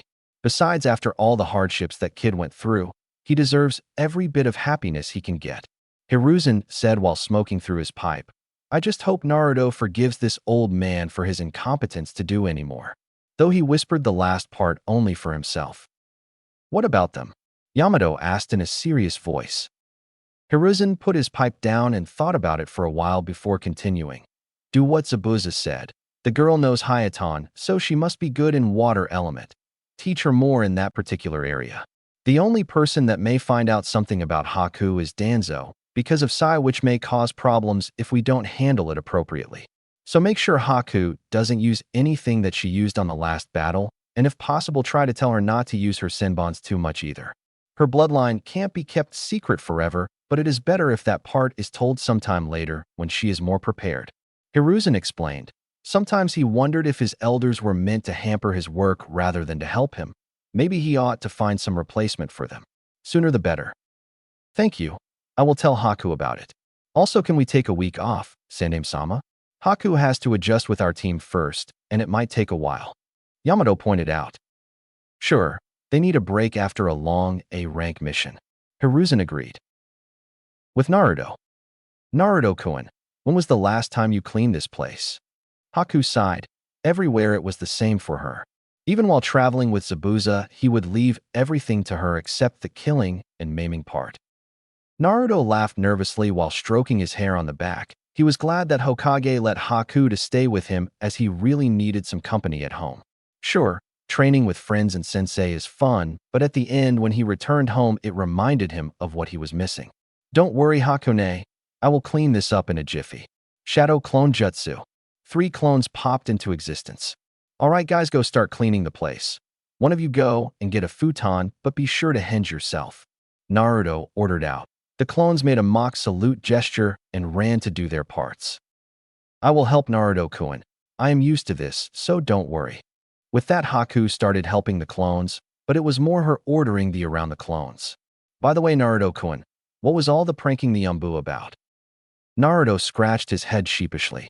He really didn't know how Haku would take it. Well, me and my friend thought it would be good for my infiltration and sensing skills. Naruto replied, looking rather embarrassed. But seeing Haku's confused face, he knew that he had to elaborate further. It is nothing dangerous, and I don't go inside more restricted areas. All I do is just to get inside Umbu's bases without getting noticed and pranking them. It will mostly be something like coloring their cloths or switching the toilet signs. Harmless pranks, if I might add. It helps a lot for my stealth training, and the best part is that everyone knows it is me, but they don't have proof. Naruto finished while laughing, trying to sound like an evil mastermind. You wear orange, and your hair color is blonde, and you are telling me that Konoha's Umbu can't capture you? Haku deadpanned. Ah, that is a trade secret, my dear Hakone. Naruto replied while waving his index finger. He chuckled inwardly, remembering how it all started. Flashback. So after painting the Hokage's faces, I was able to keep them off my ass for 2 whole hours until Iruka-sensei caught me. Naruto explained his last grand prank enthusiastically. It does sound quite amusing, especially the fact that you were wearing all orange and still lasted that long. Reiju chuckled. Naruto beamed up. From time to time, both of them would just sit around and talk about themselves. Naruto really cherished these moments. So when are you going to strike next? Reiju asked, smirking. I wish I could, but now that I am Genin, it won't be a good idea. Naruto pouted. Reiju thought for a while. From what he learned after hearing Naruto's stories, that he was quite good at pranking and usually didn't get caught immediately, meaning he knew how to infiltrate and keep himself hidden for quite some time. Reiju grinned. The kid knew lots of good ninja skills, but used them only for pranking, and in real ninja missions he was like a brawler or more like a hot-headed fighter. Reiju looked at Naruto and thought for a minute if he could use this to train Naruto. Why not keep pranking but target higher? It was quite a show before, but now with the ninja skills and jutsu you have, your pranking will be more amusing. Reiju baited. Really? Naruto jumped up. He looked at Reiju with excited, expecting eyes. Yes, continue pranking, but don't do it often. Plan it out and target high, strong places like Jonin Lounge, Umbu Base. Especially Umbu Base. But, Reiju sternly said before Naruto could say anything. Change your attire fully. Use your jutsus wisely. Observe the place you are going to strike, and make sure you left no evidence to trace the prank back to you. Wouldn't it be more fun if everyone knows who is doing the pranks, but no way to catch him? Reiju explained. Naruto's determined eyes answered everything. Reiju chuckled openly. Flashback ends. After that, Naruto made a special getup and used it only when he pranked. It was a normal Umbu attire, but the flak jacket and metal arm guards were dark gray, and it also had a hoodie to cover his head to hide his hair. He also used face mask to cover his whiskers and dark sunglasses to hide his eyes. All in all, it was the perfect getup for him to infiltrate any place. No one was able to catch him, except Iruka. when he used to wear the Kill Me orange jumpsuit. Who the hell was going to catch him now that he wore the Dark Knight suit of his? Naruto shook his head while chuckling. Anything I should know? Haku said, smiling. Nah, just remembered something funny. Naruto replied back. So, I am to guess you used some super awesome jutsu to prank the Umbu? Haku smiled while ordering the clones to clean. I could get used to this. She thought to herself. Yeah, you are the one that has super awesome ice jutsu, the Mirror of Doom. Naruto exaggerated. It is not that strong, Naruto-kun, Haku giggled. It is a B-rank ice release area type jutsu. But you beat mine with yours, didn't you? Haku pointed out. What was that anyway? Oh, that reminds me now that you will be on our team, so I guess I should tell you that. Naruto leaned in with serious face. Haku was taken aback by the gesture, but she got serious and leaned in as well. You are in a super awesome team filled with super epic members. Naruto jumped back cheering. Haku looked at him and then face-bombed. With the outside clone. The clone just bought a new futon and some other necessary stuff, except cloths, for Haku. After Naruto found out that just by using Hinge he can buy stuffs at a normal rate. He used it regularly even though it hurt a bit every time seeing how people viewed him. Suddenly, the clone was pulled back from his thought by a voice. Hello Naruto-kun. How was your last mission? Hinata asked in a gentle voice. The clone looked at Hinata and lightened up. Why not come and ask the boss? He would be pissed if he learns that I talked to you and you didn't come after that. The clone shivered a bit. A pissed of Naruto was someone no one should tread lightly if especially Hinata was involved. Prime example, Niji the arrogant, fate-whipped bitch. Sure, Naruto-kun. By the way, what are all those stuffs you are carrying? Hinata asked. Well you see. Sometime later. I wonder, do you even clean your place at all? Haku sighed when she put the last garbage bag out. Hey, for my defense, I always train, so usually don't have enough time. Naruto defended himself. What would you do if any girl would want to come at your place? Haku asked with a smirk. Before Naruto could reply, there was a knock on the door. I am getting that. Saying that, Haku went and opened the door to see Naruto's other clone with a girl. She had to admit to herself the girl was quite cute and beautiful, but for some reason, she looked a tad bit agitated. The clone went inside and dispelled himself. Moments later, Naruto came out and brightened up. From the clone's memory, he learned that Hinata knew about what happened back at Wave, at least the summarized version. Hey Hinata-chan, glad you came. I was going to introduce Hakune to my friends anyway. Looking at Haku, he continued. Hakune, this is Hinata-chan, a very close friend of mine. Hinata blushed after hearing Naruto's declaration, but she moved a bit closer to Naruto and took a hold of his jacket lightly, as if saying to Haku that Naruto belonged to her. Haku chuckled at the whole ordeal, but before she could talk to Hinata, Naruto beamed up. Ah, you want to hug me, Hinata-chan? Eep. Hinata squeaked when Naruto gave her a huge bear hug. Score. Naruto thought to himself while tightening his hug and stroking her hair with his cheek. But his happy moment didn't last long as he felt some stinging feeling in his hand. He took a look to see that some senbons hit his bicep. He growled at Haku and tightened his hug with Hinata. What the hell, Hakune? Haku didn't say anything but pointed at Hinata. Naruto picked her up a bit to look at her face to see she fainted while steams were coming out from her ears. Naruto just sighed. Why don't you put the poor girl down? Haku suggested, although she was enjoying the drama. Yeah, got it. Naruto picked Hinata up bridal style and cradled her body tighter while went around the house to put her in his bed. He could have just put her down in the sofa. It was closer. Haku just shook her head. Naruto-kun, go get some foods, please, and no clones. Haku suggested, but it sounded more like an order. Why? Naruto whined loudly. Because there is no decent food in here, and your friend there might be hungry, and I want to talk with her alone. Haku said firmly. Naruto just grunted and went out mumbling. Now as for you. Haku went to the kitchen and started looking for some smelling salt. After half an hour later, Naruto was seriously pissed. Chances like this didn't come often. He knew he just couldn't go and hugged Hinata anytime he wanted, but today he found an excuse to hug her, and Haku had to ruin it. She was so soft. Naruto giggled to himself. Damn, control man. Control. Well, at least he could spend the whole day with her today. He wanted to run there, but with all the food he was carrying, he just jogged for now. He could use Shadow Clone, but Yamato warned him not to use that too much on public places. He also got some cinnamon bun as an apology for Hinata.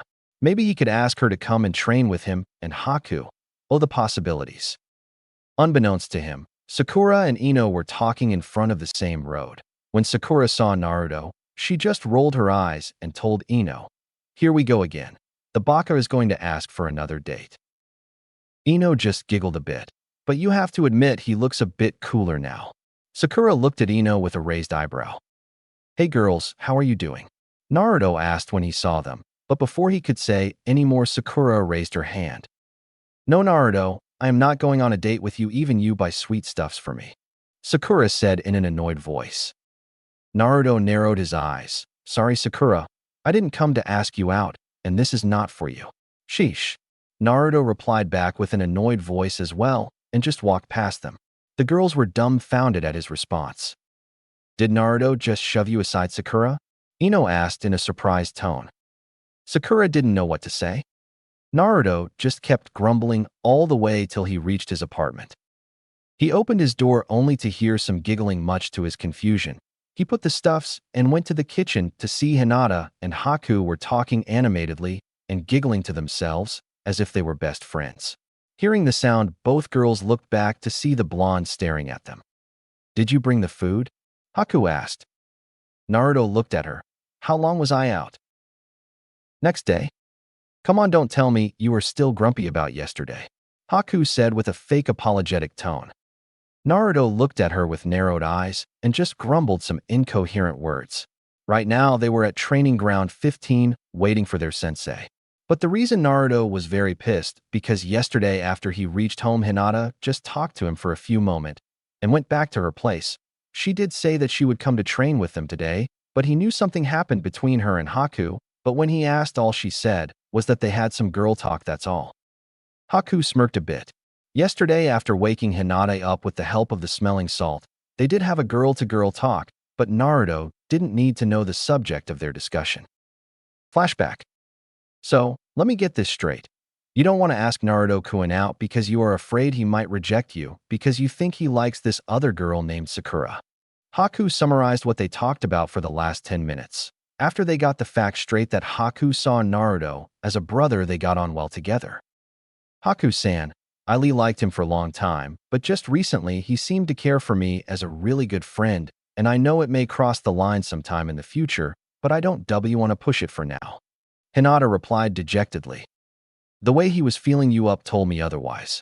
Haku thought to herself, "You know he cares for you a lot, right?" Seeing Hinata nodding her head slightly, Haku continued, "So why don't you make sure he is the one to ask you out first?" Haku grinned. Hinata snapped her head towards her. How? Haku laughed. "All you got to do is..." Flashback ends. They decided that Hinata would play hard to get with Naruto until he cracks, and knowing him, he would just flatly ask her out. Haku looked at Naruto, who was torturing a leaf with a kunai. "By the looks of it, I will be surprised if he can survive this till the end of the week," Haku thought to herself. After 5 minutes later, Yamato came, who just looked questionably at Naruto, then at Haku, who just shrugged. Yamato coughed to get Naruto's attention, which did. "Now once again, welcome to the backup team, Haku. Usually we as a Genin team tend to do D-rank missions and sometimes C-rank mission, but after the unfortunate mishap on our last C-rank mission," Haku blushed slightly. "Sandame-sama thought that we could use a break to take a rest as well as to work on our team formation." Hearing that, Naruto's mood brightened a bit. "So it is for the best if we should start early. But first of all, Haku, you need to follow some precautions for your own safety, if I must say." Haku was confused, but nodded her head anyway. "First, you can't use your bloodline for the time being like Zabuza said, at least not out in the open. Don't worry, it is not like in Kiri. Just some safety measures against some dangerous people." Haku released a breath of relief. "For now, you have to rely on your water release, which I will supervise to make it stronger, and unless it is an emergency situation, do not use your bloodline or your needles so that no one can trace them back to the masked Nin you used to be. If you want to train your ice release, tell me beforehand so we could go to more secluded place for that," Yamato explained. Yeah, welcome to one of the most awesome team ever, Naruto said while feeling a bit better. Moping the floor around wouldn't do any good for him. He would just try to spend more time with her now that he had a break. Seeing Haku didn't take him seriously, he pouted. Really, we are an awesome team.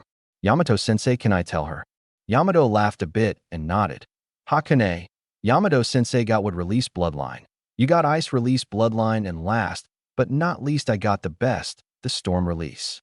Haku's eye became as wide as a dinner plate. Every one of her team had a bloodline, and all of those were rare elemental ones as well. That reminds me. Here, Naruto, your swords. I bought new ones because the old ones are beyond repairing. Please try to take care of these. Yamato rubbed his forehead. Hey, it is not my fault that my jutsu is awesome. Naruto snorted. Wait, when did your swords broke? Haku asked confusedly. Oh, that. It was when I used the jutsu to beat your horror mirror. Naruto said idly. What was that anyway? Haku remembered that jutsu too well, but she didn't quite get what the jutsu was. Simple actually. I combined my kinjutsu technique with storm release. I pump my swords with lightning chakra, and then at the last moment I use a kinjutsu technique and release a water wave, which while passing through my lightning charged swords combines with the lightning and creates a dense thunder-based energy beam. Cool, isn't it? Naruto explained gleefully. I would say it is a high A rank jutsu with lots of drawbacks. Yamato gave his opinion as well. Hey, not my fault. If the swords were high quality, I can just pump up lightning chakra fast instead of doing it slowly, so the swords don't explode in my face. And you know I can throw that jutsu few times within a short span of time. Naruto pouted. Yamato just waved him off. Wow, it really is an amazing jutsu. No wonder it beat my demonic mirror because it was only high B rank. Haku stated her opinion. Enough with the small talks for now, guys. We should start training fast. We got a break for 1 week, and each day of the week I will come and train you guys till noon or afternoon. What are you going to do after that is all up to you. But if you need my help after the timeline, feel free to ask me. Both of his genin nodded. He smiled at that. Okay, for now, Naruto, you know what you have to do. Yes, I learned that this lightning exercise is not about getting more experience. It is more about concentration, so I will do it myself rather than using the clones. Yamato smirked hearing that.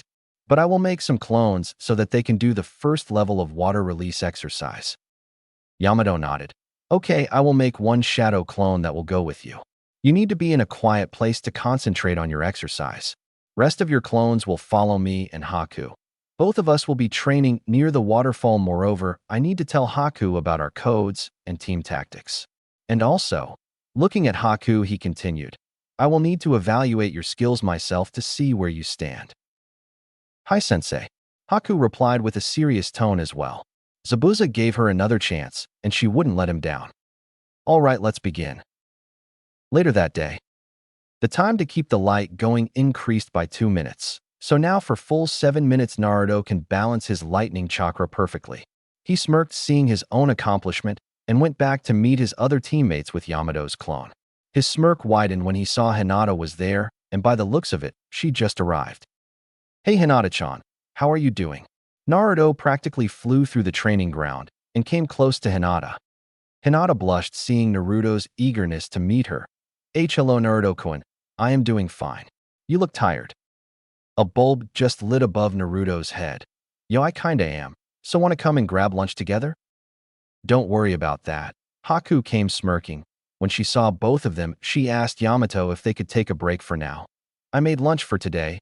We can all share, right Yamato-sensei? Yamato, not getting what was going on, replied back. You sure we all can have lunch here? Naruto hit the ground face first. Seeing that Haku's smirk widened and Hinata giggled inwardly.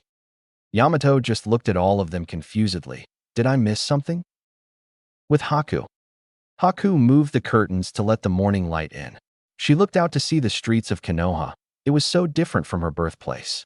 She remembered living on the streets, trying to survive any way she could. The only reason she didn't meet her tragic end was because she took his hand. Even though he told her that all he wanted was an obedient weapon, she knew better. It wasn't hard to see because of the way he treated her. Shaking her head, she opened the window and looked back to see Naruto snoring. Even though the light was directly on his face, it didn't bother him at all, although he was moving around too much. When she turned her head, her gaze fell onto her new headband. She really liked her new super awesome team, which was known as the backup team. She looked back at Naruto and wondered where he got all his energy from. She briefly wondered if that was how it felt to have an energetic younger brother. It didn't take long for Haku to get along well with Naruto and Yamato. Her sensei even showed her his bloodline, and she didn't know why, but for some reason it made her to bond well with them.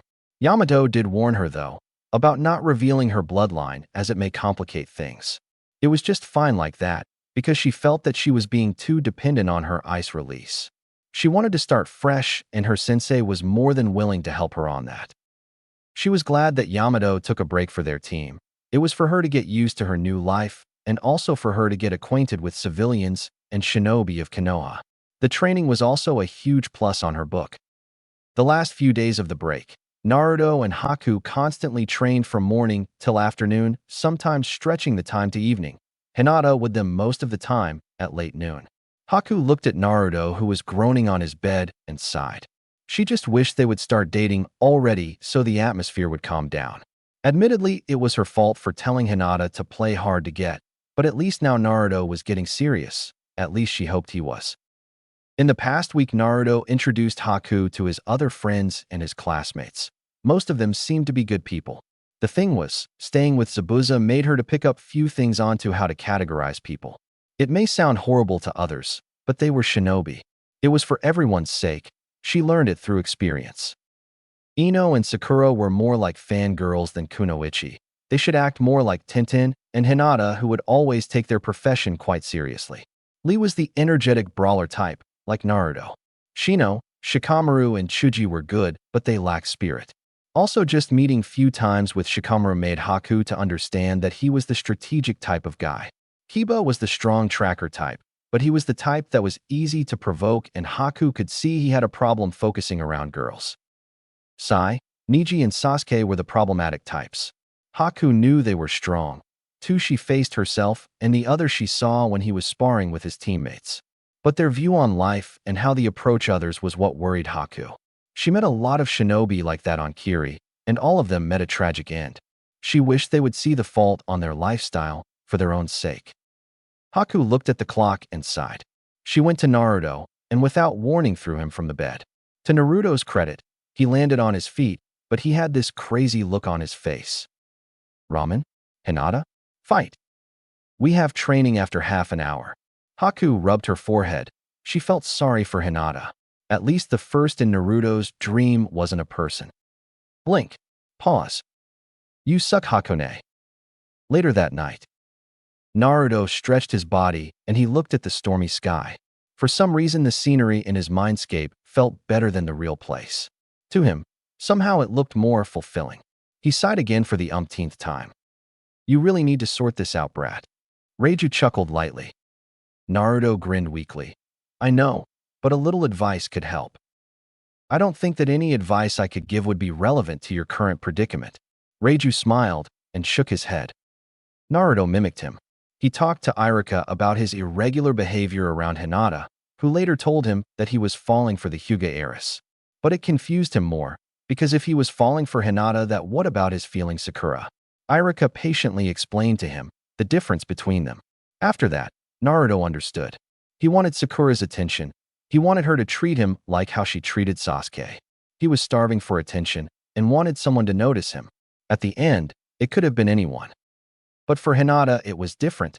He already had her attention, but it wasn't enough. He wanted more. He wanted to get closer, much more closer to her. He couldn't describe these feelings well. And now that she wasn't giving him as much attention as before, it was irritating him. Iruka told him that was what it felt like to truly like someone. If it was before, he would have rushed to her and asked her out on a date, but this time it was different. Because he was scared as there was a possibility that this may cost him the irreplaceable bond he already created with her. After all, he didn't know what she thought of him. Yes, she was kind to him, but that was her nature. He couldn't take it for granted. Naruto looked up at the moon. It resembled her so much that, so close yet so far.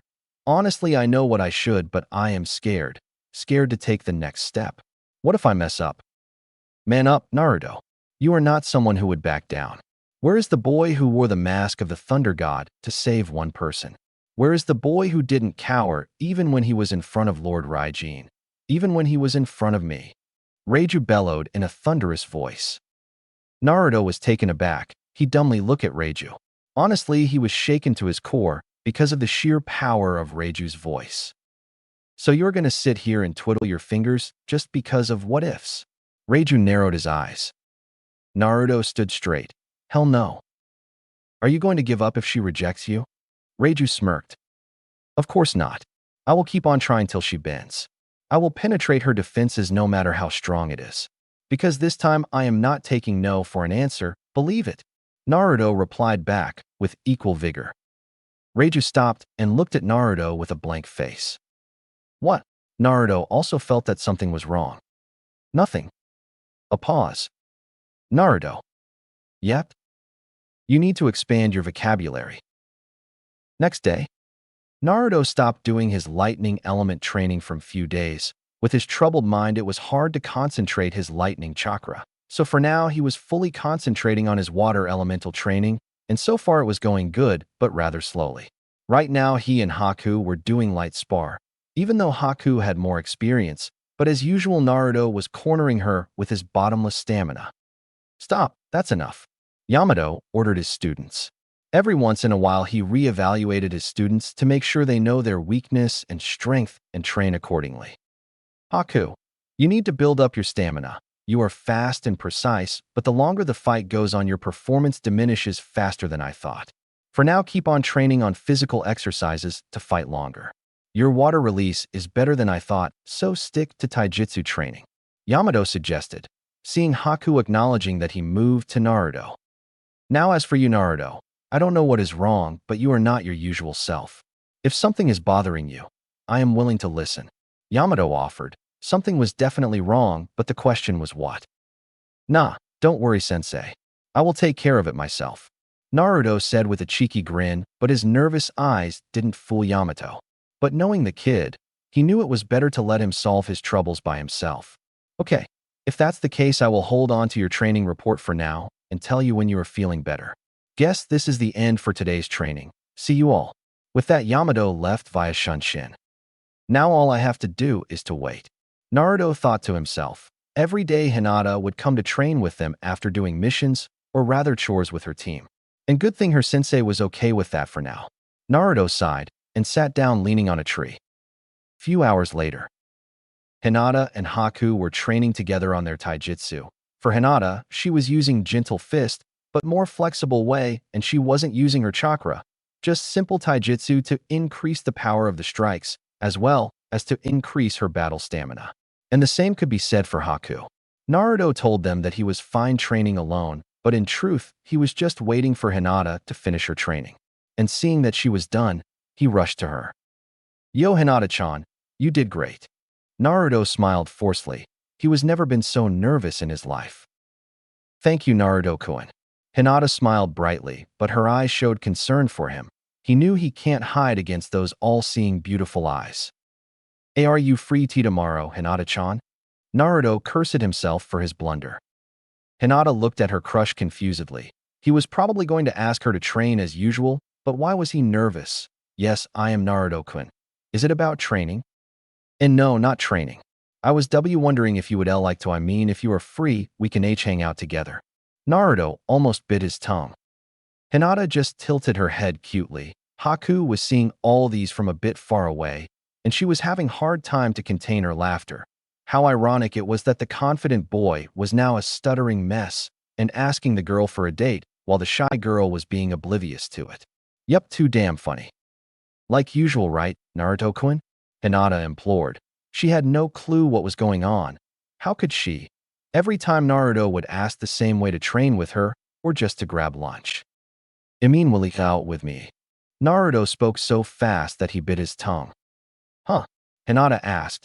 Haku thought it was best if she interfered, otherwise the conversation would go nowhere. Hinata-chan, Naruto-kun was asking if he could take you out on a date. Isn't that right, Naruto-kun? Haku said sweetly, but her smirk was obvious. Naruto just glared at her, but looked at Hinata and nodded. Sure, Naruto-kun. Hinata said, smiling, but with her eyes closed. Oh yees.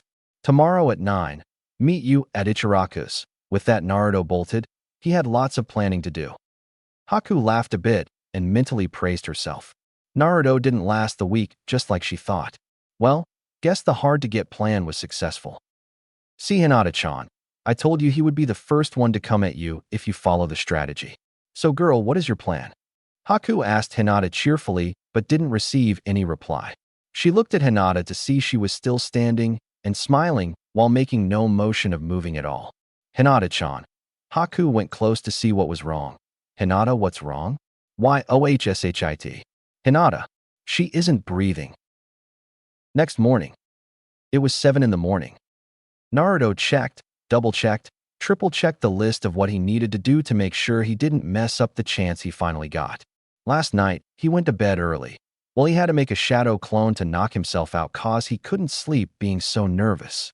But before that, he made few shadow clones, and for some time, they read few great dating books, Dating Guide for Noobs, How to Woo Your Girlfriend, Ika series, Gotta Catch 'Em All, and Ika series, Capturing a Young Maiden's Heart. Now packed with all the wonderful and dirty. *** useful knowledge. He knew what he had to do, but despite that he couldn't help but be nervous. Suddenly few clones came in and mock saluted him. Alright, place for date. Check. Gifts. Check. Flowers. Check. And self-dress up, looks at himself. Check, I guess. Okay guys, you know what you have to do, and do it fast and appropriately. He ordered his clones. Ready or not, here I come.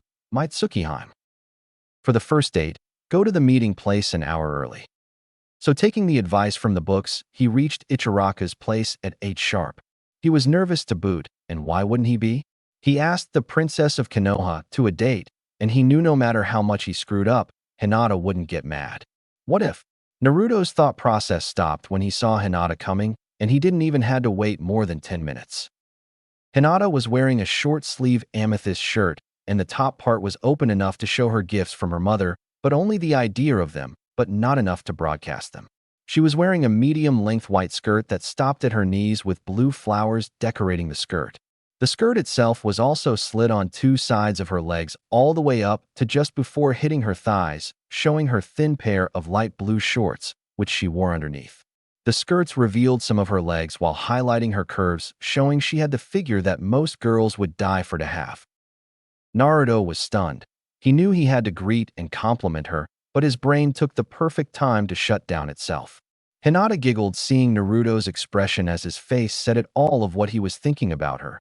She blushed prettily when she saw that with a wide mouth and a crimson face, Naruto was checking her out rather openly. But she got to admit Naruto was looking quite good himself as he was wearing a long-sleeve red shirt with hat the ends of each sleeve, and at the bottom of the shirt was black flames. The shirt itself was buttoned up, but few were unbuttoned from the top down, showing Naruto's net shirt and revealing his firm chest with lean muscle. His pants were black with red flames at the top of the pants and at the bottoms of each pants leg. Both his pants and shirt were light enough and thin enough to not be skin-tight, but also to allow mobility. Good morning, Naruto-kun. You are looking great today, Hinata said meekly. Ah, Naruto shouted in his mind. Brain. Work. You looking hot too, and good morning. Fuck. Naruto wanted to bang his head, meanwhile Hinata was doing her best not to laugh. To her it was so cute of Naruto.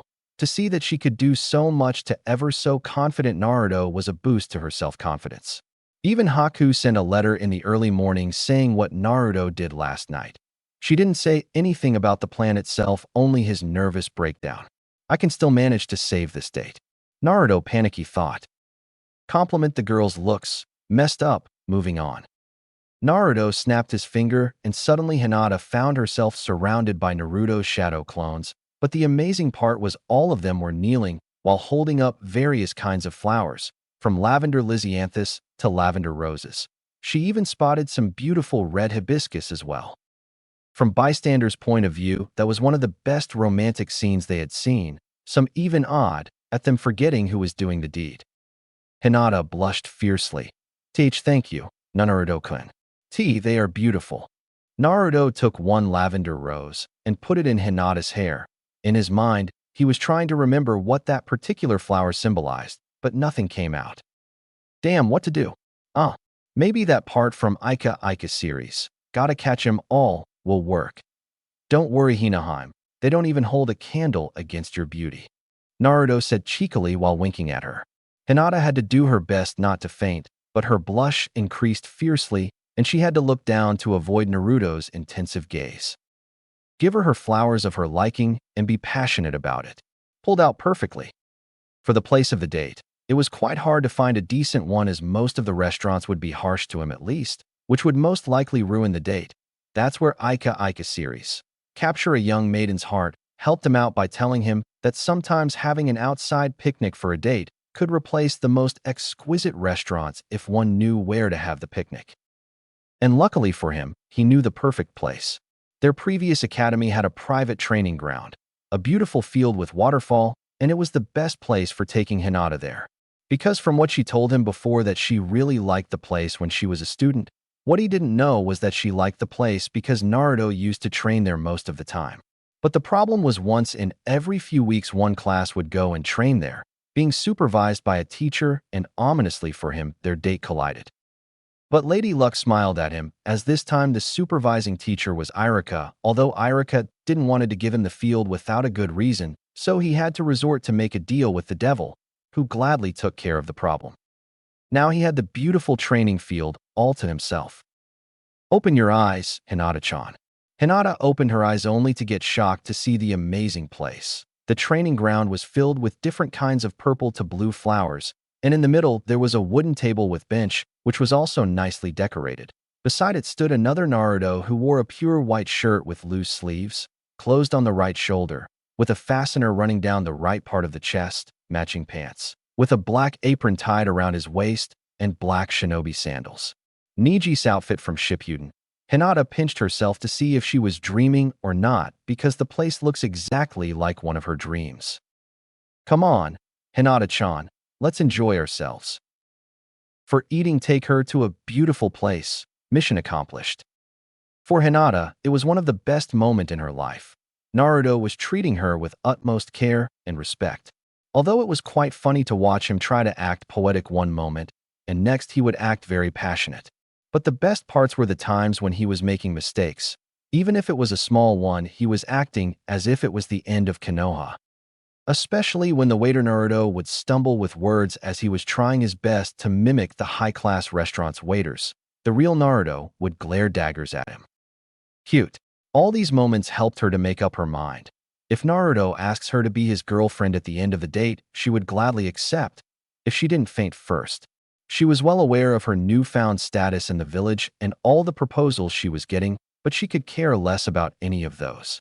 My life, my choice, she thought with determination. After the wonderful lunch, they went around Konoha to relax and have fun. Hinata let Naruto take her wherever he wanted after seeing his determined look. They went to a dancing hall to dance there only to find out that Hinata was dancing almost like a professional dancer while Naruto was dancing like he had a cockroach under his shirt. Take her to dancing and show how good you are, fucked up. After that, Naruto took Hinata to his favorite place, top of the Hokage monument.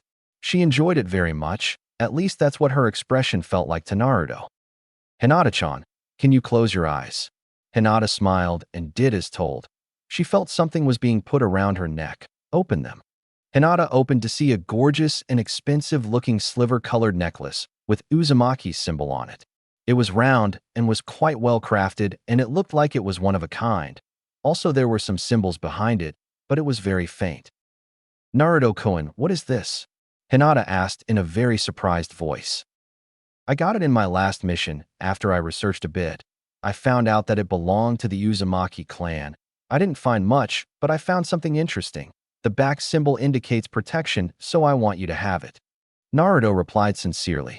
Hinata smiled genuinely and mustered up all her courage to do one thing she thought she could never do so easily. She kissed Naruto on the cheek. Naruto's brain gloriously shut down once again. Take her to a nice place and give her a beautiful gift. Score. Last on the list was to walk her home. He checked it, making sure Hinata didn't see that, and started walking with her, but unbeknownst to him, Hinata activated her Byakugan at one point and had hard time holding in her giggle when she saw what Naruto had with him. A checklist to have a perfect date. So cute. Hinata giggled to herself. But the last nerve-wracking hardest part was coming. This is it, do or die. Naruto was shaking his head while chanting it out aloud without knowing. Hinata smiled softly hearing his chanting, who knew Naruto would be more nervous than her.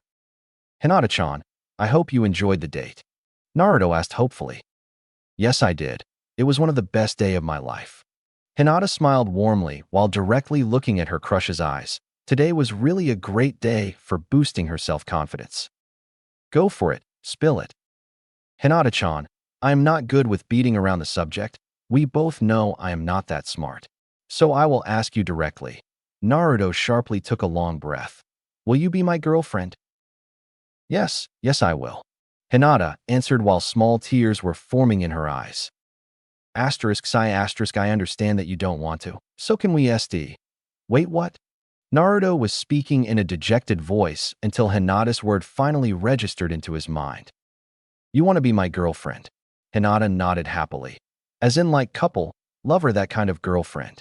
Hinata blushed heavily, but she still smiled and nodded once again. 1 second. 2 second. 3 second. 4 second. 5 second. Naruto jumped around and started dancing like a drunken monkey. He stopped only to hug Hinata and started spinning her around. Hinata's laughter could be heard from far away. Best day ever. Both of them thought happily to themselves. Omake, first time. Deal with the devil. Damn it, Iruka-sensei, why couldn't you give me the damn field just for tomorrow? I need it more than those pesky brats. Gah. Don't blame me for this, sensei. You are the one who bought this upon yourself. Naruto grumbled out while standing behind the door. No going back. Stealing his resolve, he knocked the door. The door opened after a while. Well. Look who we have here, the one and only king of prankster. So what are you doing here, brat? I need your help and I know you will like it. With that, Naruto sealed the deal with the demon. After an hour, Iruka came out from the shower, but a subtle noise warned him that he was not alone. He took out a hidden kunai under the carpet and went to his bedroom to see an Umbu was doing something in his bed. But he couldn't see what he was doing nor his mask as his back was facing him. Who are you? And what are you doing here? Before Iruka could do or say anything anymore, the person went poof, revealing that he was nothing but a shadow clone. But something in his bed caught his eye. A scroll? He went to check it, but the moment he picked it up it transformed, and to his horror, it was a pink panty. Ho ho ho, caught red-handed, Iruka-chan. A cheerful voice called him out from behind. Iruka mechanically looked back slowly to see a very, very happy Anko standing there. All these times you were rejecting my advances, and here you are now stealing my panties. I wonder why? I hope you are prepared for a little punishment. Anko said, licking her lips while eyeing Iruka hungrily. Iruka started to think faster than Inara could. He was in his bedroom with wearing only a towel while holding Anko's panty, and the said girl was giving off a very bad predatory kind of vibe. After analyzing the situation, in less than a minute he came up with hundreds of ways to get out from this mess. Although none of them could reassure his safety, heck, he would be lucky if he could pull even one of them properly. He started to back down slowly. Anko-san, please listen to me. This isn't what it looks like. I was framed. Why are you undressing? Listen, damn it. Wait. Put that back on. Stop pulling my towel. Bad Anko. Wait. He eep. A bit far away from the suspected crime scene, our hero was standing with a sad face. I am sorry, Iruka-sensei. I will never forget your heroic sacrifice, but know this. When I become the Hokage, I will put your name on the hero's memorial stone. You shall not be forgotten. Who am I kidding? He is going to thank me later anyway. Hayaton, Frozen Needles of Death. Dense Shadow Clone Jutsu. 2 shadow clones appeared in front of the 100 charging frozen needles just in time for Naruto to escape Haku's range. Damn, almost had her in the close-range fight. She is getting better at ice style, and here she said she does not want to train on ice style that much. Naruto thought while he jumped back further. If Naruto-kun wants to finish this fight, he has to come closer, and that's when I will beat him. Haku thought while readying more needles. Time to go all out. Naruto shouted, multi-shadow clone jutsu. Hundreds of clone came out in the clearing and all charged towards Haku. Seeing the waves of clones coming at her, she started making the hand signs while jumping back. She waited a bit and smiled. All in place. Pumping up her chakra, she smirked. Hayaton, certain kill ice spears. Suddenly lots of giant ice spikes came from underneath and destroyed a good amount of clones. Haku released a breath of relief, but it was short-lived when she heard Uzumaki style, flash clone step. To her shock, Naruto was now holding his blade to her neck. Crafty move, isn't it, Hakane? Not crafty enough. The moment she said that, the part of the blade that was touching her skin froze, and before he could do anything, Haku moved closer and exploded into snow parts, which fell fully on Naruto, half freezing him. Is TT this?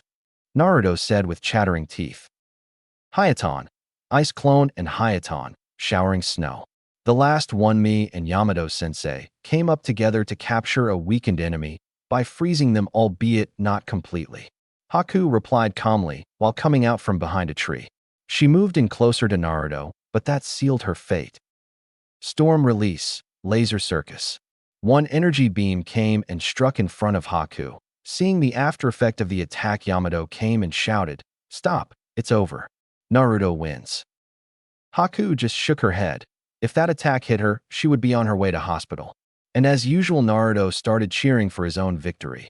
Yahoo, that makes 2 wins and 1 loss. Could have won if I knew you mastered that move. Haku pouted. Yeah, but you said you are not going to train on ice release that much, but all I can see, you are using new ice release jutsu every time. Naruto said accusingly. Yamato was pleased to see their progress. After last week's break, they started their usual D-rank mission, but they did them solo. After that, they would do their training, although sometimes they had all-out sparring. In every spar, each of them would come up with different tactics to outdo other. Naruto knew from his first win that if he could bring Haku into close range, the fight was his, but because he let the first one got to his head, he lost the second one, but the third one was the most interesting. He brought Haku into a close-range fight, but when things started looking bad for Haku, she used Frozen Needle Jutsu to put some distance between them, ice version of her water needle. Moving into safe place, Naruto used Shadow Clone Army, but was wiped out by the same move that beat him last time. But interesting thing was Naruto's clone acted as a line from his place to Haku, and he used Kawarimi on them simultaneously to move closer to Haku really fast, and in a zigzag way. Although this time Haku caught him off guard with 2 of her new Hayaton moves, but the one she caught was a shadow clone. Even Yamato didn't see when Naruto switched with the clone. Nice fight, you guys. The way you fight and think ahead makes me believe that you are already on Chunin level, but only in combat. There is more you need to learn.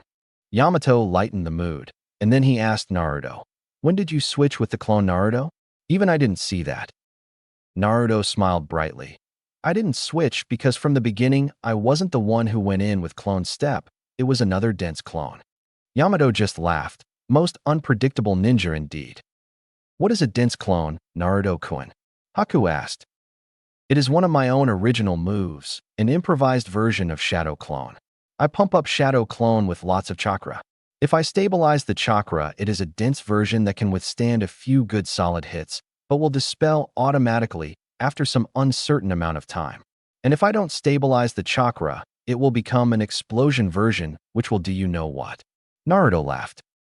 "Well, guess you guys are ready for another C-rank mission." Yamato smiled, knowing they had enough team training.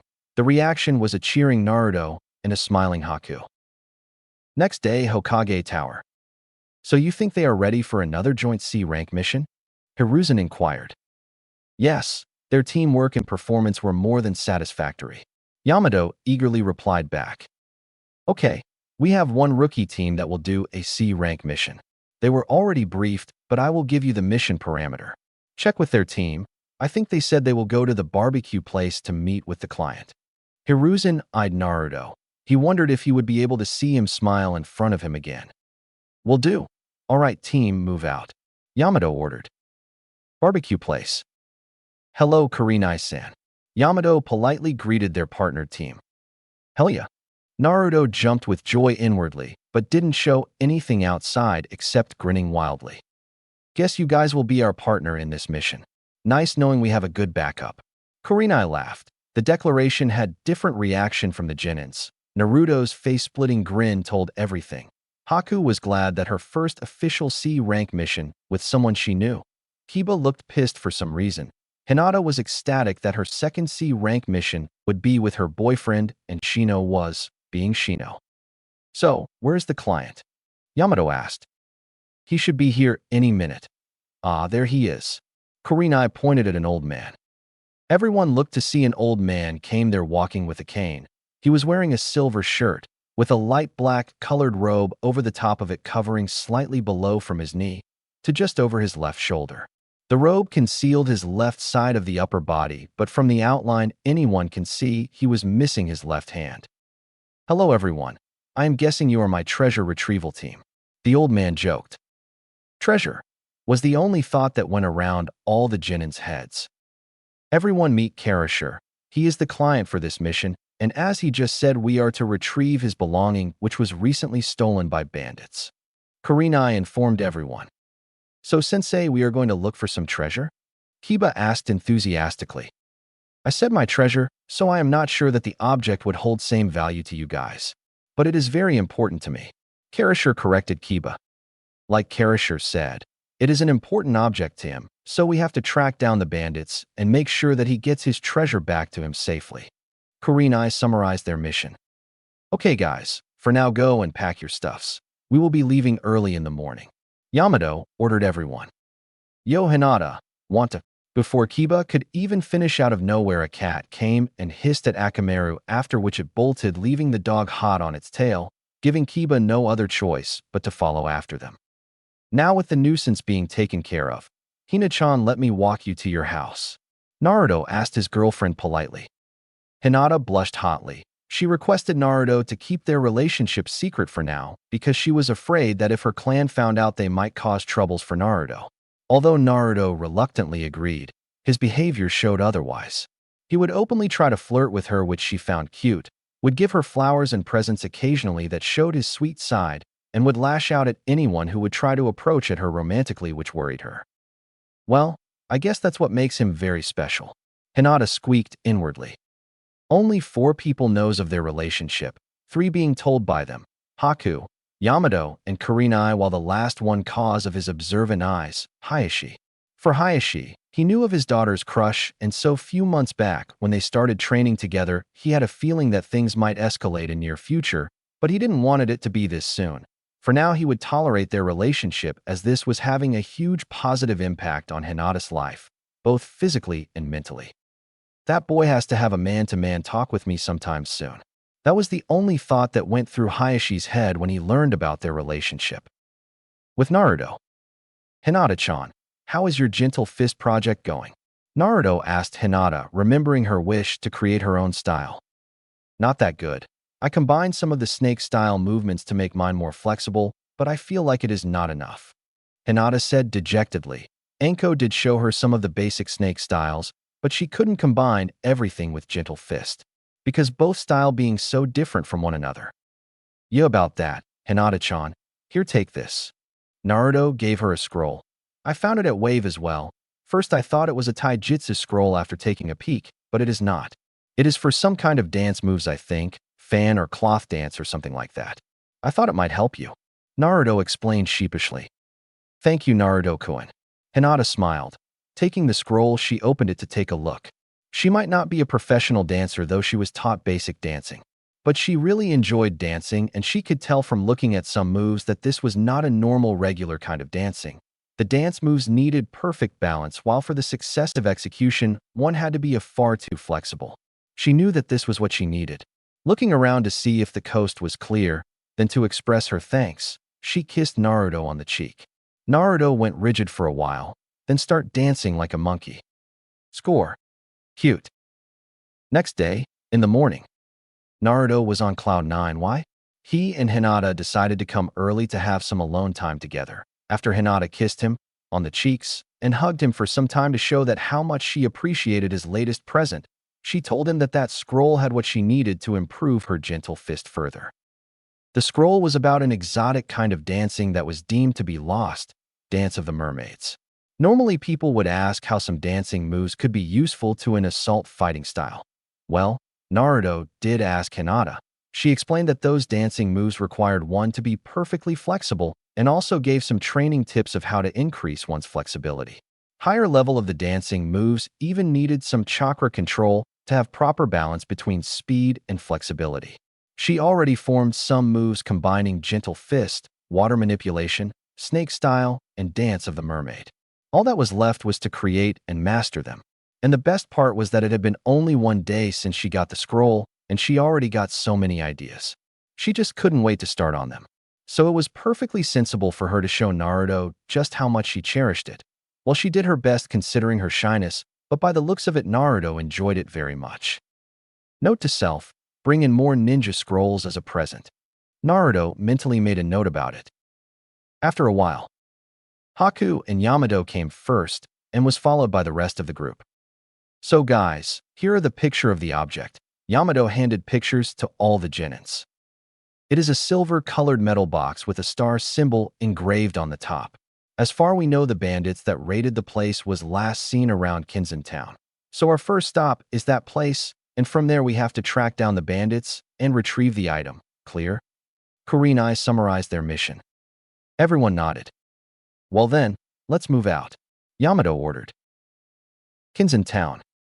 Luckily for them, no problems occurred on their journey to the town, so they reached there after a few hours.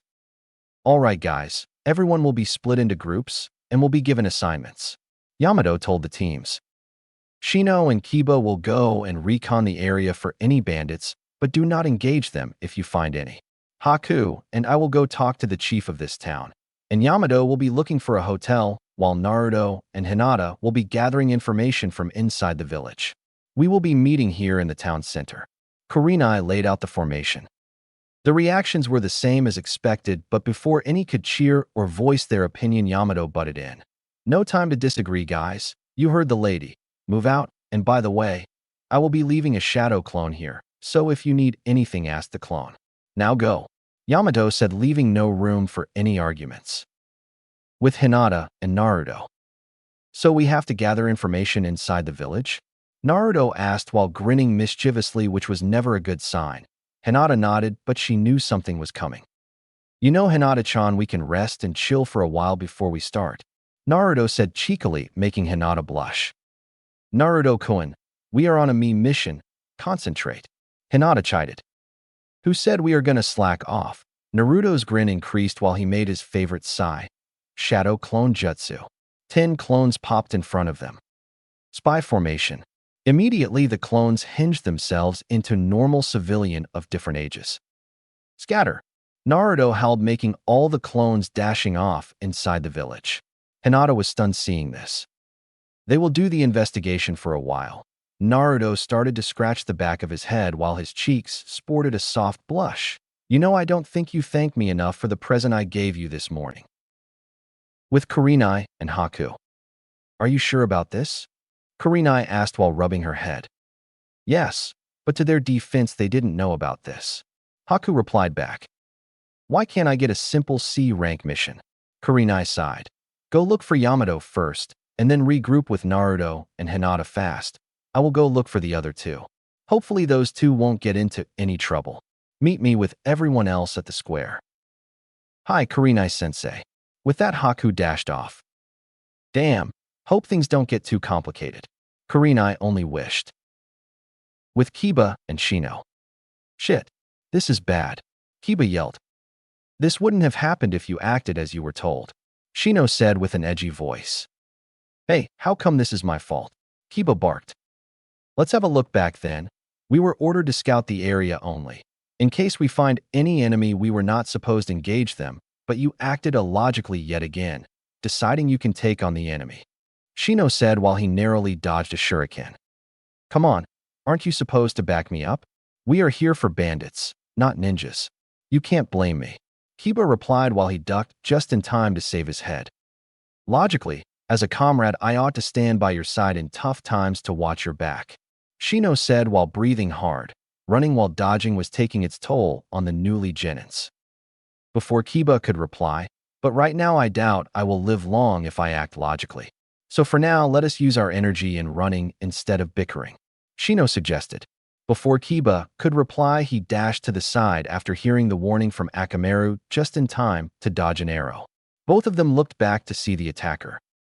Oh shit. With Naruto and Hinata. Naruto was having a great time.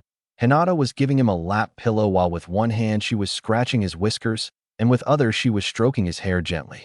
He really liked her touches. It was not for perverted reason. Well, maybe a bit, but mostly because he was not used to gentle physical touches. He envied other kids for this when he was little.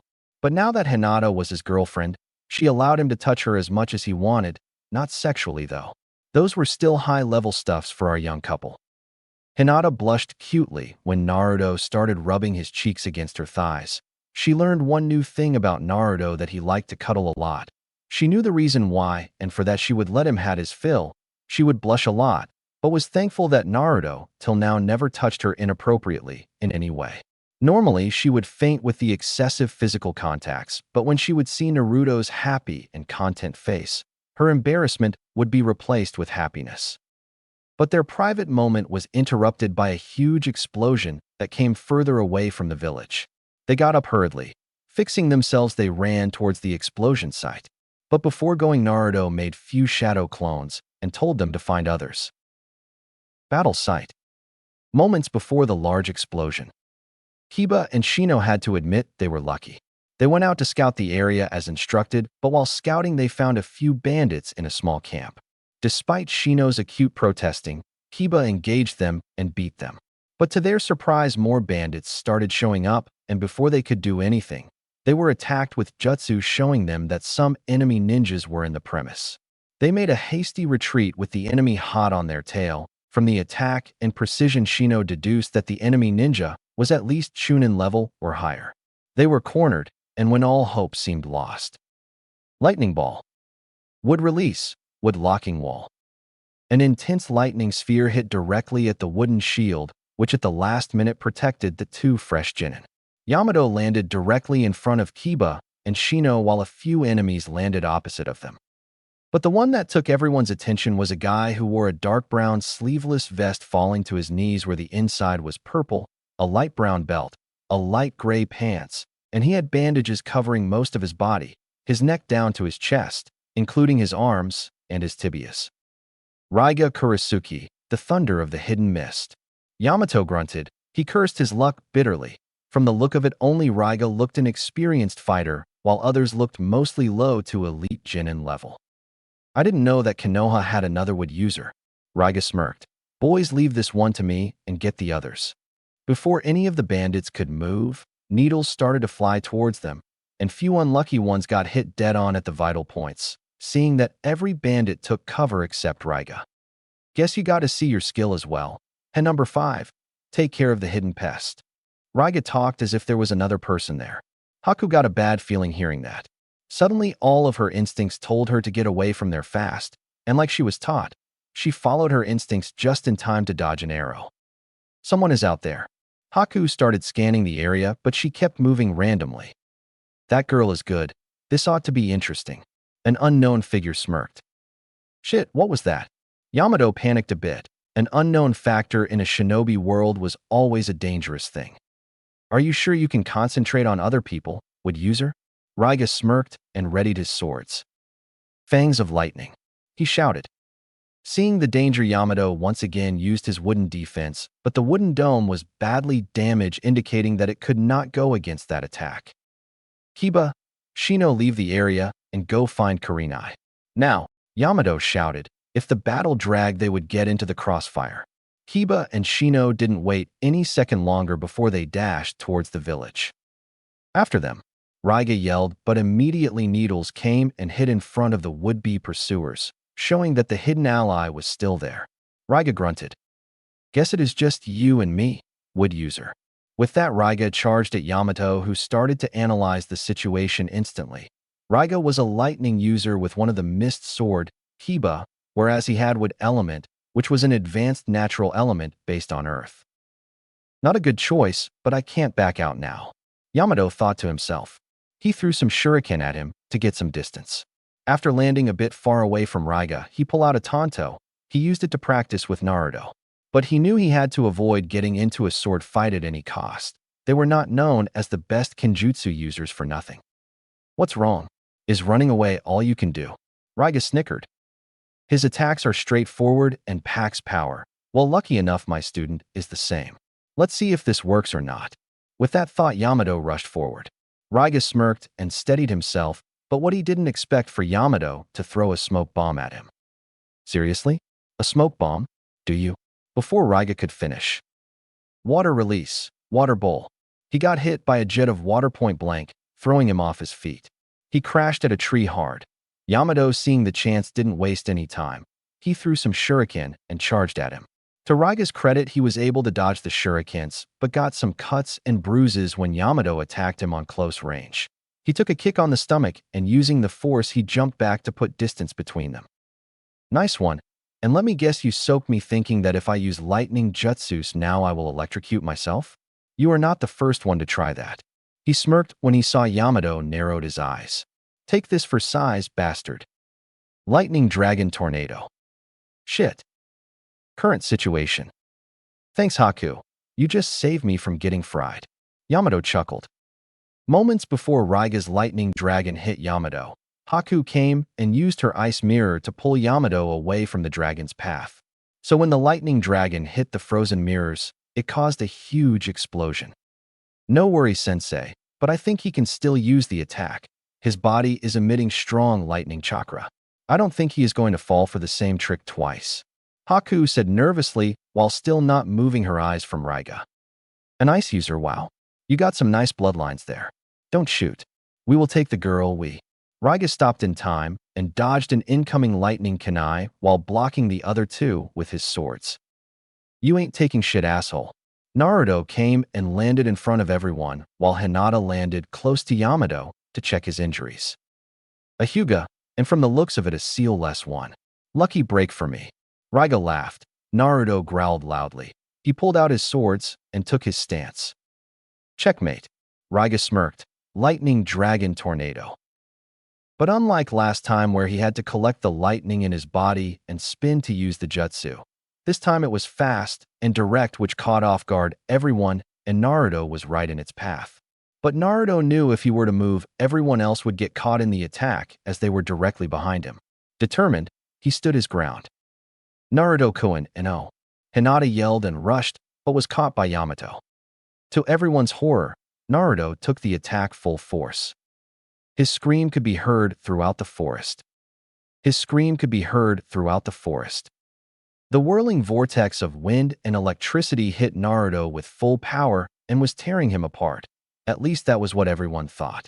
Most of the metals in Naruto's body, including his blade, were crumbled to dust, but Naruto still stood his ground. Seeing that, Raiga's smirk turned to frown. That brat should have been turned to ashes by now. Naruto opened his eyes to show that they were pure blue now. No pupil, nothing. Nothing, just pure raging deep blue. Even with all the pressure from the attack, he held out his hands towards Raiga and the bandits. The vortex dragon that was attacking suddenly acted weirdly, as if it was being absorbed.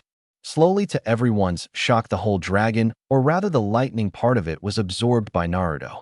With a semi-conscious state, he shouted, Maelstrom release, Hydra's rampage. A halo of bright energy started spreading around Naruto's hands while bright light started covering his hand from wrist up.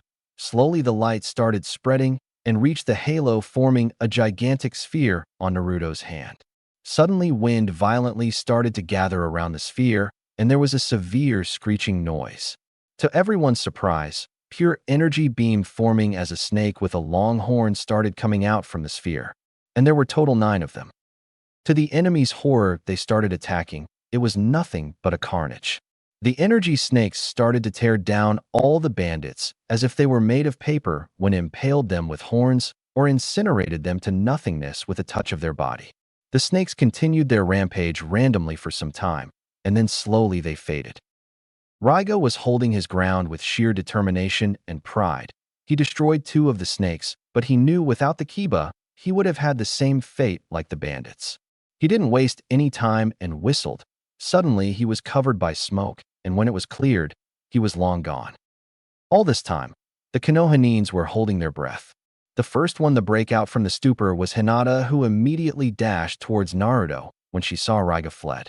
She didn't dare to look back at the battle site, fearing to see the aftermath of her boyfriend's attack. Yamato came right after her and checked Naruto's vital. He is okay for now, but we have to move him fast. Yamato reassured Hinata, who was sobbing lightly. The coast seems clear, sensei. Let's hurry up before they come back with reinforcements. Haku hurried Yamato, who nodded, and picked up Naruto and headed back to the village. Few hours later. Back at the village. So how is he? Yamato asked. There was a slight desperation in his tone.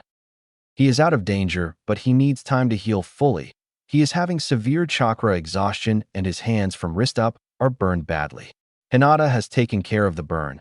Her herbal cream has sped up the process of the healing. She is taking rest with him now. What the hell happened? It felt like there was a storm going on in your direction.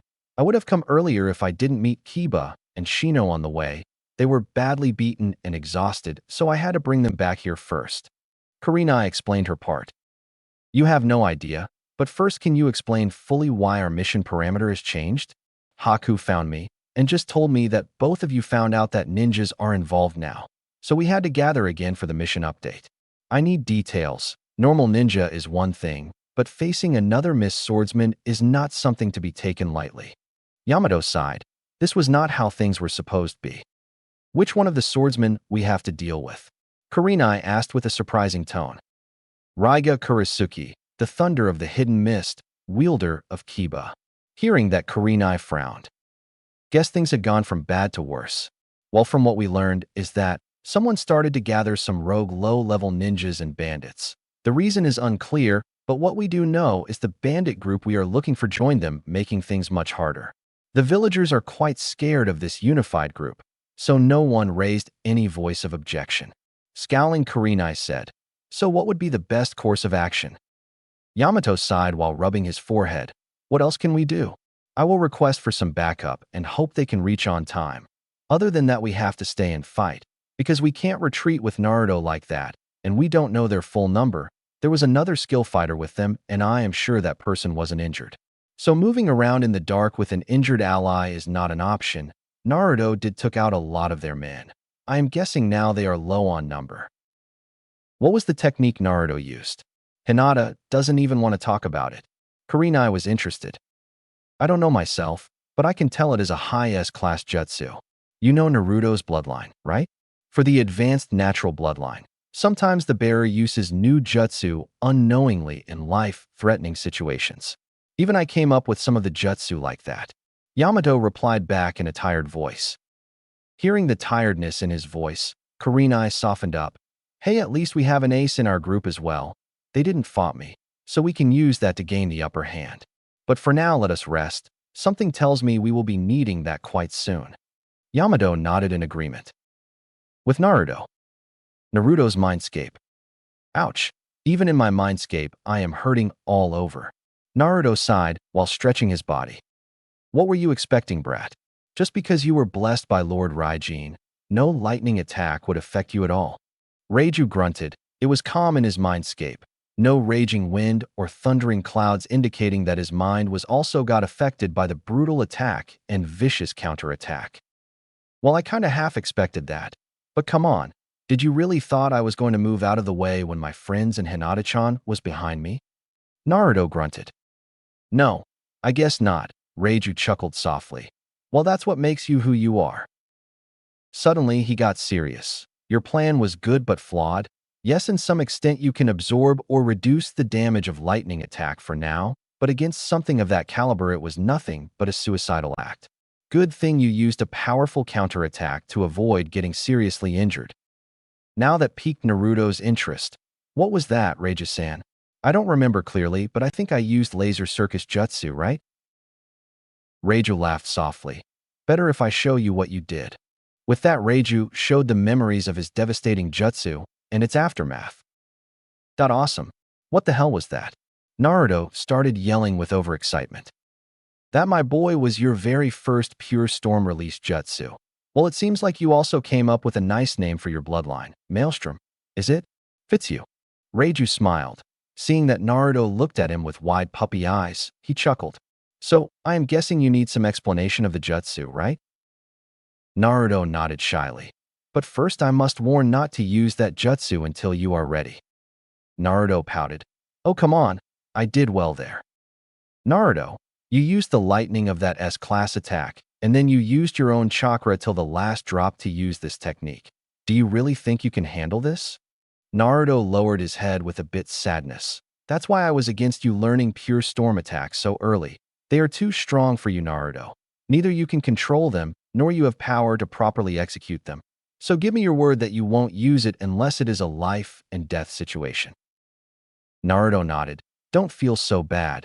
Give it some time, and then you will be able to use jutsu like those properly. Now as for how it works, let's just say it is a huge upgraded version of Laser Circus.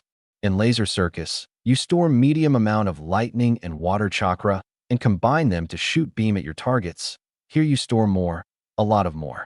And when an appropriate amount of them is stored in your hand, you move to wind element, which started gathering around you. More specifically around the stored area, and then you can use your jutsu.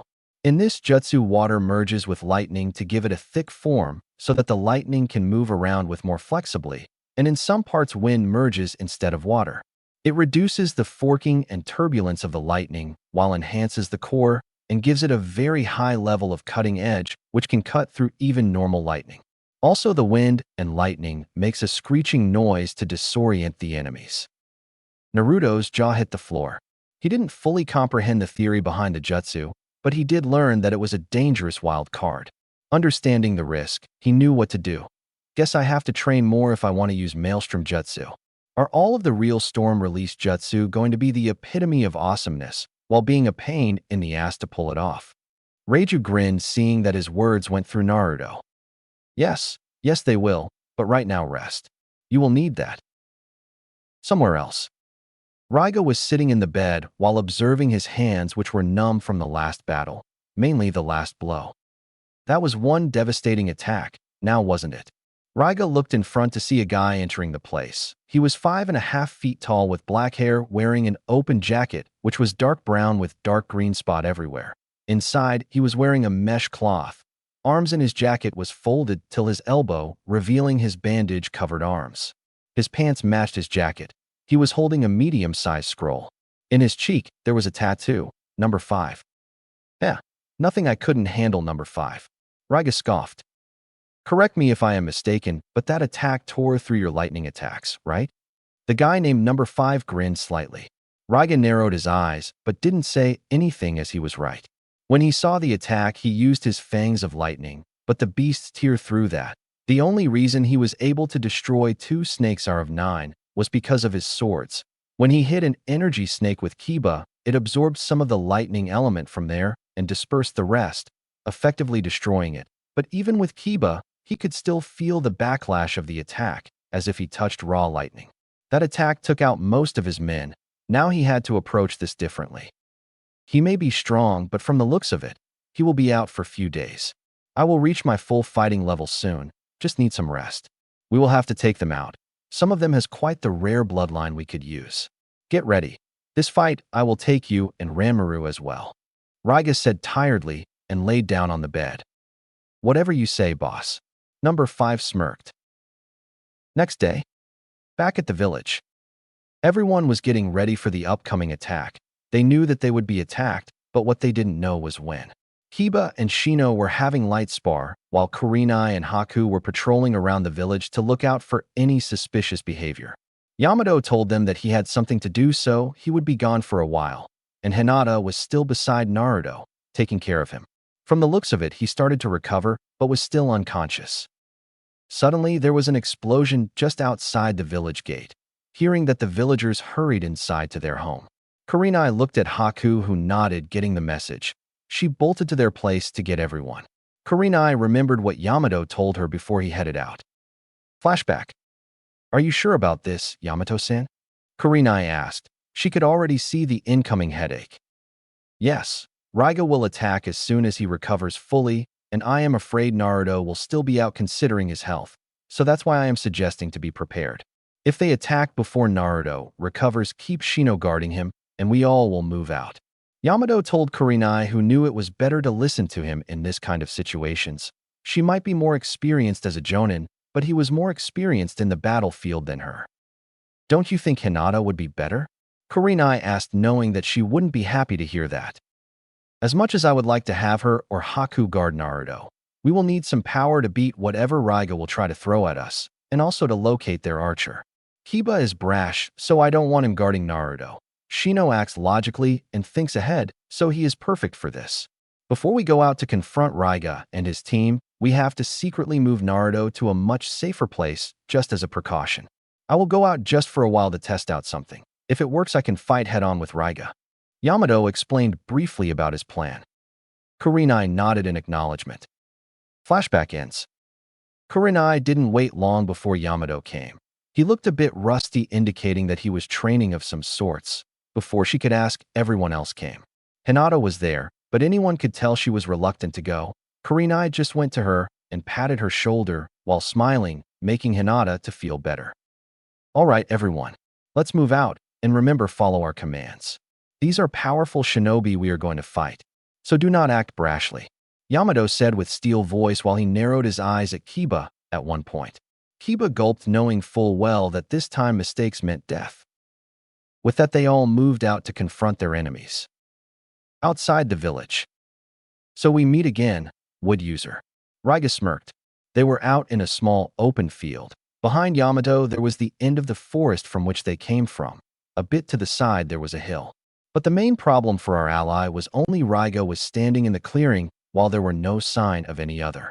Yamato was glad that he told Hinata and Kurenai to position themselves at the edge of the forest so that they were not visible and yet not far away from them in case if they needed backup. Kiba and Haku were a bit behind Yamato and were waiting for their order. Raiga and Yamato were having a stare down, waiting to see who would initiate first. Suddenly, Raiga pointed his swords upwards. Bingo! Yamato smirked. Wood style, wood clone jutsu. Two wooden clones came and stood beside Yamato, who threw them some objects while he shouted at the duo behind him. Get back and have a lookout for the other one. With that, he took out his own sword, but it was slightly different. Take this. Fangs of lightning. The twin lightning strike rushed toward their target, but before they could hit, one of the wood clone came in front of it and held out the object. To everyone's surprise, it withstood full damage, albeit looking a bit damaged. What just happened? Raiga was confused, but he didn't have time to ponder over it, as Yamato charged at him grinning. His little project worked. He used wood clone as a medium to absorb the lightning and passed it down to the ground, effectively nullifying the attack, and the clones were holding two metal rods to attract the lightning itself. The clones would take damage depending on the attack, but he upgraded his clone jutsu. Now his wood clones could replenish themselves by taking minerals from the ground if the damage was not too extensive. So it was the best option to go around Raiga's most of the lightning attacks. He also upgraded his sword. He put a bit of enhanced wood parts in the handle and one side of his sword so that it could withstand Raiga's own. Swords clashed with each other. Raiga was the better swordsman among them, and both knew that, but Yamato's goal was to deceive Raiga. While he was showing that he was getting aggressive, all he was doing was trying to nerve Raiga into using more of his lightning attacks. Got you. Lightning ball, Raiga shouted, but before his attack could hit Yamato, he substituted himself with his wooden clone, who once again took the attack, nullifying it. But he saw a small red flash before substituting, which he disregarded. Before Raiga could destroy the clone, Yamato smirked. Would release, smothering binding technique. Thick wooden branch started encircling around Raiga, and then suddenly started to bind him. While restricting him, the branch thickened more, making him completely immobilized. Checkmate, Raiga. Yamato smirked, but it vanished when he saw Raiga chuckling. He snapped from his thought by Hinata's yelling, "Yamato-sensei, look out." Yamato didn't know what was going to happen, but he jumped back and shouted, "Would release, would locking wall." Before the wall could even form properly, it was hit by a vortex dragon which crushed it and headed towards him, but one of his wood clones jumped in front of him to take the damage for him. But that caused a great explosion to occur. The clone gave enough time for Yamato to back off, but the force of the explosion was strong enough to make Yamato flew towards Kiba and Haku. Haku caught Yamato in the midair but cried out when an arrow grazed her shoulder, cutting it deeply. She looked around to see Kiba got hit by arrows as well, one in the leg and one he was able to dodge in time, but it still cut his arm badly. Few more arrows started to fly towards them, but they were stopped by shuriken, courtesy of Kurenai. Kurenai landed on the clearing and shouted, "Demonic illusion, haunted mirror." Suddenly, the area seemed to distort a bit, and to everyone's surprise, Raiga was standing where Yamato's substituted wood clone was, and the same wood clone was now restricted by wooden branch. Everyone suddenly snapped their head to a screaming voice. A bit further, a young boy clutched his head and fell down. He had chin-length purple hair which parted in the middle. He also had light red-colored eyes. He wore a light purple shirt with black stripes on each side, a sash around his waist, a pair of dark-colored pants and sandals. "Ranmaru," Raiga shouted, and jumped to see if the kid was okay. "I am okay, Raiga-san. That woman was able to reverse my jinjutsu. It took a lot out of me." With that, the boy called Ranmaru lost consciousness. "What happened?" Yamato grumbled out. "Jinjutsu, one so strong that even Byakugan couldn't catch it on time." Kurenai explained, which caused Yamato to raise an eyebrow and made a face of "explain please." "This is only a hypothesis, but I think that boy there started to use an area-based jinjutsu sometime between the fight. It was showing all of us that there were no disturbance in the nature, so when Raiga started to gather more than normal lightning to use his devastation attack, you couldn't react faster. And for the swap part, one think he used another jinjutsu on you to catch you off guard. That kid is something else." Kurenai clarified. Yamato grunted and tried to get up. "So how did Hinata figure it out?" Yamato asked while he motioned something at Haku. "She was using her Byakugan from the start to have a lookout for the archer. So when Raiga was preparing his lethal attack, the environment started changing rapidly. I guess she sensed something was wrong when her vision showed that there was a huge difference in nature from our area to further ones as she was able to see further. Guess the kid's jinjutsu had a limited range. Right now Hinata went after the archer. She got his location. It would be better if you can send someone to back her up," Kurenai said while taking a fighting stance. "Haku," Yamato called her. "The arrow cut my shoulder badly. I was able to stop the bleeding, but I can't use my right arm properly now. Kiba-san here got hit on the leg and his arm. He also took some nasty hit from the blast. I could help Hinata a little bit, but Kiba can't fight." Haku summarized their situation. "Take Kiba out of here and come back to help me. Kurenai-san, you should go help Hinata," Yamato said while he took his sword. "Are you sure? You took quite a bit of hits." Kurenai was concerned. She wanted to help Hinata, true, but Yamato looked quite beaten up. "Yes, I am sure. I might take some nasty hits cause of the explosion, but Raiga is low on chakra. He might have been able to catch me off guard, but he did waste a lot of chakra," Yamato replied back in a assuring voice. Kurenai mouthed, "Thank you," then ran after her student. "Come, Raiga, let's finish this. This is dragging way too long for comfort." Wouldn't have said any better myself.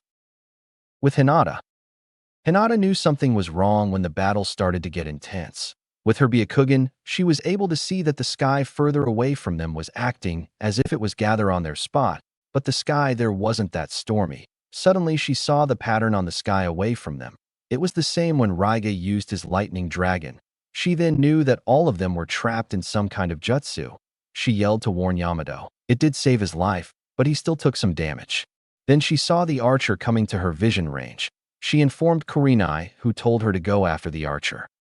She reached the top to see the guy with a weird-looking bow. At the middle section of the bow, there was 2 sticks pointing inwards which looked some kind of handle, and the string of it was made of chakra. Leave it to a Hyuga to spot the target. But all this actually worked in my favor. So shall we dance, little princess? Number 5 smirked. Back at the village. An explosion rocked the village. Just like Yamato predicted, a good number of bandits came to their place, but what they didn't know was that Naruto was moved to another place, and their previous one was rigged with explosives. So, when Shino saw the chance, he triggered the explosion, killing all the bandits. "What was that?" Naruto said while he steered up. "Naruto-san, it is good to see that you are okay." Shino greeted Naruto. "Where is everyone else?" Naruto said in a panicked voice. He jumped up, but was stopped by Shino. "They are out there fighting, but it will be unwise to join them in your condition." Shino stated, much to his own hesitation. Naruto wanted to shout him, but working with him before, he knew that he had to be calm with him rather than being edgy. "Look, Shino, you saw how strong the opponent was. You are fully capable, and I might be able to help even if it is a little bit. You and I both know that they will need all the extra hands that they can get," Naruto said with a rigid voice. Shino thought for a while. He knew Naruto was right. He sighed and just shook his head. "Your gears are there, Naruto-san. Let us make haste, but do not strain yourself." Shino gave in. Naruto smiled. With Hinata. Hinata was panting. She didn't expected this. The moment she came here, she charged towards her enemy, who called himself number 5. But to her surprise, the bow he was using suddenly snapped into two, and he took a hold of them by the sticks. It became a fully different weapon. A tonfa. And he was not a novice with that. So they engaged in a fierce close-range combat. Hinata was more flexible and accurate with her strikes, but her opponent had longer reach and packed power. Sometimes he would rotate the tonfa to increase the range or to change the direction of the attack. Hinata knew she couldn't fall back, because the moment she would fall back, he would switch back to his bow, and winning would be harder. "Hinata!" Kurenai yelled. Hearing that, Hinata released a breath of relief. "I think playtime is over. Time to do my real mission." With that, number 5 formed a ram seal and shouted. Katsu. The side of the hill that was facing the battlefield exploded. Everyone was horrified to see a huge landslide fell over all of them who were down on the ground. Even Kurenai, who was on her way there, fell down cause of the landslide. "Everyone." Hinata panicked. "Do you have time to look at other?" Number 5 taunted. Hinata moved just in time to dodge a lethal arrow. She cursed herself for the blunder. Now that he increased the distance, he was once again using his bow. "Why did you do that? Even your own comrades were down there." Hinata was angry, something she wasn't quite familiar with. "They were not my comrades. I needed something from them, more specifically from Raiga. Didn't have the chance before as the guy never let his guard down, but you guys just gave me the perfect opportunity." He grinned. "The mist sword." Hinata was surprised. "Yup, but I think an unmarked Byakugan will be profitable as well." Number 5 steadied his bow. Hinata shivered, but resolved herself quickly and took her stance. With Naruto. While moving to the battle site, they saw the lightning dragon all the way from there. Naruto increased his pace, ignoring Shino's protest. But when they heard series of explosion and felt the ground shaking, Naruto moved so fast that Shino fell behind. "Everyone, Hinata, please be all right." Back with Hinata. Hinata was battered and exhausted. She couldn't keep up with the guy. If she got closer, he would use his tonfa, which was lethal against her unarmed taijutsu. True Gentle Fist was strong, but her chakra-enhanced attacks were no match against his chakra-enhanced weapon attacks. He was dragging the battle to tire her down, and despite knowing that she was unable to do anything. Number 5 smirked and shot a fast arrow. Hinata dodged, but she was horrified when she saw him, saying, "Checkmate." The arrow exploded and everything went white, a flash arrow. Hinata, with her Byakugan activated, took the hit hard even though she dodged. She stressed her eyes to open, just in time to see. Naruto landed on the hill just in time to see. Hinata got hit by an arrow right in her heart. The force of the arrow was so strong that it threw Hinata back. She fell from the hill, but Shino arrived just in time to catch her. "Oops, was she your girlfriend?" Number 5 laughed, but stopped when he felt the murderous aura. It was pure, it was malicious, it was so strong that he started breathing hard. Red bubbles started to appear from Naruto's body, and slowly it started to make a form. His whiskers became more defined. His teeth grew. He opened his eyes, and it was crimson red with glowing white slit in the middle. Red lightning started to emit from his body as well. Slowly the chaotic chakra made a full form. Form of a fox with one tail, with red lighting flickering around the chakra cloak. Naruto looked at number 5, who found it was even difficult to stand. Naruto tilted his head and smirked viciously. "I want to see your insides." "I'll make." How it began. Anko was celebrating her promotion to Tokubetsu Jonin. It was her, Kurenai, and Yugao. They were having fun, although from time to time Anko could hear the whispers. She just disregarded them. After a while, few other Jonins started to come. Seeing Asuma, Kurenai went to talk for a while, and Yugao was having a conversation with Hate. Suddenly a guy came and sat beside her. He was of average height and build, and he had dark brown hair tied onto a ponytail. He had a scar that ran across the bridge of his nose, which Anko found a bit sexy. Congratulations on the promotion. The man said. Hmm? You are congratulating me? So you are not one of those guys that think me as a snake whore? Anko asked in a tipsy voice. The man just raised an eyebrow and chuckled a bit. What's so funny? Most of the people are thinking why someone like me promoted to Tokubetsu Jonin. I bet the third had to go through lots of hassle for me. Anko said with an edgy voice. Do you believe them? The man said with a soft smile. Excuse me. Anko was now giving full attention to the guy. Do you believe all the whispers?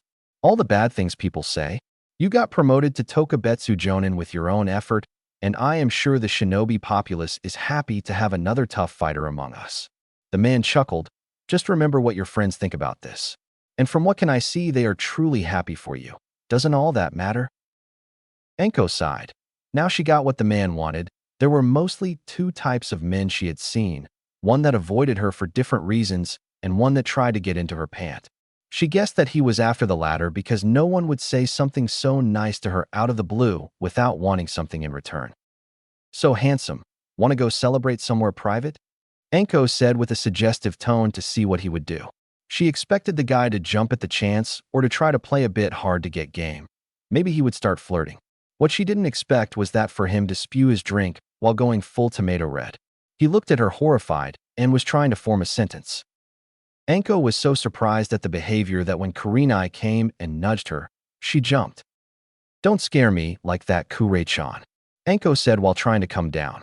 Hearing the commotion, Yugao came as well. What's wrong? You were talking to someone? She asked as she saw her talking with someone. Yeah, I was. She looked back to see that the guy was gone. He ran. She started chuckling. Slowly it turned to full-blown laughter. This will be interesting. Irika was running full force. He went to the bar to relax as he had a hard day. Catching Naruto was no easy task like everyone else thought it to be. The little devil knew how to avoid his pursuers. At first he viewed Naruto exactly like the villagers, but not so strongly. But slowly that kid started to take a soft spot on him. He learned that he was like him, lonely, thirsting for attention. Now Irika would willingly admit that he liked the blonde prankster. He decided that from then he would follow his own judgment instead of listening to others. So when he came to the pub and saw some girls celebrating for something about promotion, he asked around. He didn't get any good response, so he chose to judge her by himself. At first he understood her pain. She was similar like Naruto. So he responded to her with kindness, but her last statement caught him completely off guard. She was sexy and hot. He would admit that, but one thing he knew from his shinobi career that the sexier the kunoichi was, the more dangerous she would be. So he did the most logical thing when he saw her distracted. He bolted. But for some reason, he couldn't shake of the chill that went down his spine. The 9 Biju were created from the dreadful Jubi. Even though at first their hearts were in the right place, their chakra was not. And to balance that out from the nature 12 creatures, known as zodiac beasts, were born. Reiju found it was unfair how the Bijus fell victim to the darkness of the mankind, while the zodiac beasts received the kindness from the humans. After all this year, most of the Bijus' hearts became as tainted as their chakra. Now Reiju was facing Kurama, one of the strongest of them, who was laughing, not menacingly, but more like he just figured out a joke. I know what you did, Reiju. You created another mindscape over mine to act as a barrier to make sure the brat doesn't come here. Maybe you were afraid that he might be tainted or his blessed power might merge with mine. But look, even with all these precautions, he drew out my chakra, and so much of it, but the best part is he did it all by himself. Kurama said when his laughter slowed down. He looked at Reiju and smirked. No matter what you will do, Reiju, nothing will work. I saw the darkness in mankind. Just because one person is good and pure doesn't mean he won't be tainted. It is the other way around. Take it like this. The better a person is in heart and in soul, the higher he flies, but when his wings snaps, and trust me, they always do, they fall to the ground hardest. And after tasting despair and pain, they are the ones that get twisted beyond saving. Kurama chuckled when he saw Reiju flinched for a second. This kid will also fall. Maybe not today or tomorrow, but someday his wings will broke as well. But I have to admit, I am surprised to see him combining my chakra with his own blessed power. Reiju looked down for a moment as if he was in deep thought. Then suddenly he started chuckling softly. You may be right in some cases, Kurama, but I think you are wrong about Naruto. His wings are strong enough not only to carry himself, but also his loved ones, and in return his loved ones will make sure to protect his wings. Yes, in this world anything can happen, but for once I will bet on a human. He is different. You and I both know it. Like you said, there is darkness in everyone, but I know he will overcome his own. Reiju met Kurama's grin with his own. Then let us see how it all plays out. Kurama just shook his head. With Naruto. When Naruto heard the series of explosions and trembling of the ground that came after that, he dashed. He panicked, but for some reason he could feel all of his friends. They were alive, but injured. Not critically, but Hinata was in a different place than others. His heart started to feel heavy. He ran as fast as legs could. Hinata, be safe, be safe. That was all he thought. When he was able to pinpoint her location, he landed there only to see her get shot to the heart by an arrow. She fell down the cliff, but Shino caught her before she hit the ground. He saw from all the way up there that blood started coming out from her mouth. Rage. Pure rage. That's all he was feeling. He looked at the guy that had the galls to hurt his Hinata. He wanted to crush his bone one by one. Leisurely, so he could hear the sound of his bone breaking. He wanted to tear the guy limb by limb. Slowly, so he could hear him scream. He wanted to cut him open to pull out his organs painfully. While he was still alive and conscious, he would scream at him, would beg to kill him. But he wouldn't let him die, not so quickly. All these thoughts ignited a new power inside of him. He felt it, and without a second thought he embraced it. But it was not enough. He started to push pure raw lightning chakra while getting covered by that wicked one.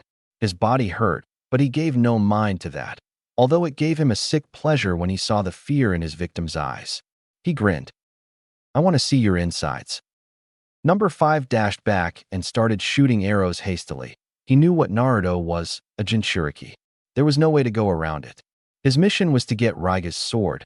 All till now looked like it was going well until he pissed of a Jinchuriki. He would have to get the sword later. Now his main objective was to get the hell out of there alive, at any cost, if he can. When he saw his arrows couldn't penetrate his chakra cloak, he threw flash arrows and waited for them to go off. The moment it did, he ran the other side of where Naruto was.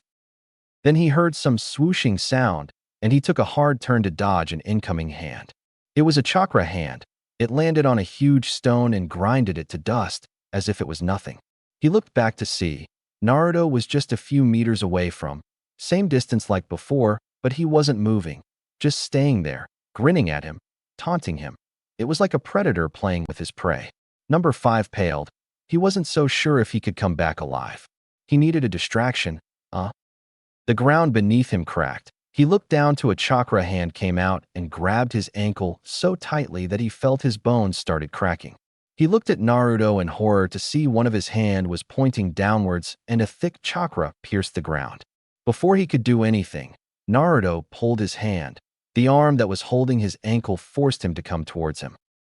Number 5 was trying to find a way, any way to get out of this alive, but he knew that he couldn't. He felt the arm holding his ankle tighten the grip, breaking the bones there. And some chakra was also being injected inside him. Not the malice chakra, the lightning one which was making his body go numb. It was even hard to mold his chakra now.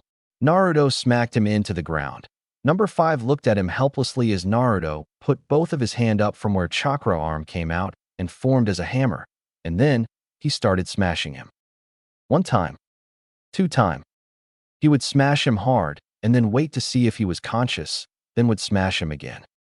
He didn't know how long the hellish beating continued, but it stopped after a while, which felt like eternity to him. Naruto looked at him with calculated eyes. Yes, he broke his bones. All of them maybe, just like he wanted to. Now to tear him from limb to limb, one at a time. Naruto-kun. The sweet voice that he fought for called out to him. He looked back to see Hinata was there standing, looking at him with worried eyes. Yamato was coming towards her shouting and telling her to get back. He snarled at him, and in an instant he was right in front of Hinata. Hinata was surprised at his sudden outburst of speed, but she smiled at him afterwards, seeing Naruto grumbling. She made slow shushing sound and opened her jacket. Although it was really embarrassing for her, but the situation was dire. She pointed at her heart. See Naruto-kun, I was not injured. You saved me. She held out the Uzumaki locket, which was a bit dented. She was hit by the arrow right in the heart area, but the arrow was blunt. It was meant for her to get knocked out without injuring her, although it would have done some extensive damage, but luck was on her side as it hit the necklace, which took most of the damage. Surprisingly, it got dented a bit only, but the force still pushed her back, and she received some damage from that. Hinata's face lit up like Christmas light when Naruto started sniffing her left breast. She held out her hand to touch Naruto, but Naruto moved his head back wearily and looked at her cautiously. Seeing that, Hinata shook of her embarrassment and started humming a gentle tune, which seemed to calm him down a bit. She once again held out her hand, but this time he didn't back out. She was ready for the pain that would come when she would touch the chakra cloak, but to her surprise, the moment she was inches away from that, the chakra cloak vanished from there. It was still covering his arm and legs. Also, the chakra tail and ears were still visible, but on other areas of Naruto's body, the chakra cloak seemed to be dwindled, as if the chakra itself didn't want to hurt her. She took the chance and started scratching his darkened whiskers. He started purring, indicating that he liked that. It's okay, Naruto-kun. I am here. You beat up all the bad guys. Rest now, she said gently and slowly, trying to reassure him that it was over. Hinata sat down and slowly pulled Naruto's head onto her lap. With one hand, she was scratching his whiskers, and with another, she was rubbing his head while humming the tune. Slowly, the cloak vanished, leaving a normal but battered Naruto in Hinata's lap. She smiled and gently kissed him on the cheek. Naruto purred a bit and rubbed his head against her thighs, making her blush fiercely. With Yamato. When the explosion occurred, Yamato quickly created his wood-locking wall with all his remaining chakra, not to increase the size of the wall, but to harden it. Good thing that no one else was there for him to cover. After the landslide passed, he came out exhausted to see Kurenai was nursing Haku, who seemed to be in a catching duty on this mission. Minutes later, they felt that, the dreadful Kyuubi's aura. They saw Shino was holding Hinata, who was coughing cause of the hit she received. Yamato immediately got the idea of what occurred, but before he could even say anything, Hinata shook Shino off and ran towards the chakra. Yamato told Kurenai to stay there, and to keep an eye on the genin and Raiga, whose whereabouts was still unknown. Because of all the fights, he was not as fast as his normal self. So when he reached, he saw Hinata was calling out to Naruto, and he was in chakra cloak mode. Way too much. Kyuubi's chakra slipped out of the seal. He shouted at Hinata to get back, but that seemed to rile up Naruto, who, in an instant, was beside Hinata. He stopped dead on his track. One wrong move, and he might hurt Hinata. He started wrecking through his brain to come up with something. Anything to avoid the tragedy that he was sure to come. Wasn't he supposed to protect him from this? Wasn't that one of the reasons he started looking after this boy? All of his thoughts prevented him to see what Hinata was doing until he heard her humming. After what transpired from there was engraved in his memory, and he knew he would forever remember this. Hinata calmed down a pissed-off powered-up Jinchuriki with just a tune and some simple touches. No fucking with jutsus or Sharingan, nothing. The tension was too much. He fell on his butt and started laughing. With Raiga. The landslide was coming towards them. He could have dodged it, but Ranmaru was there. He had to protect him. He used his second lightning dragon tornado on the landslide to make a way for him to go to Ranmaru. When he reached him, it was too late. The landslide was already upon them. So he charged as much lightning as he could and used his favorite jutsu, Fangs of Lightning, and hold it for as long as he could. When it was over, he looked back to see if Ranmaru was all right or not, and to his relief he was. But sadly, he took too much damage from the rubbles, and his chakra was almost zero. He knew he wouldn't live for long. Ranmaru woke up to see Raiga all battered up, and he couldn't feel his chakra. He moved in to re-energize him with his own chakra. Don't, Ranmaru. You don't have enough chakra, and even you give me all, this injuries will kill me anyway. Hearing Ranmaru's cries, he softened up. Live on Ranmaru. Go with the Konoha shinobi. They will take care of you. But before that, could you come here? I want one last favor from you. Ranmaru moved to hear his foster father's last wish. Kurenai came to check if Raiga was alive or not. After Yamato left, she heard a loud, thundering noise coming from a bit far. She came to see Raiga was looking at Ranmaru softly and shushing the kid who was crying. It broke her heart, even though they were her enemies. From taking on look at Raiga, she could see his time was up. Seeing Kurenai, Raiga looked at her pleadingly. I know I am not in any position to ask for any favor, but tell the wood user that I respected him as an excellent shinobi. And if he felt anything similar to me at all, please ask him to look after Ranmaru. Take Ranmaru to him, and he will tell the rest. With the last part, he closed his eyes. Ranmaru started crying harder. Kurenai led him. The child needed to release his pain. She waited until Ranmaru fell asleep crying.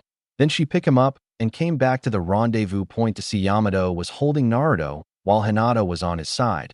She released a breath of relief. Let's go back. Back at the village. After one day, Yamato was staring at Ranmaru, who was fidgeting and for some reason was close to Naruto, who had no idea what was happening. I respected Raiga. I will admit that he was a great fighter, and if I can, I would like to honor his wish, but could you start from the beginning? Yamato said softly, so he didn't scare the kid. In response, the kid just looked at Naruto and said, Nisan, could you hold out your hand?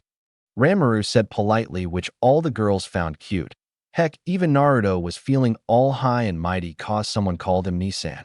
He did, and Ranmaru took the kiba, swords from his bag, and before anyone could do anything, he shoved the swords into Naruto's hand. Suddenly, lightning started coming out the swords and formed the shape of Raiga. Everyone's eyes almost popped out. Seeing that, Raiga chuckled a bit. Now this is a scene I think I will enjoy in my afterlife. But as much as I wished to talk and discuss, I wasn't able to put too much chakra. In short, I put my remaining chakra here to do one last thing. You boy, pointing at Naruto, what's your name? Naruto, Uzumaki. Naruto replied, but he was sweating a lot. This guy was a mist swordsman, meaning he knew how to kick his ass, and now his ghost came to haunt him. This is one of the tradition for those who wielded kiba. The owner can pass it down to the last person who impressed him in case he or she dies untimely. And to me, you did that. You are the first person who was able to withstand one of the kiba's strongest attacks. So I will pass kiba to you in return. All I ask is that give me your word that you will take care of Ranmaru. Treat him like your family. That is my only request, as one swordsman to other. Naruto nodded violently. I promise I will take care of him like my own brother, and I never back down on my promise. Seeing his determination in his eyes, Raiga chuckled. Looking at Ranmaru, his face saddened a bit. Find the life I couldn't give you, my son. With that, the lightning vanished, and Naruto shook for a second. He looked at his hand to see a bit blood came out, and it fell on kiba, which glowed when it got his blood, and absorbed it, after which it glowed for a second time and calmed down. Nobody knew what to say after the bizarre situation. It was a ghost, wasn't it? Naruto asked after that. His eyes rolled to the back of his head, and he was once again to his dreamland. Few hours later, Naruto woke up to see Hinata was beside him chatting with Haku, and Ranmaru was close to them while listening raptly. His groan told them about him being conscious again. Naruto-kun, you okay? Hinata asked while Haku giggled a bit. Don't worry, Hinata-chan. He is fine. He thought he was possessed by a ghost. Naruto narrowed his eyes, but didn't have a comeback for that. He looked at Ranmaru, who was looking as if he was out of place. Yo, little guy, how are you feeling? He lost his father figure, and now he is on to his way to a new village which he has no idea about. But I think he is fine. Haku playfully answered for Ranmaru, who blushed, and Naruto looked pissed. Alright guys, break it up. Yamato came into the room. Ranmaru here helped us to finish our original mission. He gave me the whereabouts of the place where bandits kept their lootings, and luckily, we found our requested item. Kurenai and the rest also entered the room. It is broken, so we can take a peek at it, right? Kiba asked curiously. Well, it was damaged and I happened to see what was inside accidentally, but here you go. All the young ones came and took a look inside the box, which was put into a table by Yamato. There was a picture and a worn-out wristband made of marbles. What the heck, this is it? Why did the old guy tell this was a treasure? Damn, we almost died for these junks. Kiba got pissed and left. Almost everyone left feeling a bit disappointed except Naruto, who was looking at the picture intently. The picture was of a guy who looked younger version of Karasher, who was laughing while hugging a woman tightly, and the said woman was kissing his cheek. For some reason, he felt something as if the picture was giving him a déjà vu. He had no idea which part, but it scared him. He went back to his friends and tried to forget about it. Alright guys, we will be going back to the village after we have a decent meal and rest, so pack up your gears. Kurenai ordered out. Hokage's office. There were no problems in their way back. Naruto carried Ranmaru and they reached their home a bit faster than their expected time. Now they are in front of Hokage, who was rubbing his head. Kurenai, Yamato, Naruto, and Ranmaru stay, others can leave. Hearing that the rest of the Genins left hesitatingly. Yamato, I don't know, should I keep sending you and Naruto to see rank missions to bring more beneficial factors to the village, or should stop you from doing any, in order to save the ones you are supposed to back up? Yamato and Naruto blushed a bit hearing that. So, let me get the facts straight. You faced another missed swordsman who died being betrayed by his fellow comrade, who was pulverized by a QB-empowered Naruto, and who it seemed was stopped by Hinata singing lullaby to him. Oh yes, let's not forget Raiga, who was on the verge of dying, used the honor code of Shinobi to make sure you take care of Ranmaru, and at the end, he gave Naruto the ownership of Kiba, one of the legendary missed swords which now cannot be accessed by any other person. Sandaime looked at the Jonin to confirm all of those. Hokage-sama, why not let Ranmaru join our team? I mean, we already have 2 members, and with him we will have 3, a proper functioning team. What do you say? Naruto asked with a hopeful voice. Naruto-kun, it is not that easy.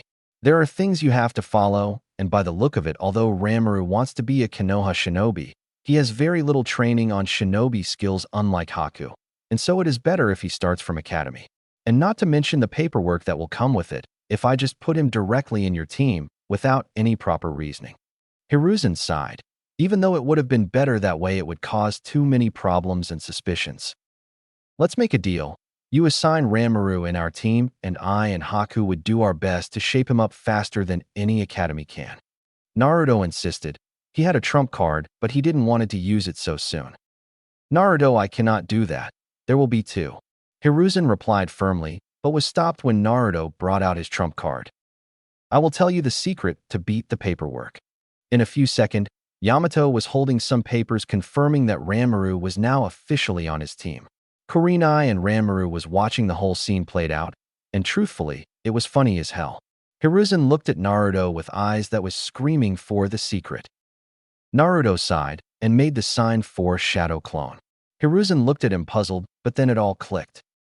The god of shinobi, feared by the evil, respected by his enemies, sensei of the legendary Sanins, started banging his head on his table while weeping. Why? Everyone's sweat dropped except for Naruto, who was grinning madly. Sometime later, Karasher was leaving. He got his treasure back. Now it was time for him to hit the road again. But he stopped when he saw the blonde kid ahead of him. I thought you were going to celebrate with your friends about the tough mission. Sorry about that, kid. I didn't know. He was stopped when Naruto softly asked, who was she? The woman on the picture. Karashi's face saddened, but he replied, my late fiancé. Why? What happened? Naruto asked again. Karashi's face hardened. Why do you want to know, brat? Naruto looked at him sadly. In the picture, your eyes are full of life and hope. They were reflecting all of yourself, and now here you are wearing a mask. When I saw the picture, I knew there was something similar, but at first I didn't know what. It is your smile. They are same like mine. You smile now like how I used to. Before I found out about Hinata-chan and Irika-sensei. Long story, brat. Let's take a seat first. They moved at one side of the road and sat on a bench. Now where do I begin, huh? Let's start from the beginning. I was an orphan in Takigakure, a small shinobi village. As an orphan, I didn't receive much attention, so I wanted to be the best to prove that I can be someone other than a nobody. I worked hard till I dropped, and it all started paying off. My first friend who became my fiancée. She was also an orphan who supported me all the way. I became a respected jonin and a well-known figure throughout the shinobi side, as well as the civilian side. Karasher paused as he looked to the sky sadly. But one day, we were attacked by some strong enemies. They were after someone in our village. I had a bad feeling about that attack. I wanted to stay in the village to protect my fiancée as she was pregnant, but she reassured me everything was going to be fine. So I left to confront the enemy with some other strong shinobis as well as with our Kage. It was a bloodbath. There were 2 of them, but they were strong. At the end we won. One of them died, other retreated. We lost some good man, and I lost my arm in order to protect the Kage. But when I came back, Karashir paused again. He closed his eyes, but Naruto could see the tears leaking. Everything was gone. My fiancé was killed along with some other people by one of the enemy's technique. I didn't know the detail of the technique, but didn't care. Everyone said it was going to be okay. They even nominated me to take a seat in the council. One of the things I dreamed of, but it didn't matter. The person I wanted in my life more than my dream was gone. What's the point? All the acknowledgments, honor, and medals wouldn't bring back my true treasure. She was gone, and so was my soul and my will. After that I left the village. I just wander around. All that left of her is the memories and a few stuffs like this. With that he took out the picture and the wristband and looked at those yearningly. Well, that is my life story, kid. In this world, you don't know when you are going to die, or worse, when your precious one will. So make sure to find and hold on to your real treasure. With that he stood up and started heading towards the village gate, without even looking back. Why don't you blame anyone, the villagers or those guys? Naruto yelled at the retreating back. I am not a coward, kid. The only thing I blamed, and still blame, is my hesitation for not following my intuition, my weakness for not being strong enough, and my blindness for not seeing my actual dream, a life with her. Karashir gave Naruto a smile, a true sad smile, one that portrayed all of his feelings then. Naruto waited till Karashi's figure vanished. With Hinata and the rest of the members that did the C-rank mission had a small celebration for surviving the mission, which turned into an A rank. Naruto left saying that he needed to do something. After an hour or two, they were done and Hinata was returning home when she saw her boyfriend on a tree a bit far away from her compound. Naruto-kun. Hinata called him out, but stopped when she saw his pained look. Before she could ask, he jumped and landed behind Hinata. He wrapped his arm around her waist while burying his nose into her neck. Hinata would have turned crimson if she didn't feel him shaking slightly. She knew even if she would ask what happened, Naruto wouldn't tell her, not now. So she just stood there and was patting his hand. I am not like you, Karashijiji. I will be stronger, more than now. He whispered and buried his nose deeper. I will protect my true treasure. Omake. Falling for a teacher. So what's wrong, Anko? Lately you seem to be up to something. Kurenai asked in an accusing tone. Anko and Yugao were having a girls' night out. Well, I found this one interesting guy. Anko replied back absent-mindedly. What? Both Kurenai and Yugao shouted. You are falling for a man? Yugao asked. Anko. Hearing the seriousness in her voice, Anko looked at Kurenai. Is he a good person? Flashback. Anko was following Irika, who just caught the prankster. She was a specialist in T&I department. Getting information was a piece of cake for her. She found out the mysterious kind person just in one day. She saw how Irika was dealing with Naruto, the Jinchuriki.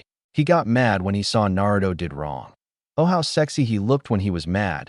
She got a bit turned on seeing his angry face. It didn't contain any malice or evil, just anger for the brat, for his well-being. After the Jinchuriki quieted down and mumbled an apology, he smiled warmly and took him to a ramen stand. Flashback ends.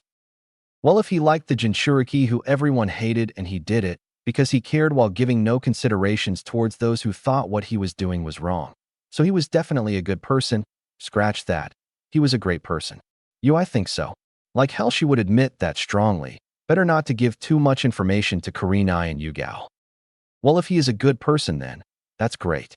Kurenai smiled warmly. Well, is he good looking? Yugao asked. Flashback. It was one of those days when Naruto pranked one of the Umbu hideouts. She would thank the kid later. He swapped the signboards of the bathhouses. Anko came there because Yugao dragged her. When she and few other female members entered the bathhouse, they saw the males, but her eyes were glued to scarred Chunin. He had a semi-build tanned body, but with his hair wet and down, he was looking like a rough warrior, and all the scars in his body was enhancing that look. She almost jumped him. But the screaming and shouting stopped her from getting any more good view, but she did stole a peek at his ass. Later she learned why he was there. One of the Umbu invited Irika because he looked after his kid. Flashback ends. Damn right he is good looking, one of the sexiest ass I have ever seen. But she just shrugged. Well, guess you should go for him. Kurenai asked. Anko just gaped at her when she heard that. What? I don't like him that much. I just found him interesting. She denied too quickly. Anko, when we asked was he a good person, you had this very soft and admiring look on your face, and when we asked about his looks, you were openly drooling. Yugao chuckled. Damn, Anko cursed her girlfriends for being so observant. So who is he? Kurenai asked. He is a teacher. Hiruzen was relaxing in his study room. Feeling the presence of the person he was waiting for, he called out, Enter. The door opened to reveal Yamato in his casual dress. Thank you for coming, Yamato. Yamato bowed. It was right after the small dinner party they had. When everyone left to their own house, Yamato had a different destination. While briefing earlier about the mission, Hiruzen gave small subtle signs about meeting later, and he knew why. Well, he couldn't blame the old man for this, but he sure was surprised when he figured that he would had to meet him in his home, which in some cases might be considered more private than the Hokage's office. I am pretty sure you know why I called you here late this night.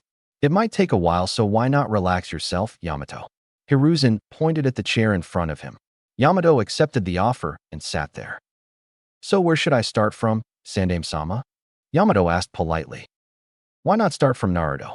I got worried when you said he pulled out a huge amount of Kyuubi's chakra. Just how much did he pull? Hiruzen asked. Chakra cloak. Hearing that, Hiruzen paled. I don't know how, but he shouldn't be able to pull that much chakra, and yet he did.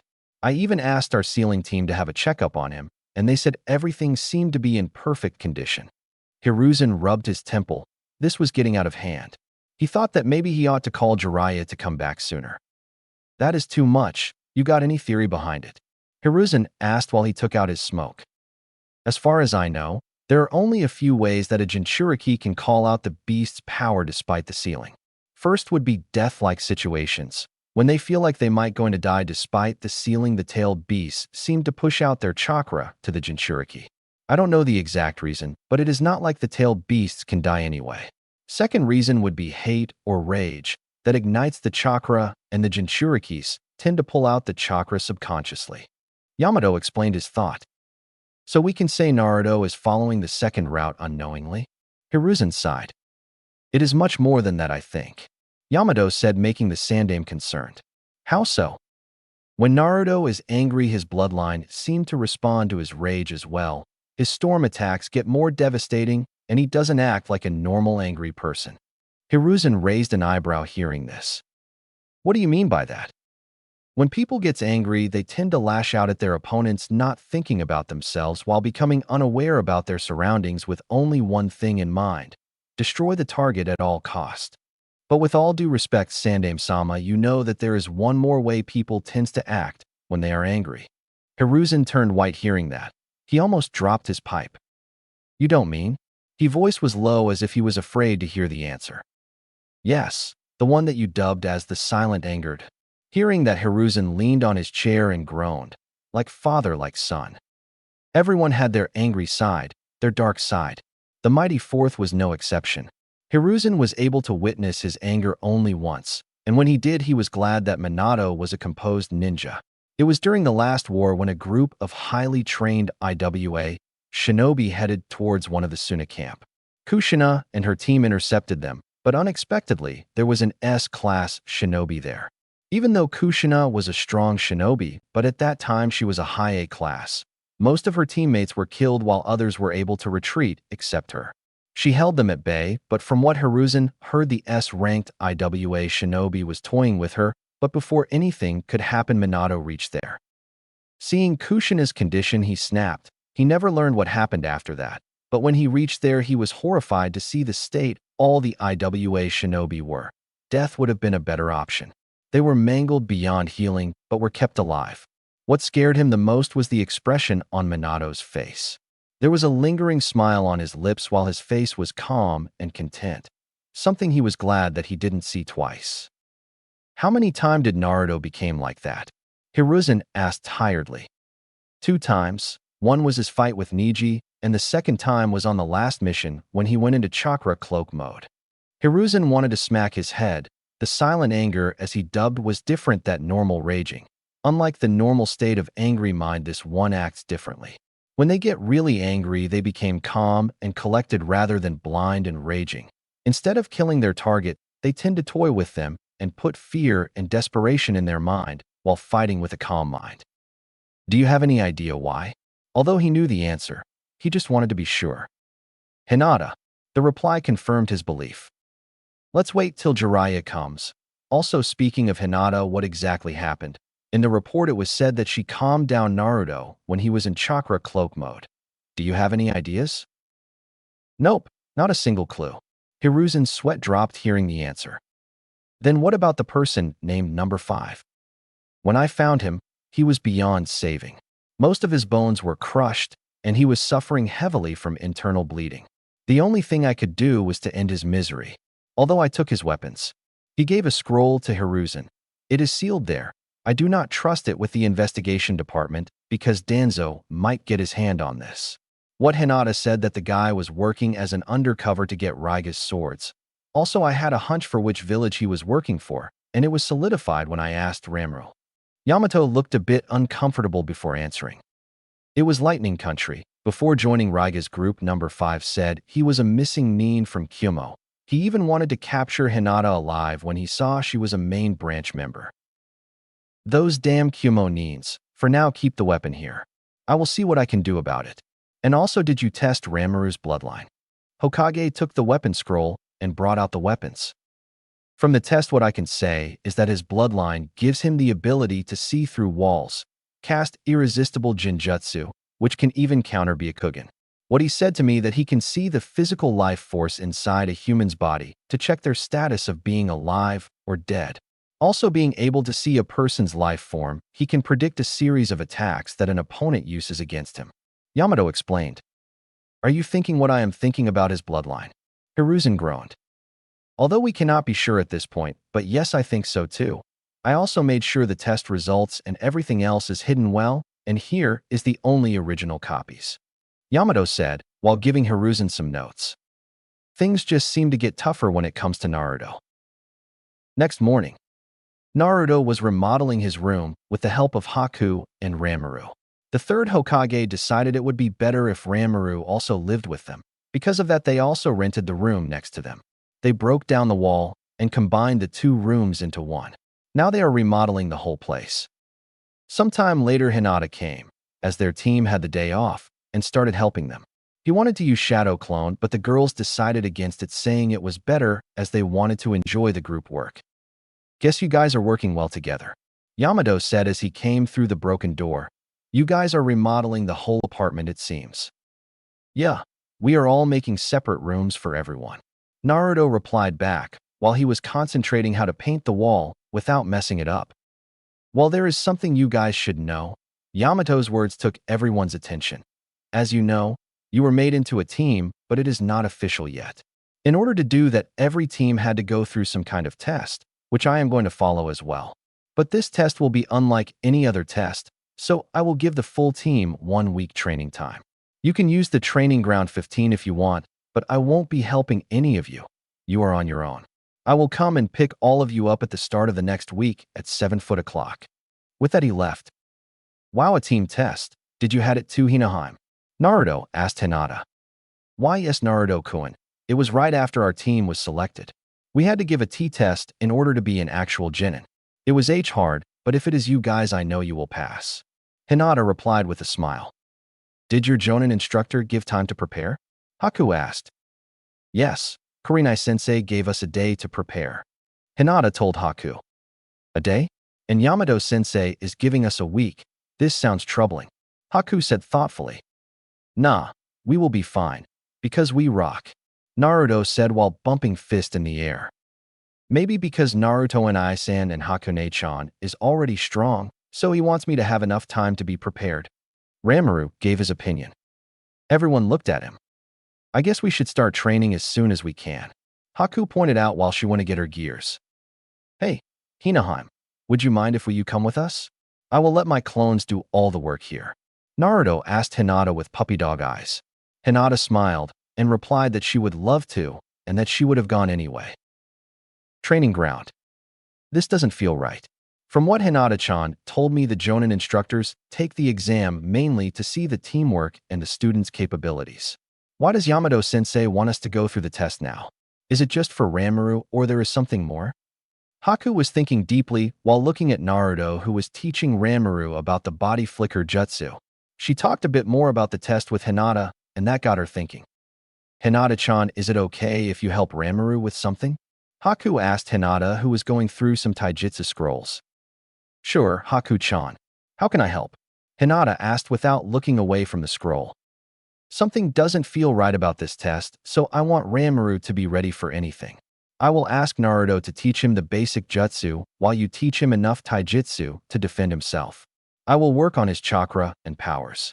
Haku explained her plan for the test. Only if you would spar with me sometimes like you do with Naruto. Hearing that, Haku raised her eyebrow, but Hinata just giggled softly. All right, I also wanted to go against your taijutsu. Haku grinned. Few days later. For few days they had been training Ranmaru to the fullest, but from time to time Naruto and Haku would spar with each other to sharpen their skills as well.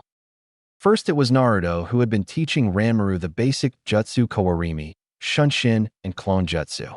He even took him to Iruka's place one day to give Ranmaru a better idea of the jutsu, but for some reason, he looked tired a bit. Iruka was pleased to have a student who for once was listening to him intently and was asking decent questions. It didn't take much long for Ranmaru to learn the 3 basic jutsu. Although they were easy, but the time he needed to master the jutsu was incredible. According to Iruka, he was complete opposite of Naruto. Ranmaru had less chakra, but more control and focus, much like a Hyuga. So for him, learning any jutsu that required small amount of chakra was easy for him. After learning those, Naruto wanted him to learn more jutsu, but Haku told him to keep on training him on that area, as he needed experience with the jutsu. After that, it was Haku's turn, who helped Ranmaru on the chakra control with the help of Hinata. Surprisingly, he managed to complete the tree climbing exercise in 2 days, but he was stuck with the water walking one. Haku also trained him with his abilities. She was not sure if it was bloodline or not, because even Hinata never heard of any kind of bloodline like that. His Jinjutsu was unique, but unfortunately not everyone was good with Jinjutsu, and the only person who could teach him was busy with her own team. Ranmaru's second ability was a bit like Sharingan, but instead of seeing the chakra to predict an opponent's attack, he saw life force. And also there was the fact that Ranmaru himself didn't know the full capabilities of his own powers. So after the chakra exercise, what Haku did was to make Ranmaru go through all the things that he learned from Raiga. Lastly, it was Hinata, but she didn't have too much time on her hand as she was busy with her own team and clan. Even though with all of these complications, she came and taught Ranmaru about taijutsu from time to time. But from what she saw was that Ranmaru was more like a strategist than frontliner. He was not good with taijutsu, heck, he was not good in physical prowess. Seeing that, Hinata just gave him some light exercise for him to perform regularly so that his body could be more durable, and taught him some basics of a simple taijutsu form, the crane style. They just had 2 more days left for their test. Haku went to have a spar match against Hinata, while Naruto and Ranmaru went to see Iruka, only to find the reason behind Iruka's tiredness. That was something Naruto and Ranmaru would never forget. After that, they went back to the training ground to have some simple spars. But Naruto had to admit, Ranmaru's Jinjutsu was one pain in the ass. He was glad that Ranmaru was on his team. Day of the test. Naruto, Haku, and Ranmaru landed on an unknown training ground led by Yamato, who came early at the morning to pick them up. But the whole way he didn't say anything. After reaching their destination, they met an Umbu in the clearing who was wearing a cloak to hide his mask and hair. Finally, Yamato broke the silence. Well, I know you are all nervous, but try to be at ease. Every team before forming had a test to prove if they are capable enough. Even though I know you all are more than capable, I still want all of you to go through this. The test is simple. I will give you an item, and this Umbu, who will go by Alpha, will try to track you down and retrieve it. Your job is to have the item in your position till sunset. You will have only 10 minutes head start. Any questions? What will happen if we lose? Haku asked. Then instead of forming as a real team, we will still be going as the backup team. By the way, you are allowed to go all out, but you cannot exit this training ground. No need to worry as this is one huge training ground, so don't panic and follow your intuitions. Good luck. With that, Yamato jumped back, indicating that the test is about to start. The mysterious Umbu threw a scroll at them. Naruto took the scroll and was carefully watching the Umbu. The atmosphere was tense, and it became more so when the Umbu raised his arm. Then he snapped his fingers. 5 minutes later, one of Naruto's clones was carrying Ranmaru on his back, as all of them were dashing to go deeper into the woods. Yamato-sensei is right. This is one huge training ground. Didn't thought there would be small forest here. Naruto asked while he was checking out the area. Everyone, stop, Haku said while she stopped running. What's wrong, Hakone? Ranmaru asked. Guys, I think the main objective is different than what Yamato-sensei told us. Haku told everyone. What do you mean by that? We got the scroll, and we don't have time until that Umbu catches us. Naruto argued. Exactly. Remember what Yamato-sensei told us. Follow our intuition. I think the main objective is not to protect the scroll, but what measures we take to protect it. Yamato-sensei said we can go full power, meaning that the Umbu who is following us is quite strong. So we have to decide what we should do. Haku explained. So you are telling us whether we stand and fight with all we got, or put every technique from our arsenal to avoid him at all cost. Naruto summarized Haku's explanation. But this is an Umbu we are talking about, and maybe an elite one. Ranmaru pointed out. Exactly. So that is why I am saying not to take half measures. Either we hide or we fight. So what do you guys think? Haku looked at her teammates. Naruto and Ranmaru looked at each other and then back at Haku. 10 minutes later. Alpha was tracking his targets. Their traces led him to a somewhat an open field in the forest. When he arrived in the field, he was immediately attacked by 3 Naruto. So they are going for a frontal attack. Alpha intercepted them with taijutsu. He ducked and rushed to headbutt one Naruto who received the full attack and went poof. The other 2 surrounded him, and one went for his chest, and the other went for his leg. Alpha jumped to dodge the lower attack, while he kicked the other Naruto on the head to counter his flying attack. But while he was on the air, he heard a slight screeching sound, and all his senses went on high alert. He swapped with the Naruto he kicked and saw him getting pierced by an lightning-charged kunai. He jumped to dodge another one, but when he landed, the last Naruto held his legs, and the third kunai came right at his face. He ducked with immense speed, but his cloak got torn apart by that, revealing his mask and hair. He took out his kunai and cut the last clone. Nice strategy, one must say. Charging with clones while you guys attack me from far. Alpha praised their effort. So I guess instead of running, all of you decided to face me head-on?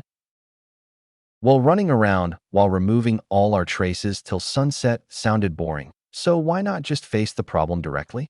Besides, even if we lose the test in the end, we will all be in the same team. Whether it is on an actual team or the backup team, doesn't matter to us. Naruto pointed out after coming out from the forest. Haku and Ranmaru came after him and stood beside him. Besides, it seems we took the right choice, Kakashi-sensei. There was no way we could have outsmarted you regarding on tracking. Haku grinned. Wait, how? Kakashi stumbled on his words. I wasn't traveling with Zabuza-sama, just for show, you know. While it was true I usually avoided direct fights, I was taught to look underneath the underneath. The fact that Yamato-sensei told us to go all out means me and Ranmaru can use our bloodlines, which we are supposed to hide. Only a handful of people knows about that. Haku explained. Wow, nicely done. Guess. Before Kakashi could finish. Also, the fact that no one else has gravity-defying silver hair also solidified my theory. Hearing that, Kakashi slumped his shoulders. The hair gave me away, didn't it? Kakashi asked in a dejected tone. All 3 nodded. Well, guess I won't need this mask anymore.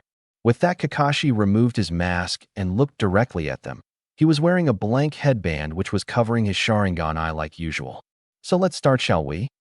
No sooner had he said, Naruto made 5 shadow clone, and all of them charged at him, and seeing that, Kakashi jumped back to get some distance. Yamato told him not to hold back, and knowing these kids, he knew Yamato was right. Kakashi knew who to target first. But when he looked at their team, he was surprised and pleased at the same time. Naruto was in front, who already had drawn Kiba, while Haku and Ranmaru kept their distance from Naruto. Ranmaru was weak, he knew it, but with Haku beside him, things got harder. Even though he knew in taijutsu he could easily overcome Haku, but wouldn't risk it as she was good with Senbons and ninjutsu. Also, he was not sure if he could pass Naruto without using his Sharingan. Guess I have to go serious as well. With that, Kakashi strengthened his stance. Kirigakure no Jutsu. Kakashi made his move. Slowly the area was filled with thick mist. He knew shaking off Haku would be hard, but one-on-one he would easily win. Even though he said he was going all out, he was still a Jonin, so he had to hold back a bit. With that in mind, he made one shadow clone who went to one side, but made some small noise on purpose. All the clones heard that and followed him. Seeing the chance, he shunshined close to where Haku and Ranmaru was and dashed towards Ranmaru. But when he was close, his eyes widened when he heard both Haku and Ranmaru grinned and shouted together, "Hayaton," showering snow. Kakashi took the hit full on. It was as if even his bones were shivering, but before he could take any measure, he felt two of the shadow clone coming at him. Seeing that one dived to get his leg, he jumped and saw the other clone jumped as well. But before Naruto could use that clone to jump higher and use his attack, Kakashi threw Shrunken to dispel it. Damn, Naruto cursed, seeing he missed a good chance to get a strong hit on Kakashi. Kakashi landed a bit far away from them. He could still feel his body shaking. Suddenly it hit him. He checked the surrounding to be sure. The mist was getting thicker, and one could feel the water in the air. He knew who and why increased the moist in the air, but before he could use anything to countermeasure it, he heard Naruto yelling, "Storm release! Laser circus!" Naruto didn't use full power on the attack, as it was meant to charge up the entire place to trap Kakashi, who felt the whole area getting electrified because of the heavy moisture.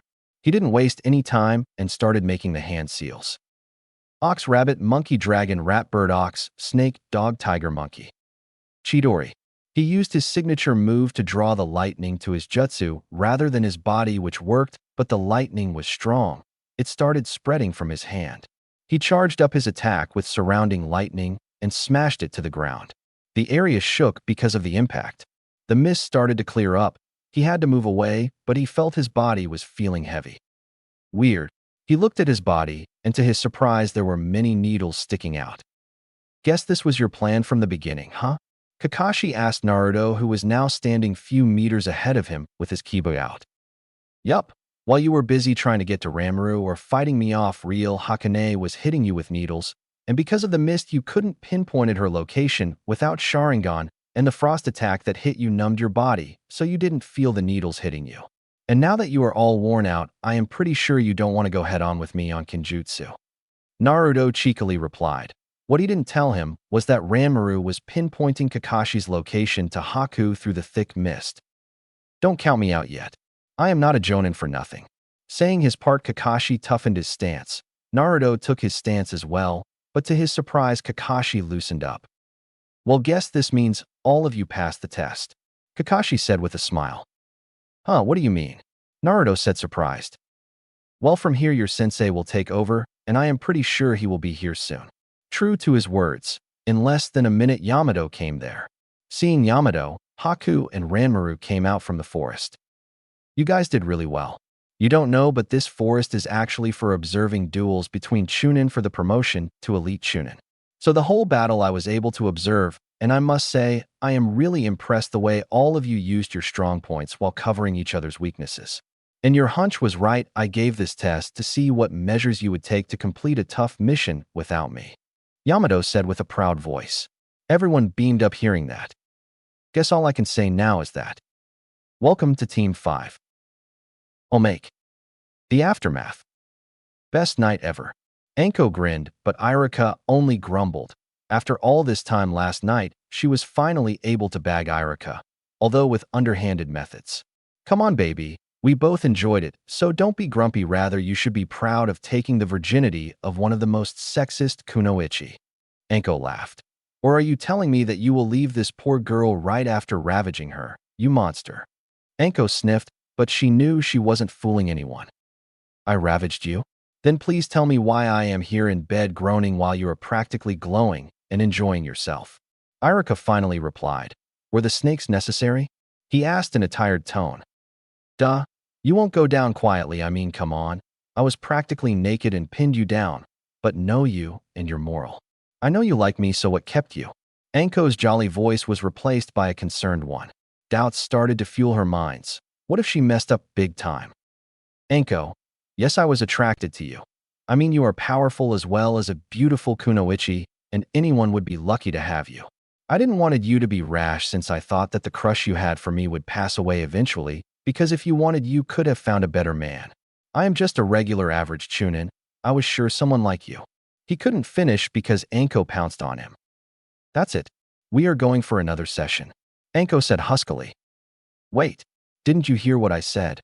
Irika flipped so Anko was under him, but before she could comment about their position, he jumped out of the bed, but wobbled when landed. Well, it was understandable when their first night was so long and rough.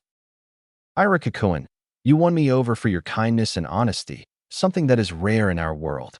So just like you think that I can get better men, I fear the same. So let us put our fear and doubts aside, because knowing you, I can sincerely say that I am the lucky one.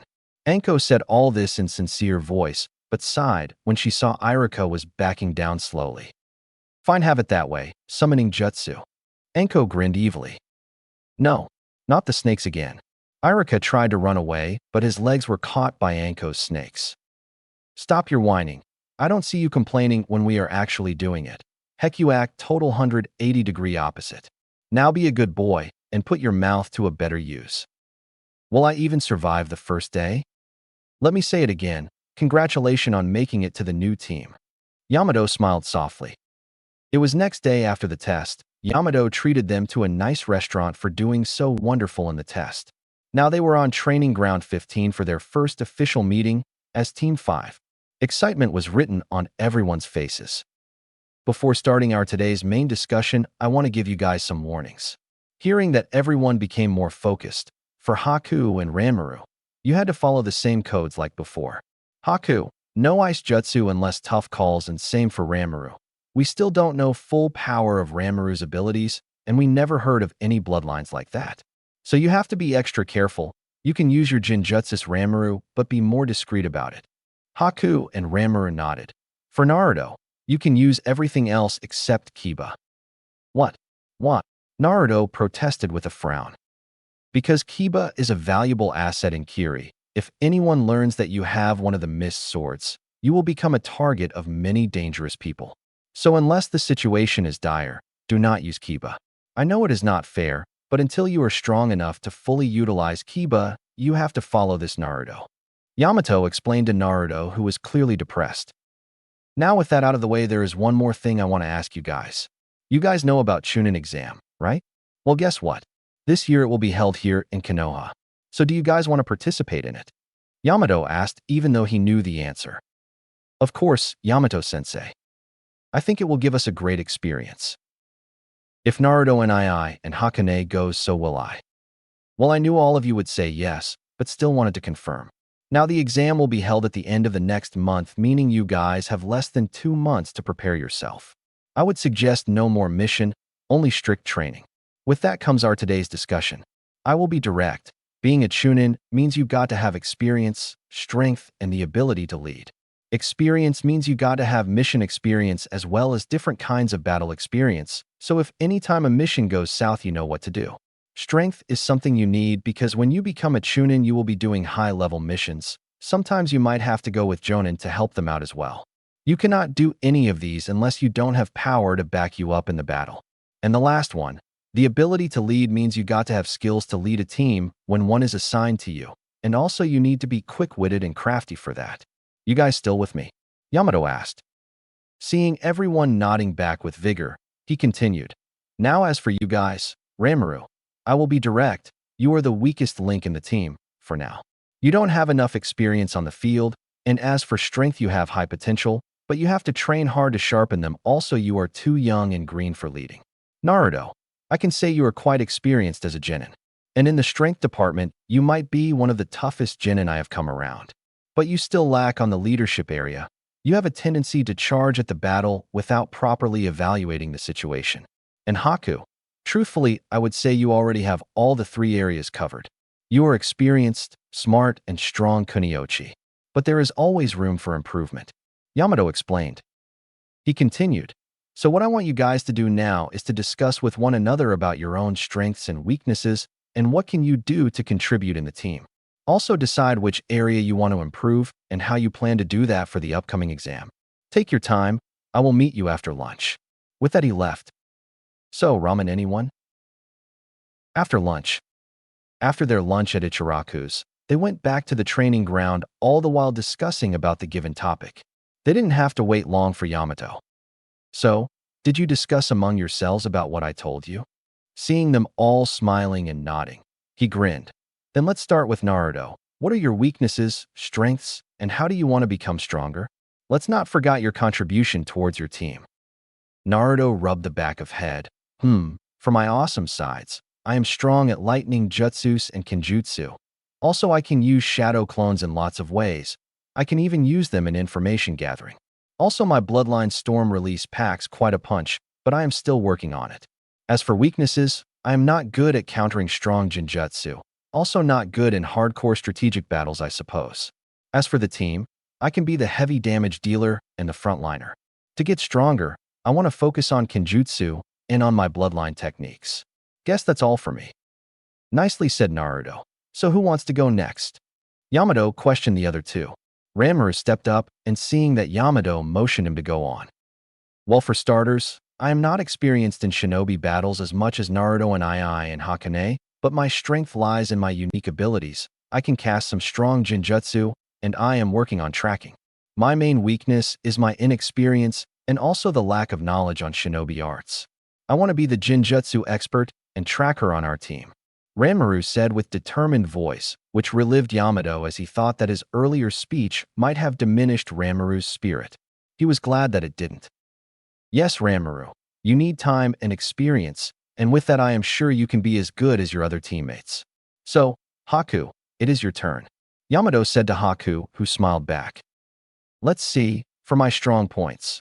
I am good with water jutsu, senbons, and I am quite well versed with my bloodline abilities. I also have some decent experience in medical field and information gathering. For tracking, my knowledge is limited, but I don't want to pursue more on that particular field. As for my weaknesses, I am not good with long stamina-consuming battles. Also, I am kind of weak in close-range battles. As for the strategic types of battles, I am not sure of it. For our team, I want to be the secondary fighter and medic. Also, she looked at her other teammates, both of them just grinned at her, seeing that she just sighed. I will be the team leader, Haku said unhappily. So you got outvoted? Yamato chuckled. Haku replied by nodding. Oh, and for getting stronger, I would like to focus on improving my water jutsu and getting better at close combat. As I am forced to be the leader, I also want to focus on team formation and strategies. Haku finished her part with a smile. Wow, honestly speaking, I am very surprised and pleased. You really analyzed your abilities as a single shinobi and team player. Well, the main reason I asked all of you to do this is that, like I said before, we are not going for any more missions till the Chunin exam is finished. This is no joke. People dies in the exam, and I will be damned if I sent any of you there unprepared. So for the next 1.5 months, I will be training every one of you. And hearing how you want to get stronger gave me some ideas as well. If I can, I will try to ask some of my colleagues to come and help you as well, but don't hold on to it. Because of the Chunin exam, the higher-ranked shinobis got their hands full with works. But I will try my best. Yamato finished with a small smile. His eyes were glowing with pride seeing the maturity of his students. So which areas are you going to train us? Haku asked. Well, let's see. For now, to keep it simple, I will train each of you only in one particular area. Like for Naruto, I will focus on his bloodline. For Ranmaru, I will work on his basics and improve his tracking skills. And lastly, for Haku, we will concentrate on your water jutsu. Other areas I can't do much as I am not expert on those parts. Yamato explained. So training starts from today? Naruto asked curiously. No, I actually thought the discussion would have taken more time, but guess I was wrong. We can do some light exercise and have a bit more brief planning of our training program. Yamato replied. All right, Naruto said. After a few hours later, all the members of Team 5 were resting. It was a light workout, but they planned out their training schedule. From early morning till afternoon, Yamato will train them all together on respective areas till the exam. Rest of the day was up to them. Naruto started working on his new storm release jutsu, while Haku was concentrating more on water-based jutsu. Yamato gave Ranmaru more time than others as he needed it. He sparred with him and also went through the basics. He also checked what Ranmaru knew about tracking. This is it for today, guys. From tomorrow, come here at 7 sharp. We will train till lunchtime. Don't worry, we will have our breakfast break. He added the last part when he saw Naruto was going to interrupt him. With that, everyone bid farewell to Yamato. After Yamato left, Naruto spoke first. Yo everyone, want to go to Iruka-sensei's place? Maybe we can ask him if he knows someone who can help us with our training. Sure, Naruto and I. Ranmaru replied in a happy voice as he came to like Iruka as well. Iruka's place. So, when is Iruka-sensei coming? Naruto asked. After coming to Iruka's place, they were greeted by a grumpy Anko, who without hearing anything, pulled them inside the house. Then they started having discussions, or more like listening to Anko's nagging about how Iruka was being a jerk who was not giving enough time to his girlfriend. The story went like this. Because it was almost end of the academy year, Iruka was busy grading his students, and also for the Chunin exam, he had to partake on some works. So for the past few days, Iruka was not coming back at home, where Anko was eagerly waiting for him after her stressful days. She also had her hands full because of the exam, and it was driving her mad. And for relieving her pressure, she needed her man. God damn it. Never mind the insensitive bastard. So what are you all here for? Anko somberly asked. Seeing that they were stuck with an agitated Anko, they explained their situation of how they had to train and how they needed help with some special areas and for which they were looking for Iruka's help if he knew anyone who could help them. Anko was listening leisurely, but suddenly a thought hit her. Iruka will probably have work tonight as well, but if I can get these kids to take his loads off him, then he will be free and, wait, maybe I can make these kids agree to do his works for a few days. Anko started laughing manically, scaring others. After a while, her laughter died down. All right, kids, I can help you out with your little sensei problem, but you have to do something for me. Anko chirpily said. How can you help with our problem, Anko-san? Haku asked. Moreover, what do you want us to do? Naruto asked with concern as he knew Anko from before. Hold your pants, brats. Let me make it short. From what I learned that Blondie needs a Kenjutsu expert, Chibi needs a Jinjutsu expert, and Miss Leader wants to learn strategies. I know people who can help you with your problems. Trust me, they are good. As for what I want is simple. Just take the load off from Iruka for a few days so he can concentrate on what he is supposed to do. Anko finished with a predatory grin. Everyone felt sorry for Iruka, but hearing what Anko said, they knew they had no choices. Haku looked at her teammates, both of whom just nodded unhappily. All right, you got a deal. So where can we find Iruka-sensei? Anko's grin just grew wider. With Iruka. Iruka had to sort out the academy works. Because of the exam, they thought of giving the students some days off. But suddenly Naruto and his teammates came and told him that they would take over his work for a few days. When he asked why, Haku replied that it was a D-rank mission specifically for them. At first, he didn't have any idea what was exactly going on, but when he returned to his home and was immediately pounced by an excited Anko, everything just clicked. Not that he minded any of that, on the contrary, he would never get tired of his hot girlfriend, but sometimes Anko. Hey Iruka-kun, I just bought some new lingerie, but they are kinda tight. Will you help me loosen them up, please? Anko asked innocently. Sure, I would love to. Iruka gulped. One way or another, he would have a long, tiring night, but he knew he was going to enjoy this way more. If you can't beat it, enjoy it. With Team 5. Sorting out Iruka's work didn't take that long because of the infamous shadow clone. After that, they went to their training ground to improve their team chemistry. When they reached there, it was almost evening. They decided they would train till dinner time. Ranmaru was practicing water walking, while Haku was fighting with few of Naruto's clone to improve her taijutsu. Meanwhile, Naruto was meditating. To outsider, it seemed like that, but actually, he was having a conversation with one of his tenant. Inside Naruto's mindscape. What? What? Naruto loudly asked. There is something I must confirm, Naruto. That is why I need to go back. I don't know how long I will be gone, but it may be few weeks. With all the trainings you will be going through, I think you need a bit breathing room for some time. Reiju replied with a small smile. Is it really necessary for you to go? Naruto asked dejectedly. How about this, Naruto? After I return, I will see your growth, and if I find it satisfactory, I will teach you a true storm jutsu. Will that be okay? Reiju asked with a grin, already knowing what his answer would be. Okay, but make sure you can make it before the exam. I don't want you to miss all the ass-kicking I will be doing. Naruto replied back. I will try, but no promises, and don't slack off because I am not here. Reiju chuckled. Naruto finally smiled. Outside world. Haku was taking a rest because fighting 3 of Naruto's dense shadow clone was no joke. And as more time was passing by, coordination between his clones were improving greatly. She knew her taijutsu sucked, and the battle she had with Hinata showed her that she really needed to improve that area. She looked at Ranmaru to see that he was still practicing water walking. She had no idea of what Anko had in store for them, but all she could hope it would be good. After a while, Naruto was done with his meditation and took his leave, saying that he had to meet Hinata. Haku and Ranmaru just laughed lightly. But before going, Naruto dispelled his previous clones and made new ones for Haku to train with them. A bit later, Ranmaru got exhausted, so he was chatting with Naruto's clones, whereas Haku started training alone. She was practicing Hayaton, Ice Clone, because her clone was slow and not as sturdy as Naruto's dense clone. She also had to use small Jinjutsu on them to look like her. She wanted to fix all of those problems before the exam. Suddenly, a presence was felt, and without thinking, she threw her senbons at that place and took her stance. The figure jumped to dodge the senbons and landed in a safe distance from her. She panicked, realizing that whoever it was saw her bloodline. How could I be so careless? She berated herself. The figure approached her, and seeing the face, she paled more. With Naruto. While Naruto was sitting in Ichiraka's place waiting for his princess, he was rethinking his steps he had to take before entering the exam.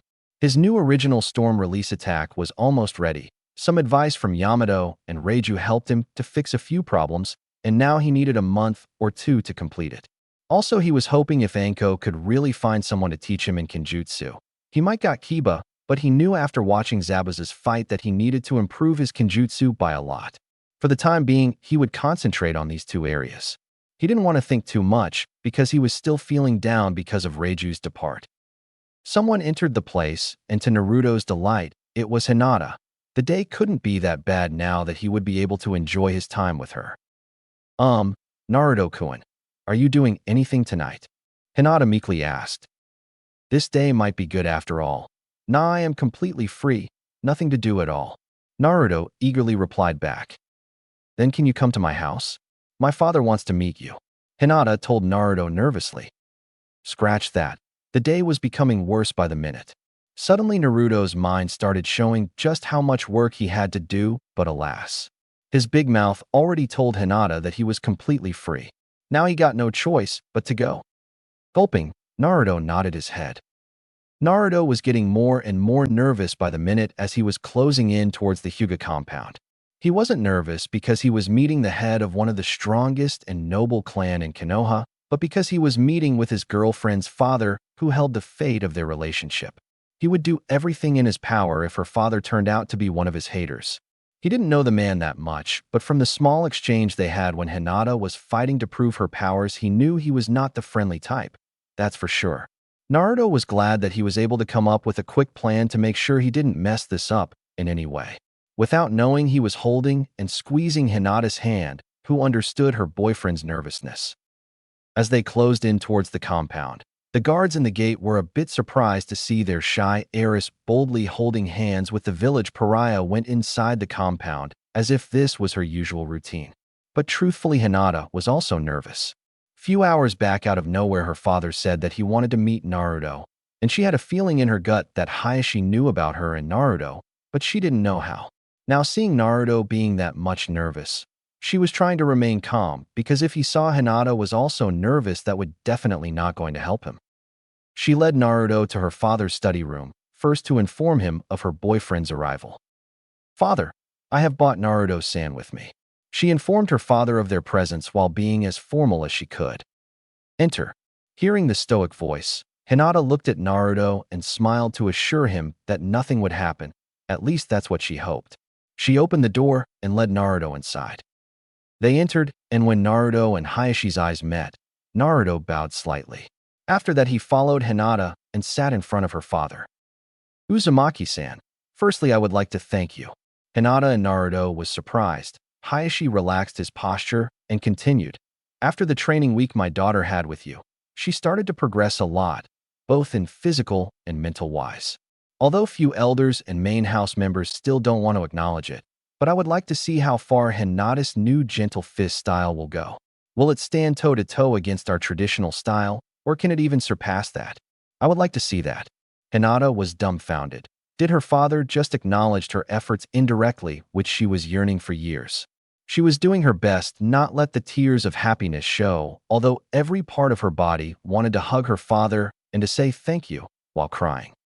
Unbeknownst to Hinata, she and Naruto was the hot topic among the Hyuga, both in main and branch houses, after their demonstration at the dojo months back. Naruto was like a dark horse. No one expected him to beat the Hyuga prodigy, and the most shocking part was that he beat Neji in less than a minute. Some said it was because Neji was weakened cause of the fight with Hinata, but the elders didn't say anything. Because if they said that it was because of Hinata, then it would seem that Hinata was able to injure Neji with her own style after beating her sister. And if they would deny that theory, then it would seem the village outcast was able to beat their gentle fist genius like he was a third-rate shinobi. So although outraged, they remained silent. As for Hinata, even though main house members and few branch members seemed her as a weak and timid girl, most of the branch members liked her cause of her kindness. But after spending time with Naruto, she started to come out of her shell while maintaining her kind and gentle nature. Because of that, even villagers started to notice her kindness, and along with the little incident in the capital, and because Hanabi was not officially named as the Hyuga heiress, villagers gave her the nickname, the Princess of Konoha.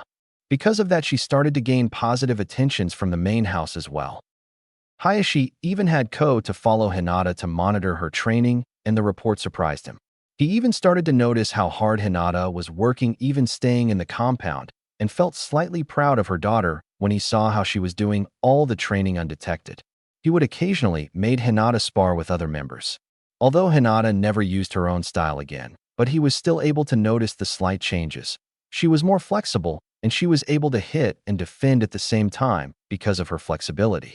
He really wanted to see her daughter's full potential, but he knew he couldn't just ask her after all he had done. Every time he saw Hinata now, pride and guilt would fill the man's heart in an instant. So, I would like to ask you to keep training with my daughter. Yes, he was proud of his daughter and was thankful towards Naruto for bringing her out of her shell, but dating her was a different subject. That's why he stretched the word training to let Naruto know that he was only approving of their training time. He narrowed his eyes slightly and continued. Is there anything you would like to say, Uzumaki-san? Yes, a lot. You stuck-up old man. That's the first thought that came to Naruto, but he shook it off, and pushing his nervousness away, he looked straight at the man. Hayashi-sama, Hinata was a wonderful girl and shinobi from the start. Sometimes a small acknowledgement and few simple supportive words can do a lot than you think, and that's all I gave her. Which was supposed to be your job, and I am pretty sure after some time she can even kick you. I mean, she can surpass you. Naruto bit down the sarcasm that was itching to come out. I see, was all the reply he got. Naruto shook his head. Now or never. With that, he abruptly stood up, and to everyone's surprise, he went down on his knees and banged his head in the floor.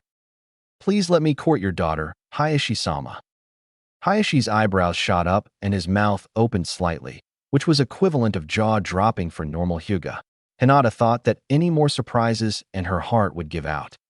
What none of them knew was that before coming undetected by Hinata, Naruto made quite a lot of shadow clones and told them to gather any information on how to handle the crisis.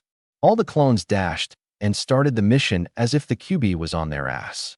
After overcoming some major and minor obstacles, they were able to gather some good heads up, like show proper respect, don't speak unless spoken to, do not get overly familiar with the girl when her father is around, and last but not least, do not lie.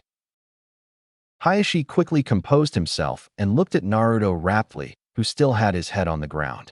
He already decided what he was going to do the moment he figured out that his girl was dating Naruto. Raise your head, Uzumaki-san. Naruto raised his head to meet Hayashi's eyes directly. Like I said before, after spending some time with you, my daughter improved greatly. So that is why for now I will tolerate your relationship with her. But if you truly want my permission to court my daughter openly, then show me what you can do. You can do that in the Chunin exam. You are joining it, aren't you? Naruto nodded while he properly sat down once again. So we shall see what you are capable of doing, Naruto Uzumaki. You can leave now. Naruto and Hinata nodded and went for the door. One more thing. I don't mind both of you spending time together, but keep in mind if I sense or hear of you doing anything inappropriate to my daughter, you won't even have the chance to join the exam. Do I make myself clear? Hayashi said it gently, which frightened Naruto to no end, who nodded vigorously. Next day, Yamato stopped training his students when he felt few presences approaching them. To his surprise, it was Anko and few of her friends. Hello everyone, what brings you all here? Yamato asked curiously. Well, they are here for your brats. Heard that they needed some extra helps, so brought some of my friends. Hearing Anko's answer, Yamato was genuinely surprised and pleased, but he knew Anko wouldn't have done it for free. He was too worried to ask what she made his students do. Yo brats, just like I said, here are some of my friends that are going to help you train, but few things keep in that small genin head of yours. They will help you for 1 month, and each of them have some conditions themselves. Now the stage is all yours, pals. I am out of here. With that, Anko left before anyone could say otherwise. Let's get started, the sooner the better. My name is Marino Ibiki, currently the commanding officer of the Konoha Torture and Interrogation Force. I heard that the little ice princess over there needs some heads up on strategies. I will not waste any time, so follow me. I hope that is okay with you, Yamato-san. Ibiki said in a disinterested voice. Sure, go ahead. But we will have a meeting at dinner time. Be sure to be there. Yamato told Haku, who nodded in response. Well, with the tough guy gone, let's continue. My name is Yugao Yuzuki, and I am a Kenjutsu specialist. I will train you, Blondie, but I want to see the new toy that you got recently. Yugao said in a calm voice, but both Naruto and Yamato tensed up when they got the meaning of the toy she was speaking of. How did you know about that, Yugao-san? Yamato was a bit worried as the information was supposed to be confidential. You forgot I am one of the Hokage's personal bodyguards. I talked with him before coming here. Her answer eased up the student and teacher. All right, Yugao-sensei, I will show you what I can do with my toys. Naruto grinned. Somehow that sounds inappropriate. Well, all of you guys know me already. I am Kurenai Yuhi and the Jonin sensei of Team 8. Yamato-san, I will train Ranmaru as I also want to learn a bit more about a bloodline that focuses on Jinjutsu, but I also want your cooperation with this. I want you to train Hinata in her water affinity. She is progressing quite well, and if you can train her alone, I am sure she will do great. Kurenai spoke her part. Well, honestly, I am quite surprised of what the kids did. And as for Hinata, it is fine by me. Last time I checked, that girl was getting really good at water jutsu. Also, don't hesitate to ask me if you want anything. Same goes for you too, Yugao-san. This will help my students' growth by a lot. I think we should cancel our training today.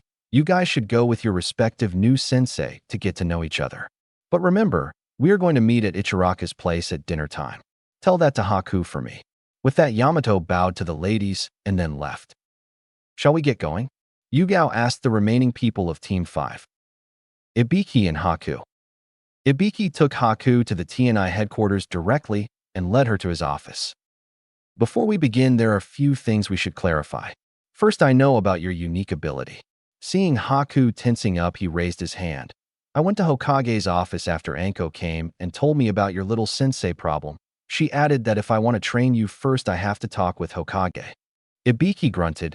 Anko outsmarted him by playing with his curious nature. When he confronted Sandame, he agreed to tell Ibiki everything only if he got involved with the girl. Also, I want to ask you something. I heard about your resolve and your feelings about your father. Now, what if? It's just a hypothetical question. Your father Zabuza tells you to kill your friend or to commit some high-level crime here in Konoha. What will you do? Ibiki asked and looked at Haku with a calculated gaze.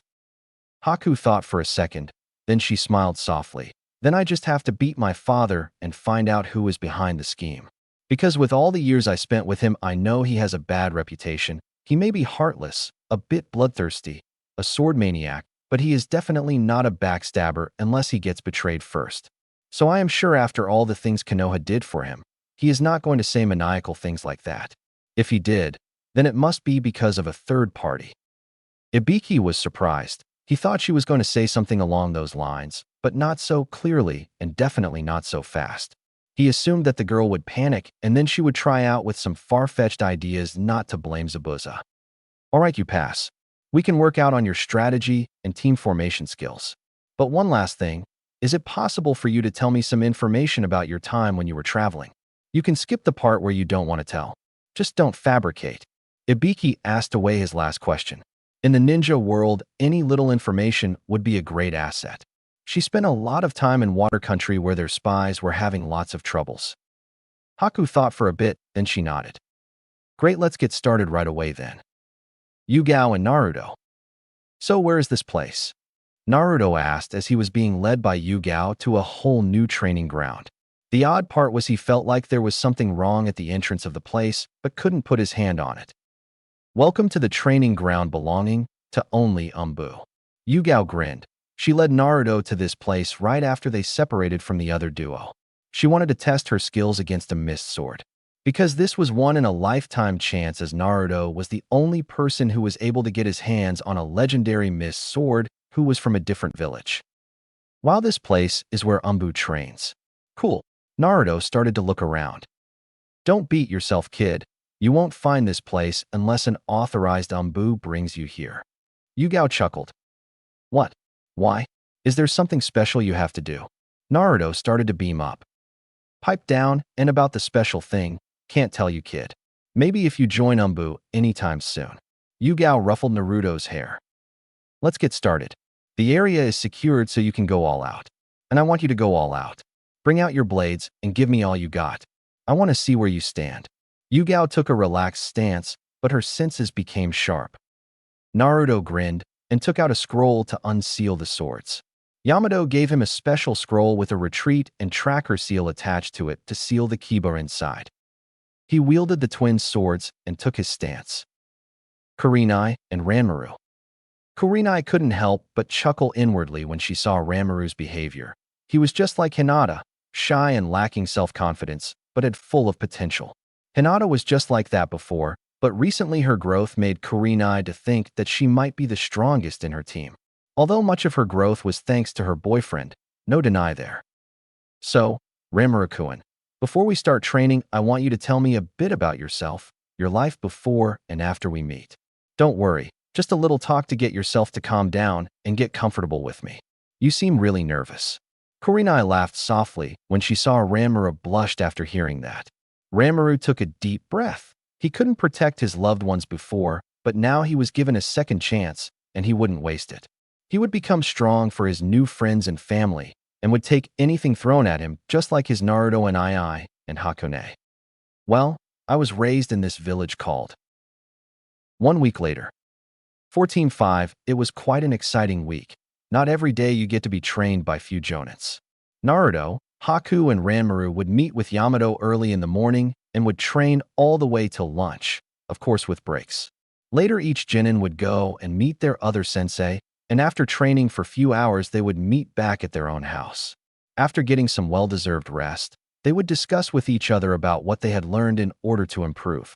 Sometimes they would go out and train till dinner if they had time. It was just 1 week, but still they could feel their own growth, and even Yamato was pleased with their progress. He knew that if his students keep progressing like this, they would be more than ready for the Chunin exam. But that didn't mean he would soften up. He could see the other Jonin sensei were starting to prepare their teams. He was quite surprised when he saw all the rookies team sensei were doing the same. To him, they were not quite ready yet, but only time would tell. Tonight was a bit different as Haku wanted to train alone, but it was just a facade. She was looking up at the sky, but looked back when she felt the presence. Hello there, Sasuke-san, Haku said while turning to face him. Flashback. How could I be so careless? She berated herself. The figure approached her, and seeing the face, she paled more. It was Sasuke. Ranmaru shouted from afar to Haku if anything was wrong as he didn't see the little skirmish that just happened. Haku looked at the last Uchiha, who just motioned her to follow him. Seeing that she told Ranmaru that she was fine, and she would go get something for refreshment, after which she followed Sasuke, who took her a bit far from their practice ground. Look, Sasuke-san, about earlier. Haku was interrupted when Sasuke looked at her with serious face and spoke. Fight me. Whatever Haku had in mind, that was definitely not it. She relaxed inwardly, but didn't let her guard down. For now, she would follow Sasuke's lead to see where his thoughts were heading. So she asked, why? I have an ambition, and for that I need to be ahead of everyone. I don't care what happened back at the wave, but I am guessing our sensei and Hokage knows about it. If so, I got no problem with you being here and hiding your bloodline. But what I do have a problem with is the result of our last fight, and I want a rematch. Sasuke ended his speech with a stance. Haku knew there was no way out of this, and if she rejected the match, he would just keep on pestering her, and without knowing might bring some troubles. She thought for a while and was trying to come up with the best solution, and then it hit her. Sasuke-san, I don't want to fight meaningless battles, and I told this to you even when I was an enemy. But looking at you, I know that you will not back down, so I suggest we held the match back for 1 week. You choose the time and place, but I suggest somewhere out of prying eyes. Also, I would like to ask you not to talk about my real abilities to anyone. Haku kept her tone calm and quiet. I got no problem with that. Then 1 week later we will meet again, and in between I will tell you the time and place. With that, Sasuke took one more good look at her, and then left. Flashback ends. Now here they were getting ready to fight. Haku looked at the sky where clouds were covering the glowing full moon. The first moonlight, Haku suggested, and when Sasuke got what she meant, he nodded. Both took their stances. Haku looked at the last Uchiha carefully. She did her research and learned about the Uchiha massacre and also the culprit behind it. She came to understand him a bit more after her findings, but this was a battlefield. No sympathy against an opponent who was going to go all out against you. Zabuza taught her that no matter who her opponent was, never go in for instant win or let your guard down. Observe to find openings to strike fast and hard. Even Ibiki told her something similar. In his way, information was always a major asset. If one had enough information which he or she could use against the opponent, it would be like a tide turner depending on how one would use that information, which was similar to a mind game. She saw Sasuke already activated his Sharingan, which had 2 tomo, meaning it was not complete. She also read about the bloodline, and honestly to her, it was a frightening bloodline, but luckily her bloodline could counter his. She knew that he was thinking that she would go head-on-head to get the upper hand like before, and if his stance and posture was saying anything, it was that he already had some counterplan against her. Sasuke watched his opponent. Frankly, he would admit she was strong. Her taijutsu was based on speed and quick hit, and last time she was able to go against 2 head-on-head. He improved his taijutsu, but knew his intercepting fist alone wouldn't be able to give him any edge over her, as she got him beat on speed and experience. But with his Sharingan activated, he hoped that he would be able to close the gap. The problem was her ninjutsu and bloodline. He had to avoid going to ninjutsu battle. He knew that he would have to go into taijutsu first, because if he could, then he would have advantage from the start. And he also had few tricks just for her, but he had to make sure they start off with taijutsu first. The clouds made enough way for the contestants to see the glimmer of the moonlight. Sasuke charged right away to get the first hit, but Haku intercepted him on the midway, surprising Sasuke. He moved to the right just in time to dodge the incoming fist, but thanks to his Sharingan, he was able to see the sudden direction change in Haku's punch. She did a hard stop and tried to elbow Sasuke, who ducked and rolled away to get distance, but Haku was not going to let that happen. She charged at Sasuke and took a swing at him, followed by a round kick. Sasuke had to dodge again. He knew he was at fault because he dodged her first punch, which he should have intercepted. Haku now was going on with strong attacks, which would hurt even if he tried to block, and she was using her superior speed to take advantage over his Sharingan. Seeing no other way around, Sasuke charged when she tried to elbow him again. He blocked the elbow and gave a strong punch, but it was blocked by her knee. He could feel his bones almost breaking. Damn this girl. Haku was surprised when she felt like she got hit in her stomach, although it was not possible. She jumped back to see what hit her, but Sasuke was now on her tail. She went on defensive mode, but she was still taking hits. But the weird part was that those hits were coming in an impossible time and in a weird angle. Suddenly it all clicked. She deliberately took Sasuke's punch to her stomach, and when she saw Sasuke's expression changed ever so slightly. "Kai!" she shouted, and hearing that, Sasuke jumped back. "Damn!" Sasuke gritted his teeth. Illusion with taijutsu. Nice one there, Sasuke-san, but I am guessing you were trying to go for something big, right? Haku smirked. She knew he would have wanted to go with taijutsu first, cause in ninjutsu, she had the upper hand. But from the previous fight, both of them knew head-on-head would not be a wise choice. So in order to bring out Sasuke's counterattack early, she engaged with him ferociously, giving him no opening. But honestly, she didn't know it would be Jinjutsu to throw her off balance. Guess he figured out that was the only way to break her defense, and if it wasn't for Ranmaru, she wouldn't have caught it. But I didn't want to use it this early. I just came up with it recently to counter opponent with stronger taijutsu skill and speed. The technique requires for the opponent to keep looking at my eyes from time to time while engaging with me in taijutsu battle, so I can put powerful Jinjutsu to throw them out of their rhythm. Because the Jinjutsu will show them a faster version of me, so they will block earlier, giving me an opening. But it takes quite decent amount of chakra and concentration. I still can't keep on using them for long, so I wanted to use it to give some heavy blow, but that damn girl ruined it. Had to use early. Sasuke sighed, but for some reason he was kind of feeling excited. It was long since someone pushed him to go this far. Well, even if I wasn't able to do something big, I did do my secondary objective. Sasuke smirked as he took battle stance once more. Haku knew what Sasuke was talking about. At first, when they started, the field was greener, and there were a small pond on the side, but now they were on a bit rocky area. In the midst of the fight, Sasuke kept pushing her to a particular direction, and because of that he was able to change the location of the fight to his liking. She knew when he was leading her to a different area while fighting, but the Jinjutsu caught her off guard, and she had to focus on that. This will be tricky. Haku sighed. Fire release. Phoenix Sage Fire Technique. Small fireballs were coming at Haku in an unpredictable manner. Haku took out Senbons, but when she saw what was actually coming at her, she started going through hand seals fast. Hayaton. Certain kill ice spears. But instead of ice spears coming out randomly, the spears form a wall surrounding Haku. The fireballs hit the frozen walls, and when it died out, the hidden shurikens came into the view. How? Sasuke asked in an agitated voice. The sound. Even if you hid the shuriken, the sound of them spinning at this hour is not hard to detect. Come on, is that all you got? Haku smiled, which angered Sasuke. Sasuke threw several smoke bombs surrounding Haku. When he saw the smokes covered the area, he jumped high. Fire release. Great flame flower. He pointed all the powered-up fireballs at one direction, center of the ice wall. When all the fireballs hit at the same time, the explosion was huge, and it shattered the ice wall. Without taking any risks, he threw shuriken with ninja wire attached and felt something getting caught in it. When the smoke cleared up, a battered-up Haku was caught in the wire trap. He didn't want to let this chance go, so he charged at her to end it. Hayaton. Showering snow. The frozen snow poured all over Sasuke when he was close. Although it felt like low-powered, but before Sasuke could move, lots of needles flew from front and hit most of his nerves, making him fully paralyzed momentarily. Sasuke looked behind to see Haku was holding a kunai at the back of his neck. Your loss. Sasuke gritted his teeth when he heard Haku saying that. How? I had you. Sasuke asked angrily. Did you really think I would remain in the middle of the ice wall after you threw the smoke bombs? I put a trap and moved away the moment smoke started to fill up the area.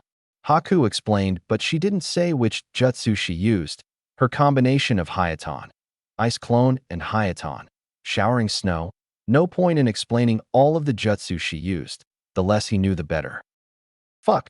Sasuke smashed his fist into the ground. It hurt like hell cause of the needles, but the pain of loss was worse. Sasuke-san, I know what happened to your clan, but your anger is holding you back. Because of it.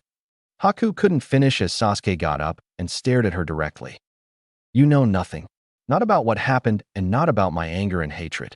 It is the anger that took me where I am, made me this strong.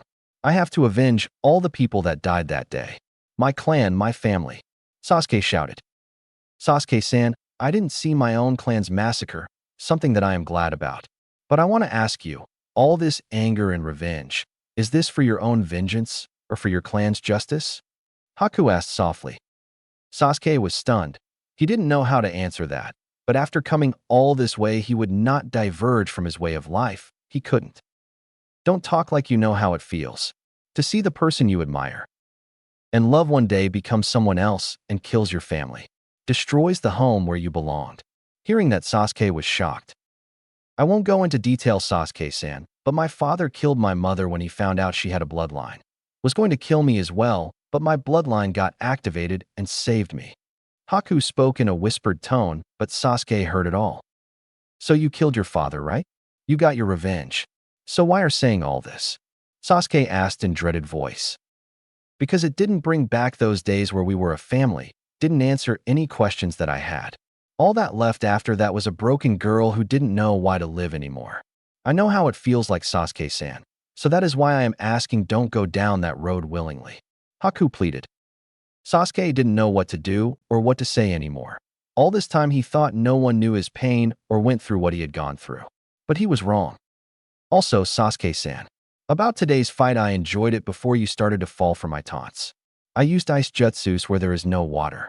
It took a lot out in me, but instead of analyzing the situation, you fell for my taunting. If you would have tried to drag the battle, I would have lost. Haku said while she smiled a bit. Don't try to shoulder it alone. My foster father and my team made me this strong, and I know I will grow stronger with them. If you are this strong alone, I wonder how strong you can be if you start to rely on people. Maybe next time, I get to fight you when you are stronger and more cool-headed. Haku winked at Sasuke and left. A bit far away. Didn't see that coming? Kakashi spoke in a surprised tone. What did I tell you, senpai? My team is way stronger than any rookie team. Yamato smirked and left.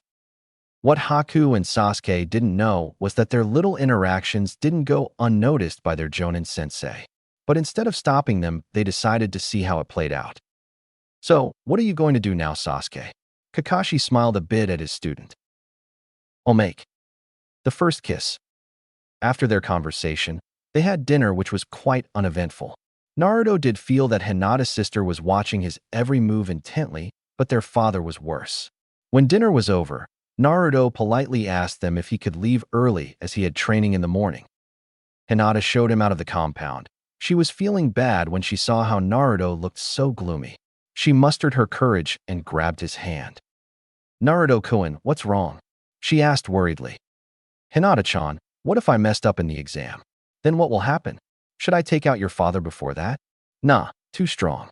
Should I ask the Hokage to do something about it? Nah, the old man is an ass. What should I do? Naruto started shooting all the questions in a panic. Hinata tried to hold back her giggle.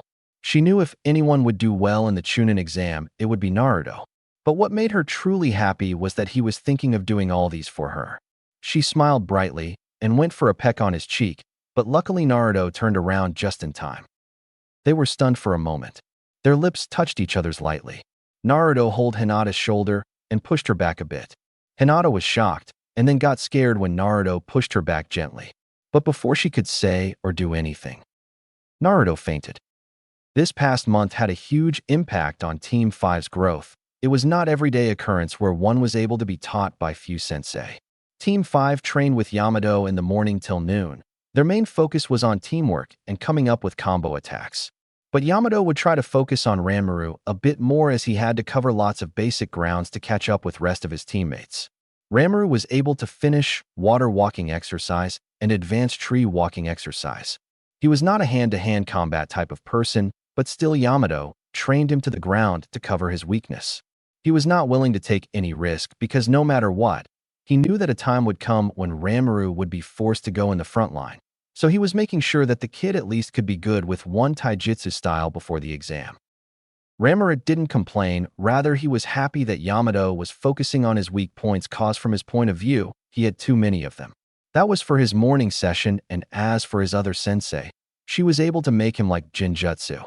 Well, to her, Ranmaru was natural to the point where he was able to cast a low-ranking Jinjutsu with only one-hand seal. Although it was a low-ranking one, Kurenai could see the potential in Ranmaru. So just after 2 weeks, she started to go through high-level ones and Ranmaru just absorbed them. The only drawback was his chakra capacity, which was slightly average. But that could be fixed with time and chakra control. As for our blonde hero, in the morning he would do the teamwork with everyone, then would move on to do combo attacks. The idea just hit him when he was talking with Yamato, and he bought up Inoshikicho combo.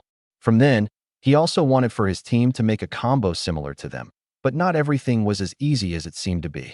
After going through several tries, they found out both Haku and Naruto could use Ranmaru's bloodline, but only as a decoy. One more thing they learned, which was storm release and ice release, didn't work together. Although they kept trying, but it was quite a hard case. They were managed to combine Haku's showering snow and Naruto's laser circus, but instead of powering up one another, they lowered their efficiency. At least the training with his afternoon sensei was going smoothly. After going all out few times against Yugao, she was quite pleased with his kenjutsu, but said that he still needed a lot of experience. From then, instead of teaching Naruto, she started practicing with him in kenjutsu. She even bought her fiancé Hei to have him practice on kenjutsu. All the month Naruto focused on training with only his swords on Yugao's watch.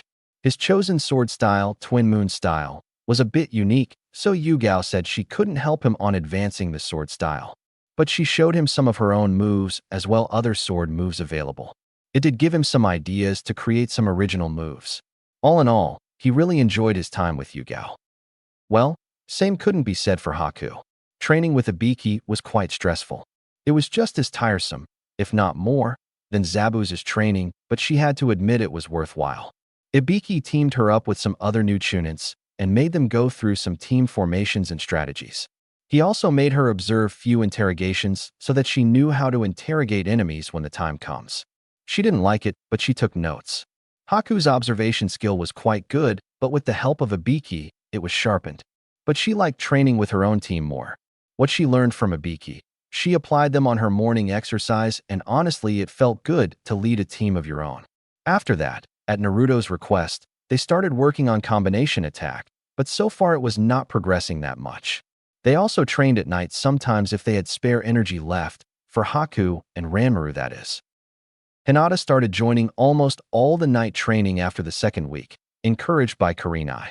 When she heard that Yamato was going to train her on water element, she was ecstatic, but of course she was told that in absence of Kiba and Shino. Kurenai started training her team as well for the exam, so they stopped doing too many missions.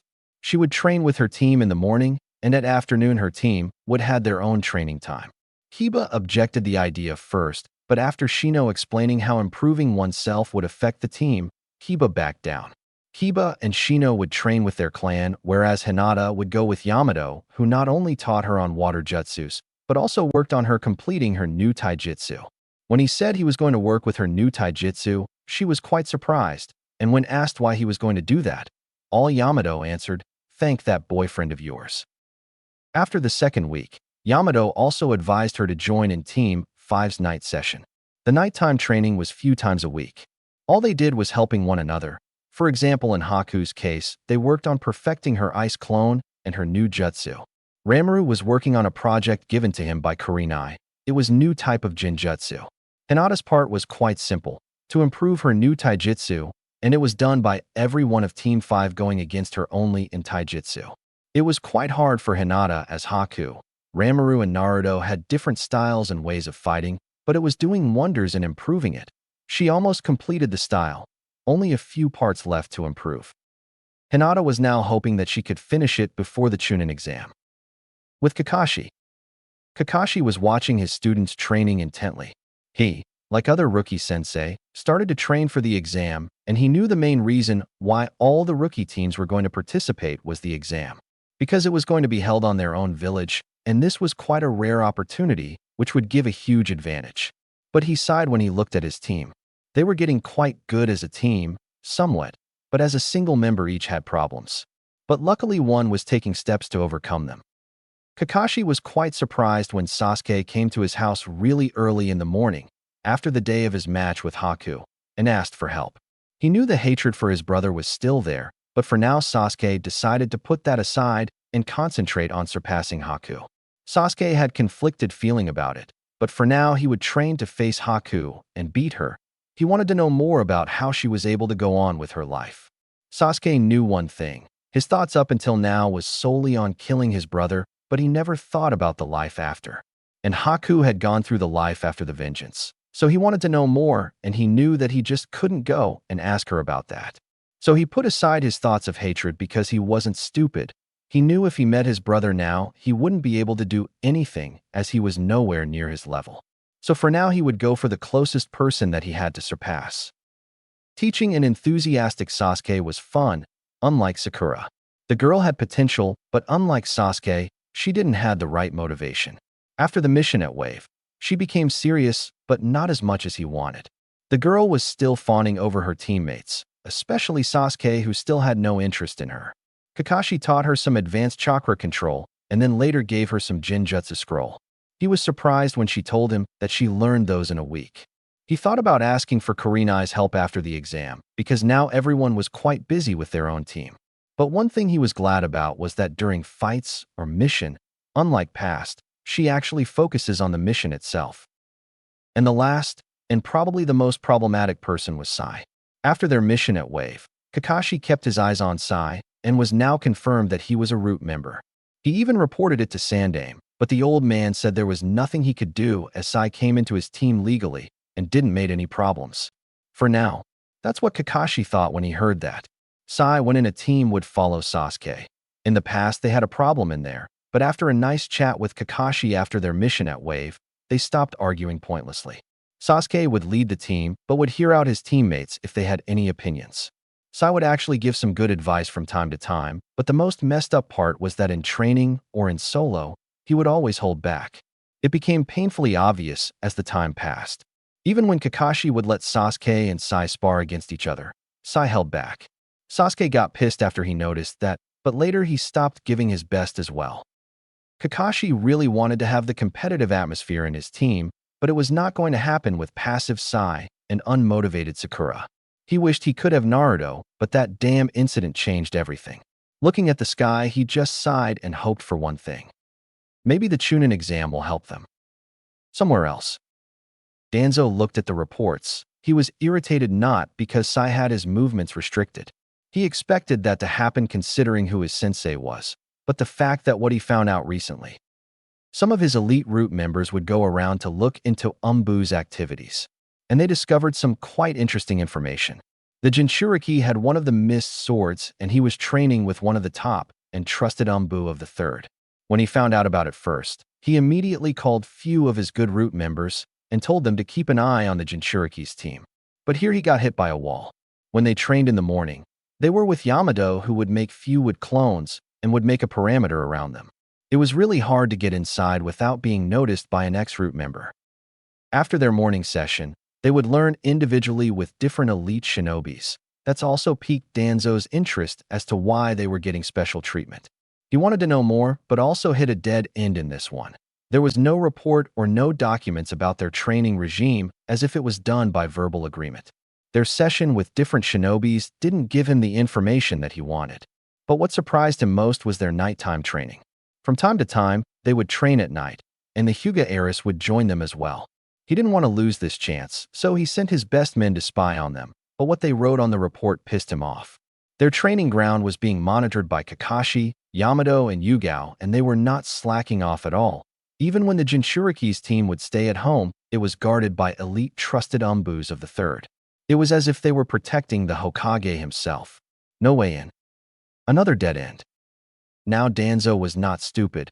He learned one thing from all of these failures, that Sandame was not protecting Naruto alone.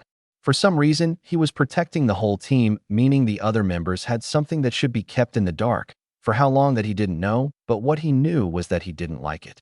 He stood up and started walking with the help of his crane. Even though he wanted to learn what Hiruzen was hiding, he knew Hiruzen changed. Doing things behind his back became riskier. He had to tread carefully. Before leaving his room, he looked back at his desk, and one particular information came into his mind. He smiled, remembering that. The Chunin exam. The day before the exam, Naruto was pissed. In front of him, Konohamaru and his friends were trying to avert his stern gaze. "Come on, Naruto-kun. Don't be so mad," Hinata requested softly. Naruto sighed. The exam was on the next day, so all the team had their day off. He told Hinata a few days before to spend the day with his team. It was just a facade for a date. While it was true that Haku and Ranmaru was there, but they kept their distance and minded their own business. He had to do it, otherwise Hayashi would have his head. Somehow he saw their first kiss, but because he fainted, he was spared. So with the cover-up, he was having great time with his girlfriend, and the best part was because of the exam, everyone was quite busy to notice them. Wearing a hooded jacket helped too. But this happiness was short-lived when he saw the square box. He wanted to avoid it, but the box dashed towards them and exploded. After the smoke was clear, Konohamaru wanted to give a speech, but seeing Naruto's pissed off face, he became quiet and started fidgeting. Konohamaru, I am not in the mood to play with you or to accept your challenges. I was having some good time with my girlfriend. Naruto said in an irritated voice, but hearing what he said, Konohamaru looked at him with sparkling eyes. Aniki, you are telling me you bagged the princess of Konoha? He asked in admiration. Listening to his tone, Naruto softened up. He grinned and gave Hinata a one-armed hug while giving the victory sign with other. You gotta tell us how you did it? Konohamaru started jumping up and down, and his other friends started to get excited as well. Hinata found this cute, but she really didn't like to be in the spotlight. But seeing where this was going, if she didn't do anything soon, she would be in trouble. So, Naruto-kun, who are they? Friends of yours? Hinata asked sweetly, hoping to change the direction of the conversation. Ah, sorry Hinata-chan. This is Konohamaru, Hokage's grandson, and for the other two. Naruto trailed off. Moegi and Udon. Konohamaru introduced his friends. He was feeling a bit embarrassed seeing how he became too excited to introduce his friends. Nice to meet you all. So I am guessing Moegi and Udon just met Naruto-kun for the first time, but what about you, Konohamaru-kun? How did you two meet? Hinata asked, hoping that they would forget their main question. Naruto told Hinata how he met Konohamaru when his team was being debriefed for a mission and the events transpired after that. They quickly become friends, and Konohamaru's respect increased when Naruto defeated his Jonin sensei, Ebisu. After that, they would have some small challenges or played ninja with one another. The more Konohamaru spent time with Naruto, the more his respect towards him increased, and to show that first he used to call him boss, but after some time, he started to call him Aniki. Playing ninja? Sounds quite interesting. Hinata giggled a bit. What kind of ninja plays as ninja? Sakura asked in cheeky manner. Everyone looked to see the newcomer. They didn't notice her approach as everyone was too engrossed at Naruto's storytelling. Nobody asked you, Sakura. Naruto grumbled. He wanted to shoo away Konohamaru and his gang after this, but it seemed luck wasn't on his side. What Naruto didn't know was that Sakura actually wanted to talk with him. She wouldn't admit, but she really was missing his overly doting on her and wanted to know if anything happened or not. But hearing the way he started to speak to her made her angry and jealous. Yeah? Go away, muscle girl. We are busy, Konohamaru said without knowing what the outcome would be. Konohamaru, the game starts now, and the first mission is to survive from the muscle girl. Naruto quickly said, but he lowered his voice at the end. Getting his meaning, Konohamaru sprinted away from Sakura, who was hot on his tail. Naruto started laughing seeing that where Moegi and Udon also gave chase after Sakura. Come on, Naruto-kun. Let's go catch Sakura before she catches Konohamaru, Hinata said while shaking her head. Heh, why? We just got rid. I mean, they're going to have fun now. It's a game, don't worry. We should continue where we left. Naruto replied back cheekily, making Hinata blush. Come on, we can have our date after this. Hinata took an unmotivated Naruto's hand and started running after everyone else. When they reached them, they saw a nervous Sakura was trying to tell a guy with a cat suit to drop Konohamaru. There was a girl behind the guy. Oi, bastard. What do you think you were doing? Naruto shouted in an irritated voice, but before he could go any further, Hinata stopped him and smiled at him gently, seeing that he just sighed. Can't you see? We are teaching the kids some manners, the guy said without a care. You guys are from Suna, right? You are here for the Chunin exam? Then I don't think you should make any troubles. Hinata replied back politely. The cat guy took a good look at her and then grinned. Name's Kankuro. I don't think anyone is going to make any fuss about a brat, but if you go out with me, maybe I will do what you say. Pleasure to meet you, Kankuro-san. My name is Hinata Hyuga, and I think our Hokage might make a fuss about his grandson being treated like this, and as for your offer, I have to decline. Hinata spoke gently as she knew after what she said they had to back off. Kankuro dropped Konohamaru as if he was tagged with explosives, but before he could come up with a remark, the girl behind him punched him in the head. Told you not to make a scene. The girl growled. Yeah, 'cause I don't think the guy up there looks happy about it. Naruto said in a tired tone. It was just one after another. Both Sunanin paled when they saw who Naruto was talking about. Hey Gaara, I thought you were at hotel. Kankuro was sweating bullets. You are a disgrace. Head back before you make a fool out of yourself. The guy named Gaara spoke in a cold tone, but before turning back, he looked at Naruto, who just looked at him without a care. You should not let your guard down. You don't know when a monster might come and attack.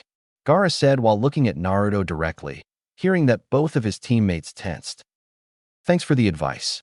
With that, Naruto turned around, but he stopped and looked back. You should control that bloodlust of yours. It makes the nature feel unrest. He smirked and left with Hinata and others. Gaara kept looking till Naruto disappeared. There are lots of worthy sacrifices for Mother in the exam. The exam day. Wow, I can't believe they put Jinjutsu in front of the room. Naruto said while he and his teammates waved goodbye to their sensei. Naruto, the exam started the moment we stepped inside this building, but if I am to guess, I would say that was to take out the weak ones. Haku said as they entered room 301. But it was nice of Yamato-sensei to come and see us before the exam. Ranmaru said. He was a bit nervous when he saw the people inside the room. All of them looked experienced and deadly. He calmed down when Haku gently touched his shoulder and gave it a reassuring squeeze. They passed the fake room without making any scene, while Naruto wanted to, but Haku voiced against it. Haku started to look around to see the competition. All the rookie teams, except for Sasuke's, were here.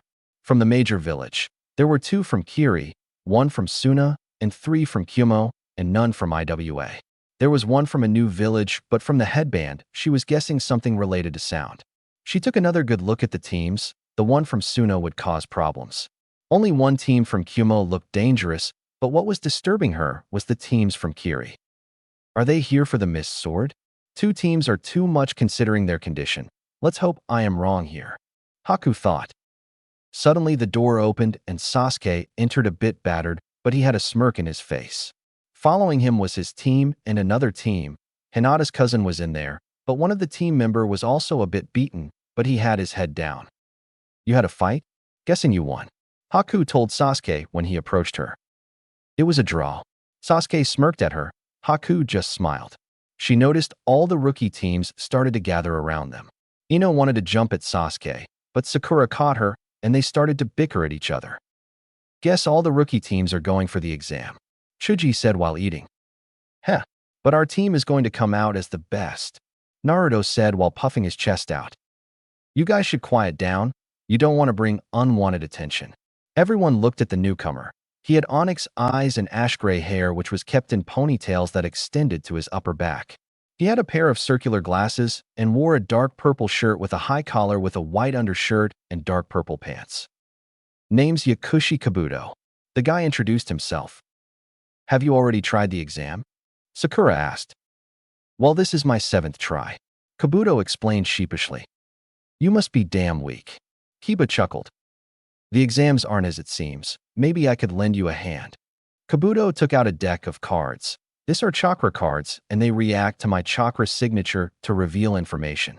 Any particular team you want to know about. Kabuto finished. Haku went on alert mode. Something about the guy didn't seem quite right. I want to know about Haku from Team 5. Sasuke said directly. Why? Sakura and Ino immediately asked together. Because he is a pervert. Haku answered in a flat voice. Everyone was taken aback and looked at Sasuke.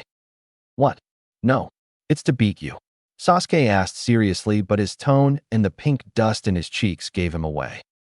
Wow, you sure are kinky, Sasuke-kun. Haku replied back in a sexy tone. Sasuke felt like he had been slapped in the face. He gritted his teeth while his blushing increased. Never mind. Sasuke huffed and looked away. Everyone laughed except Ino and Sakura.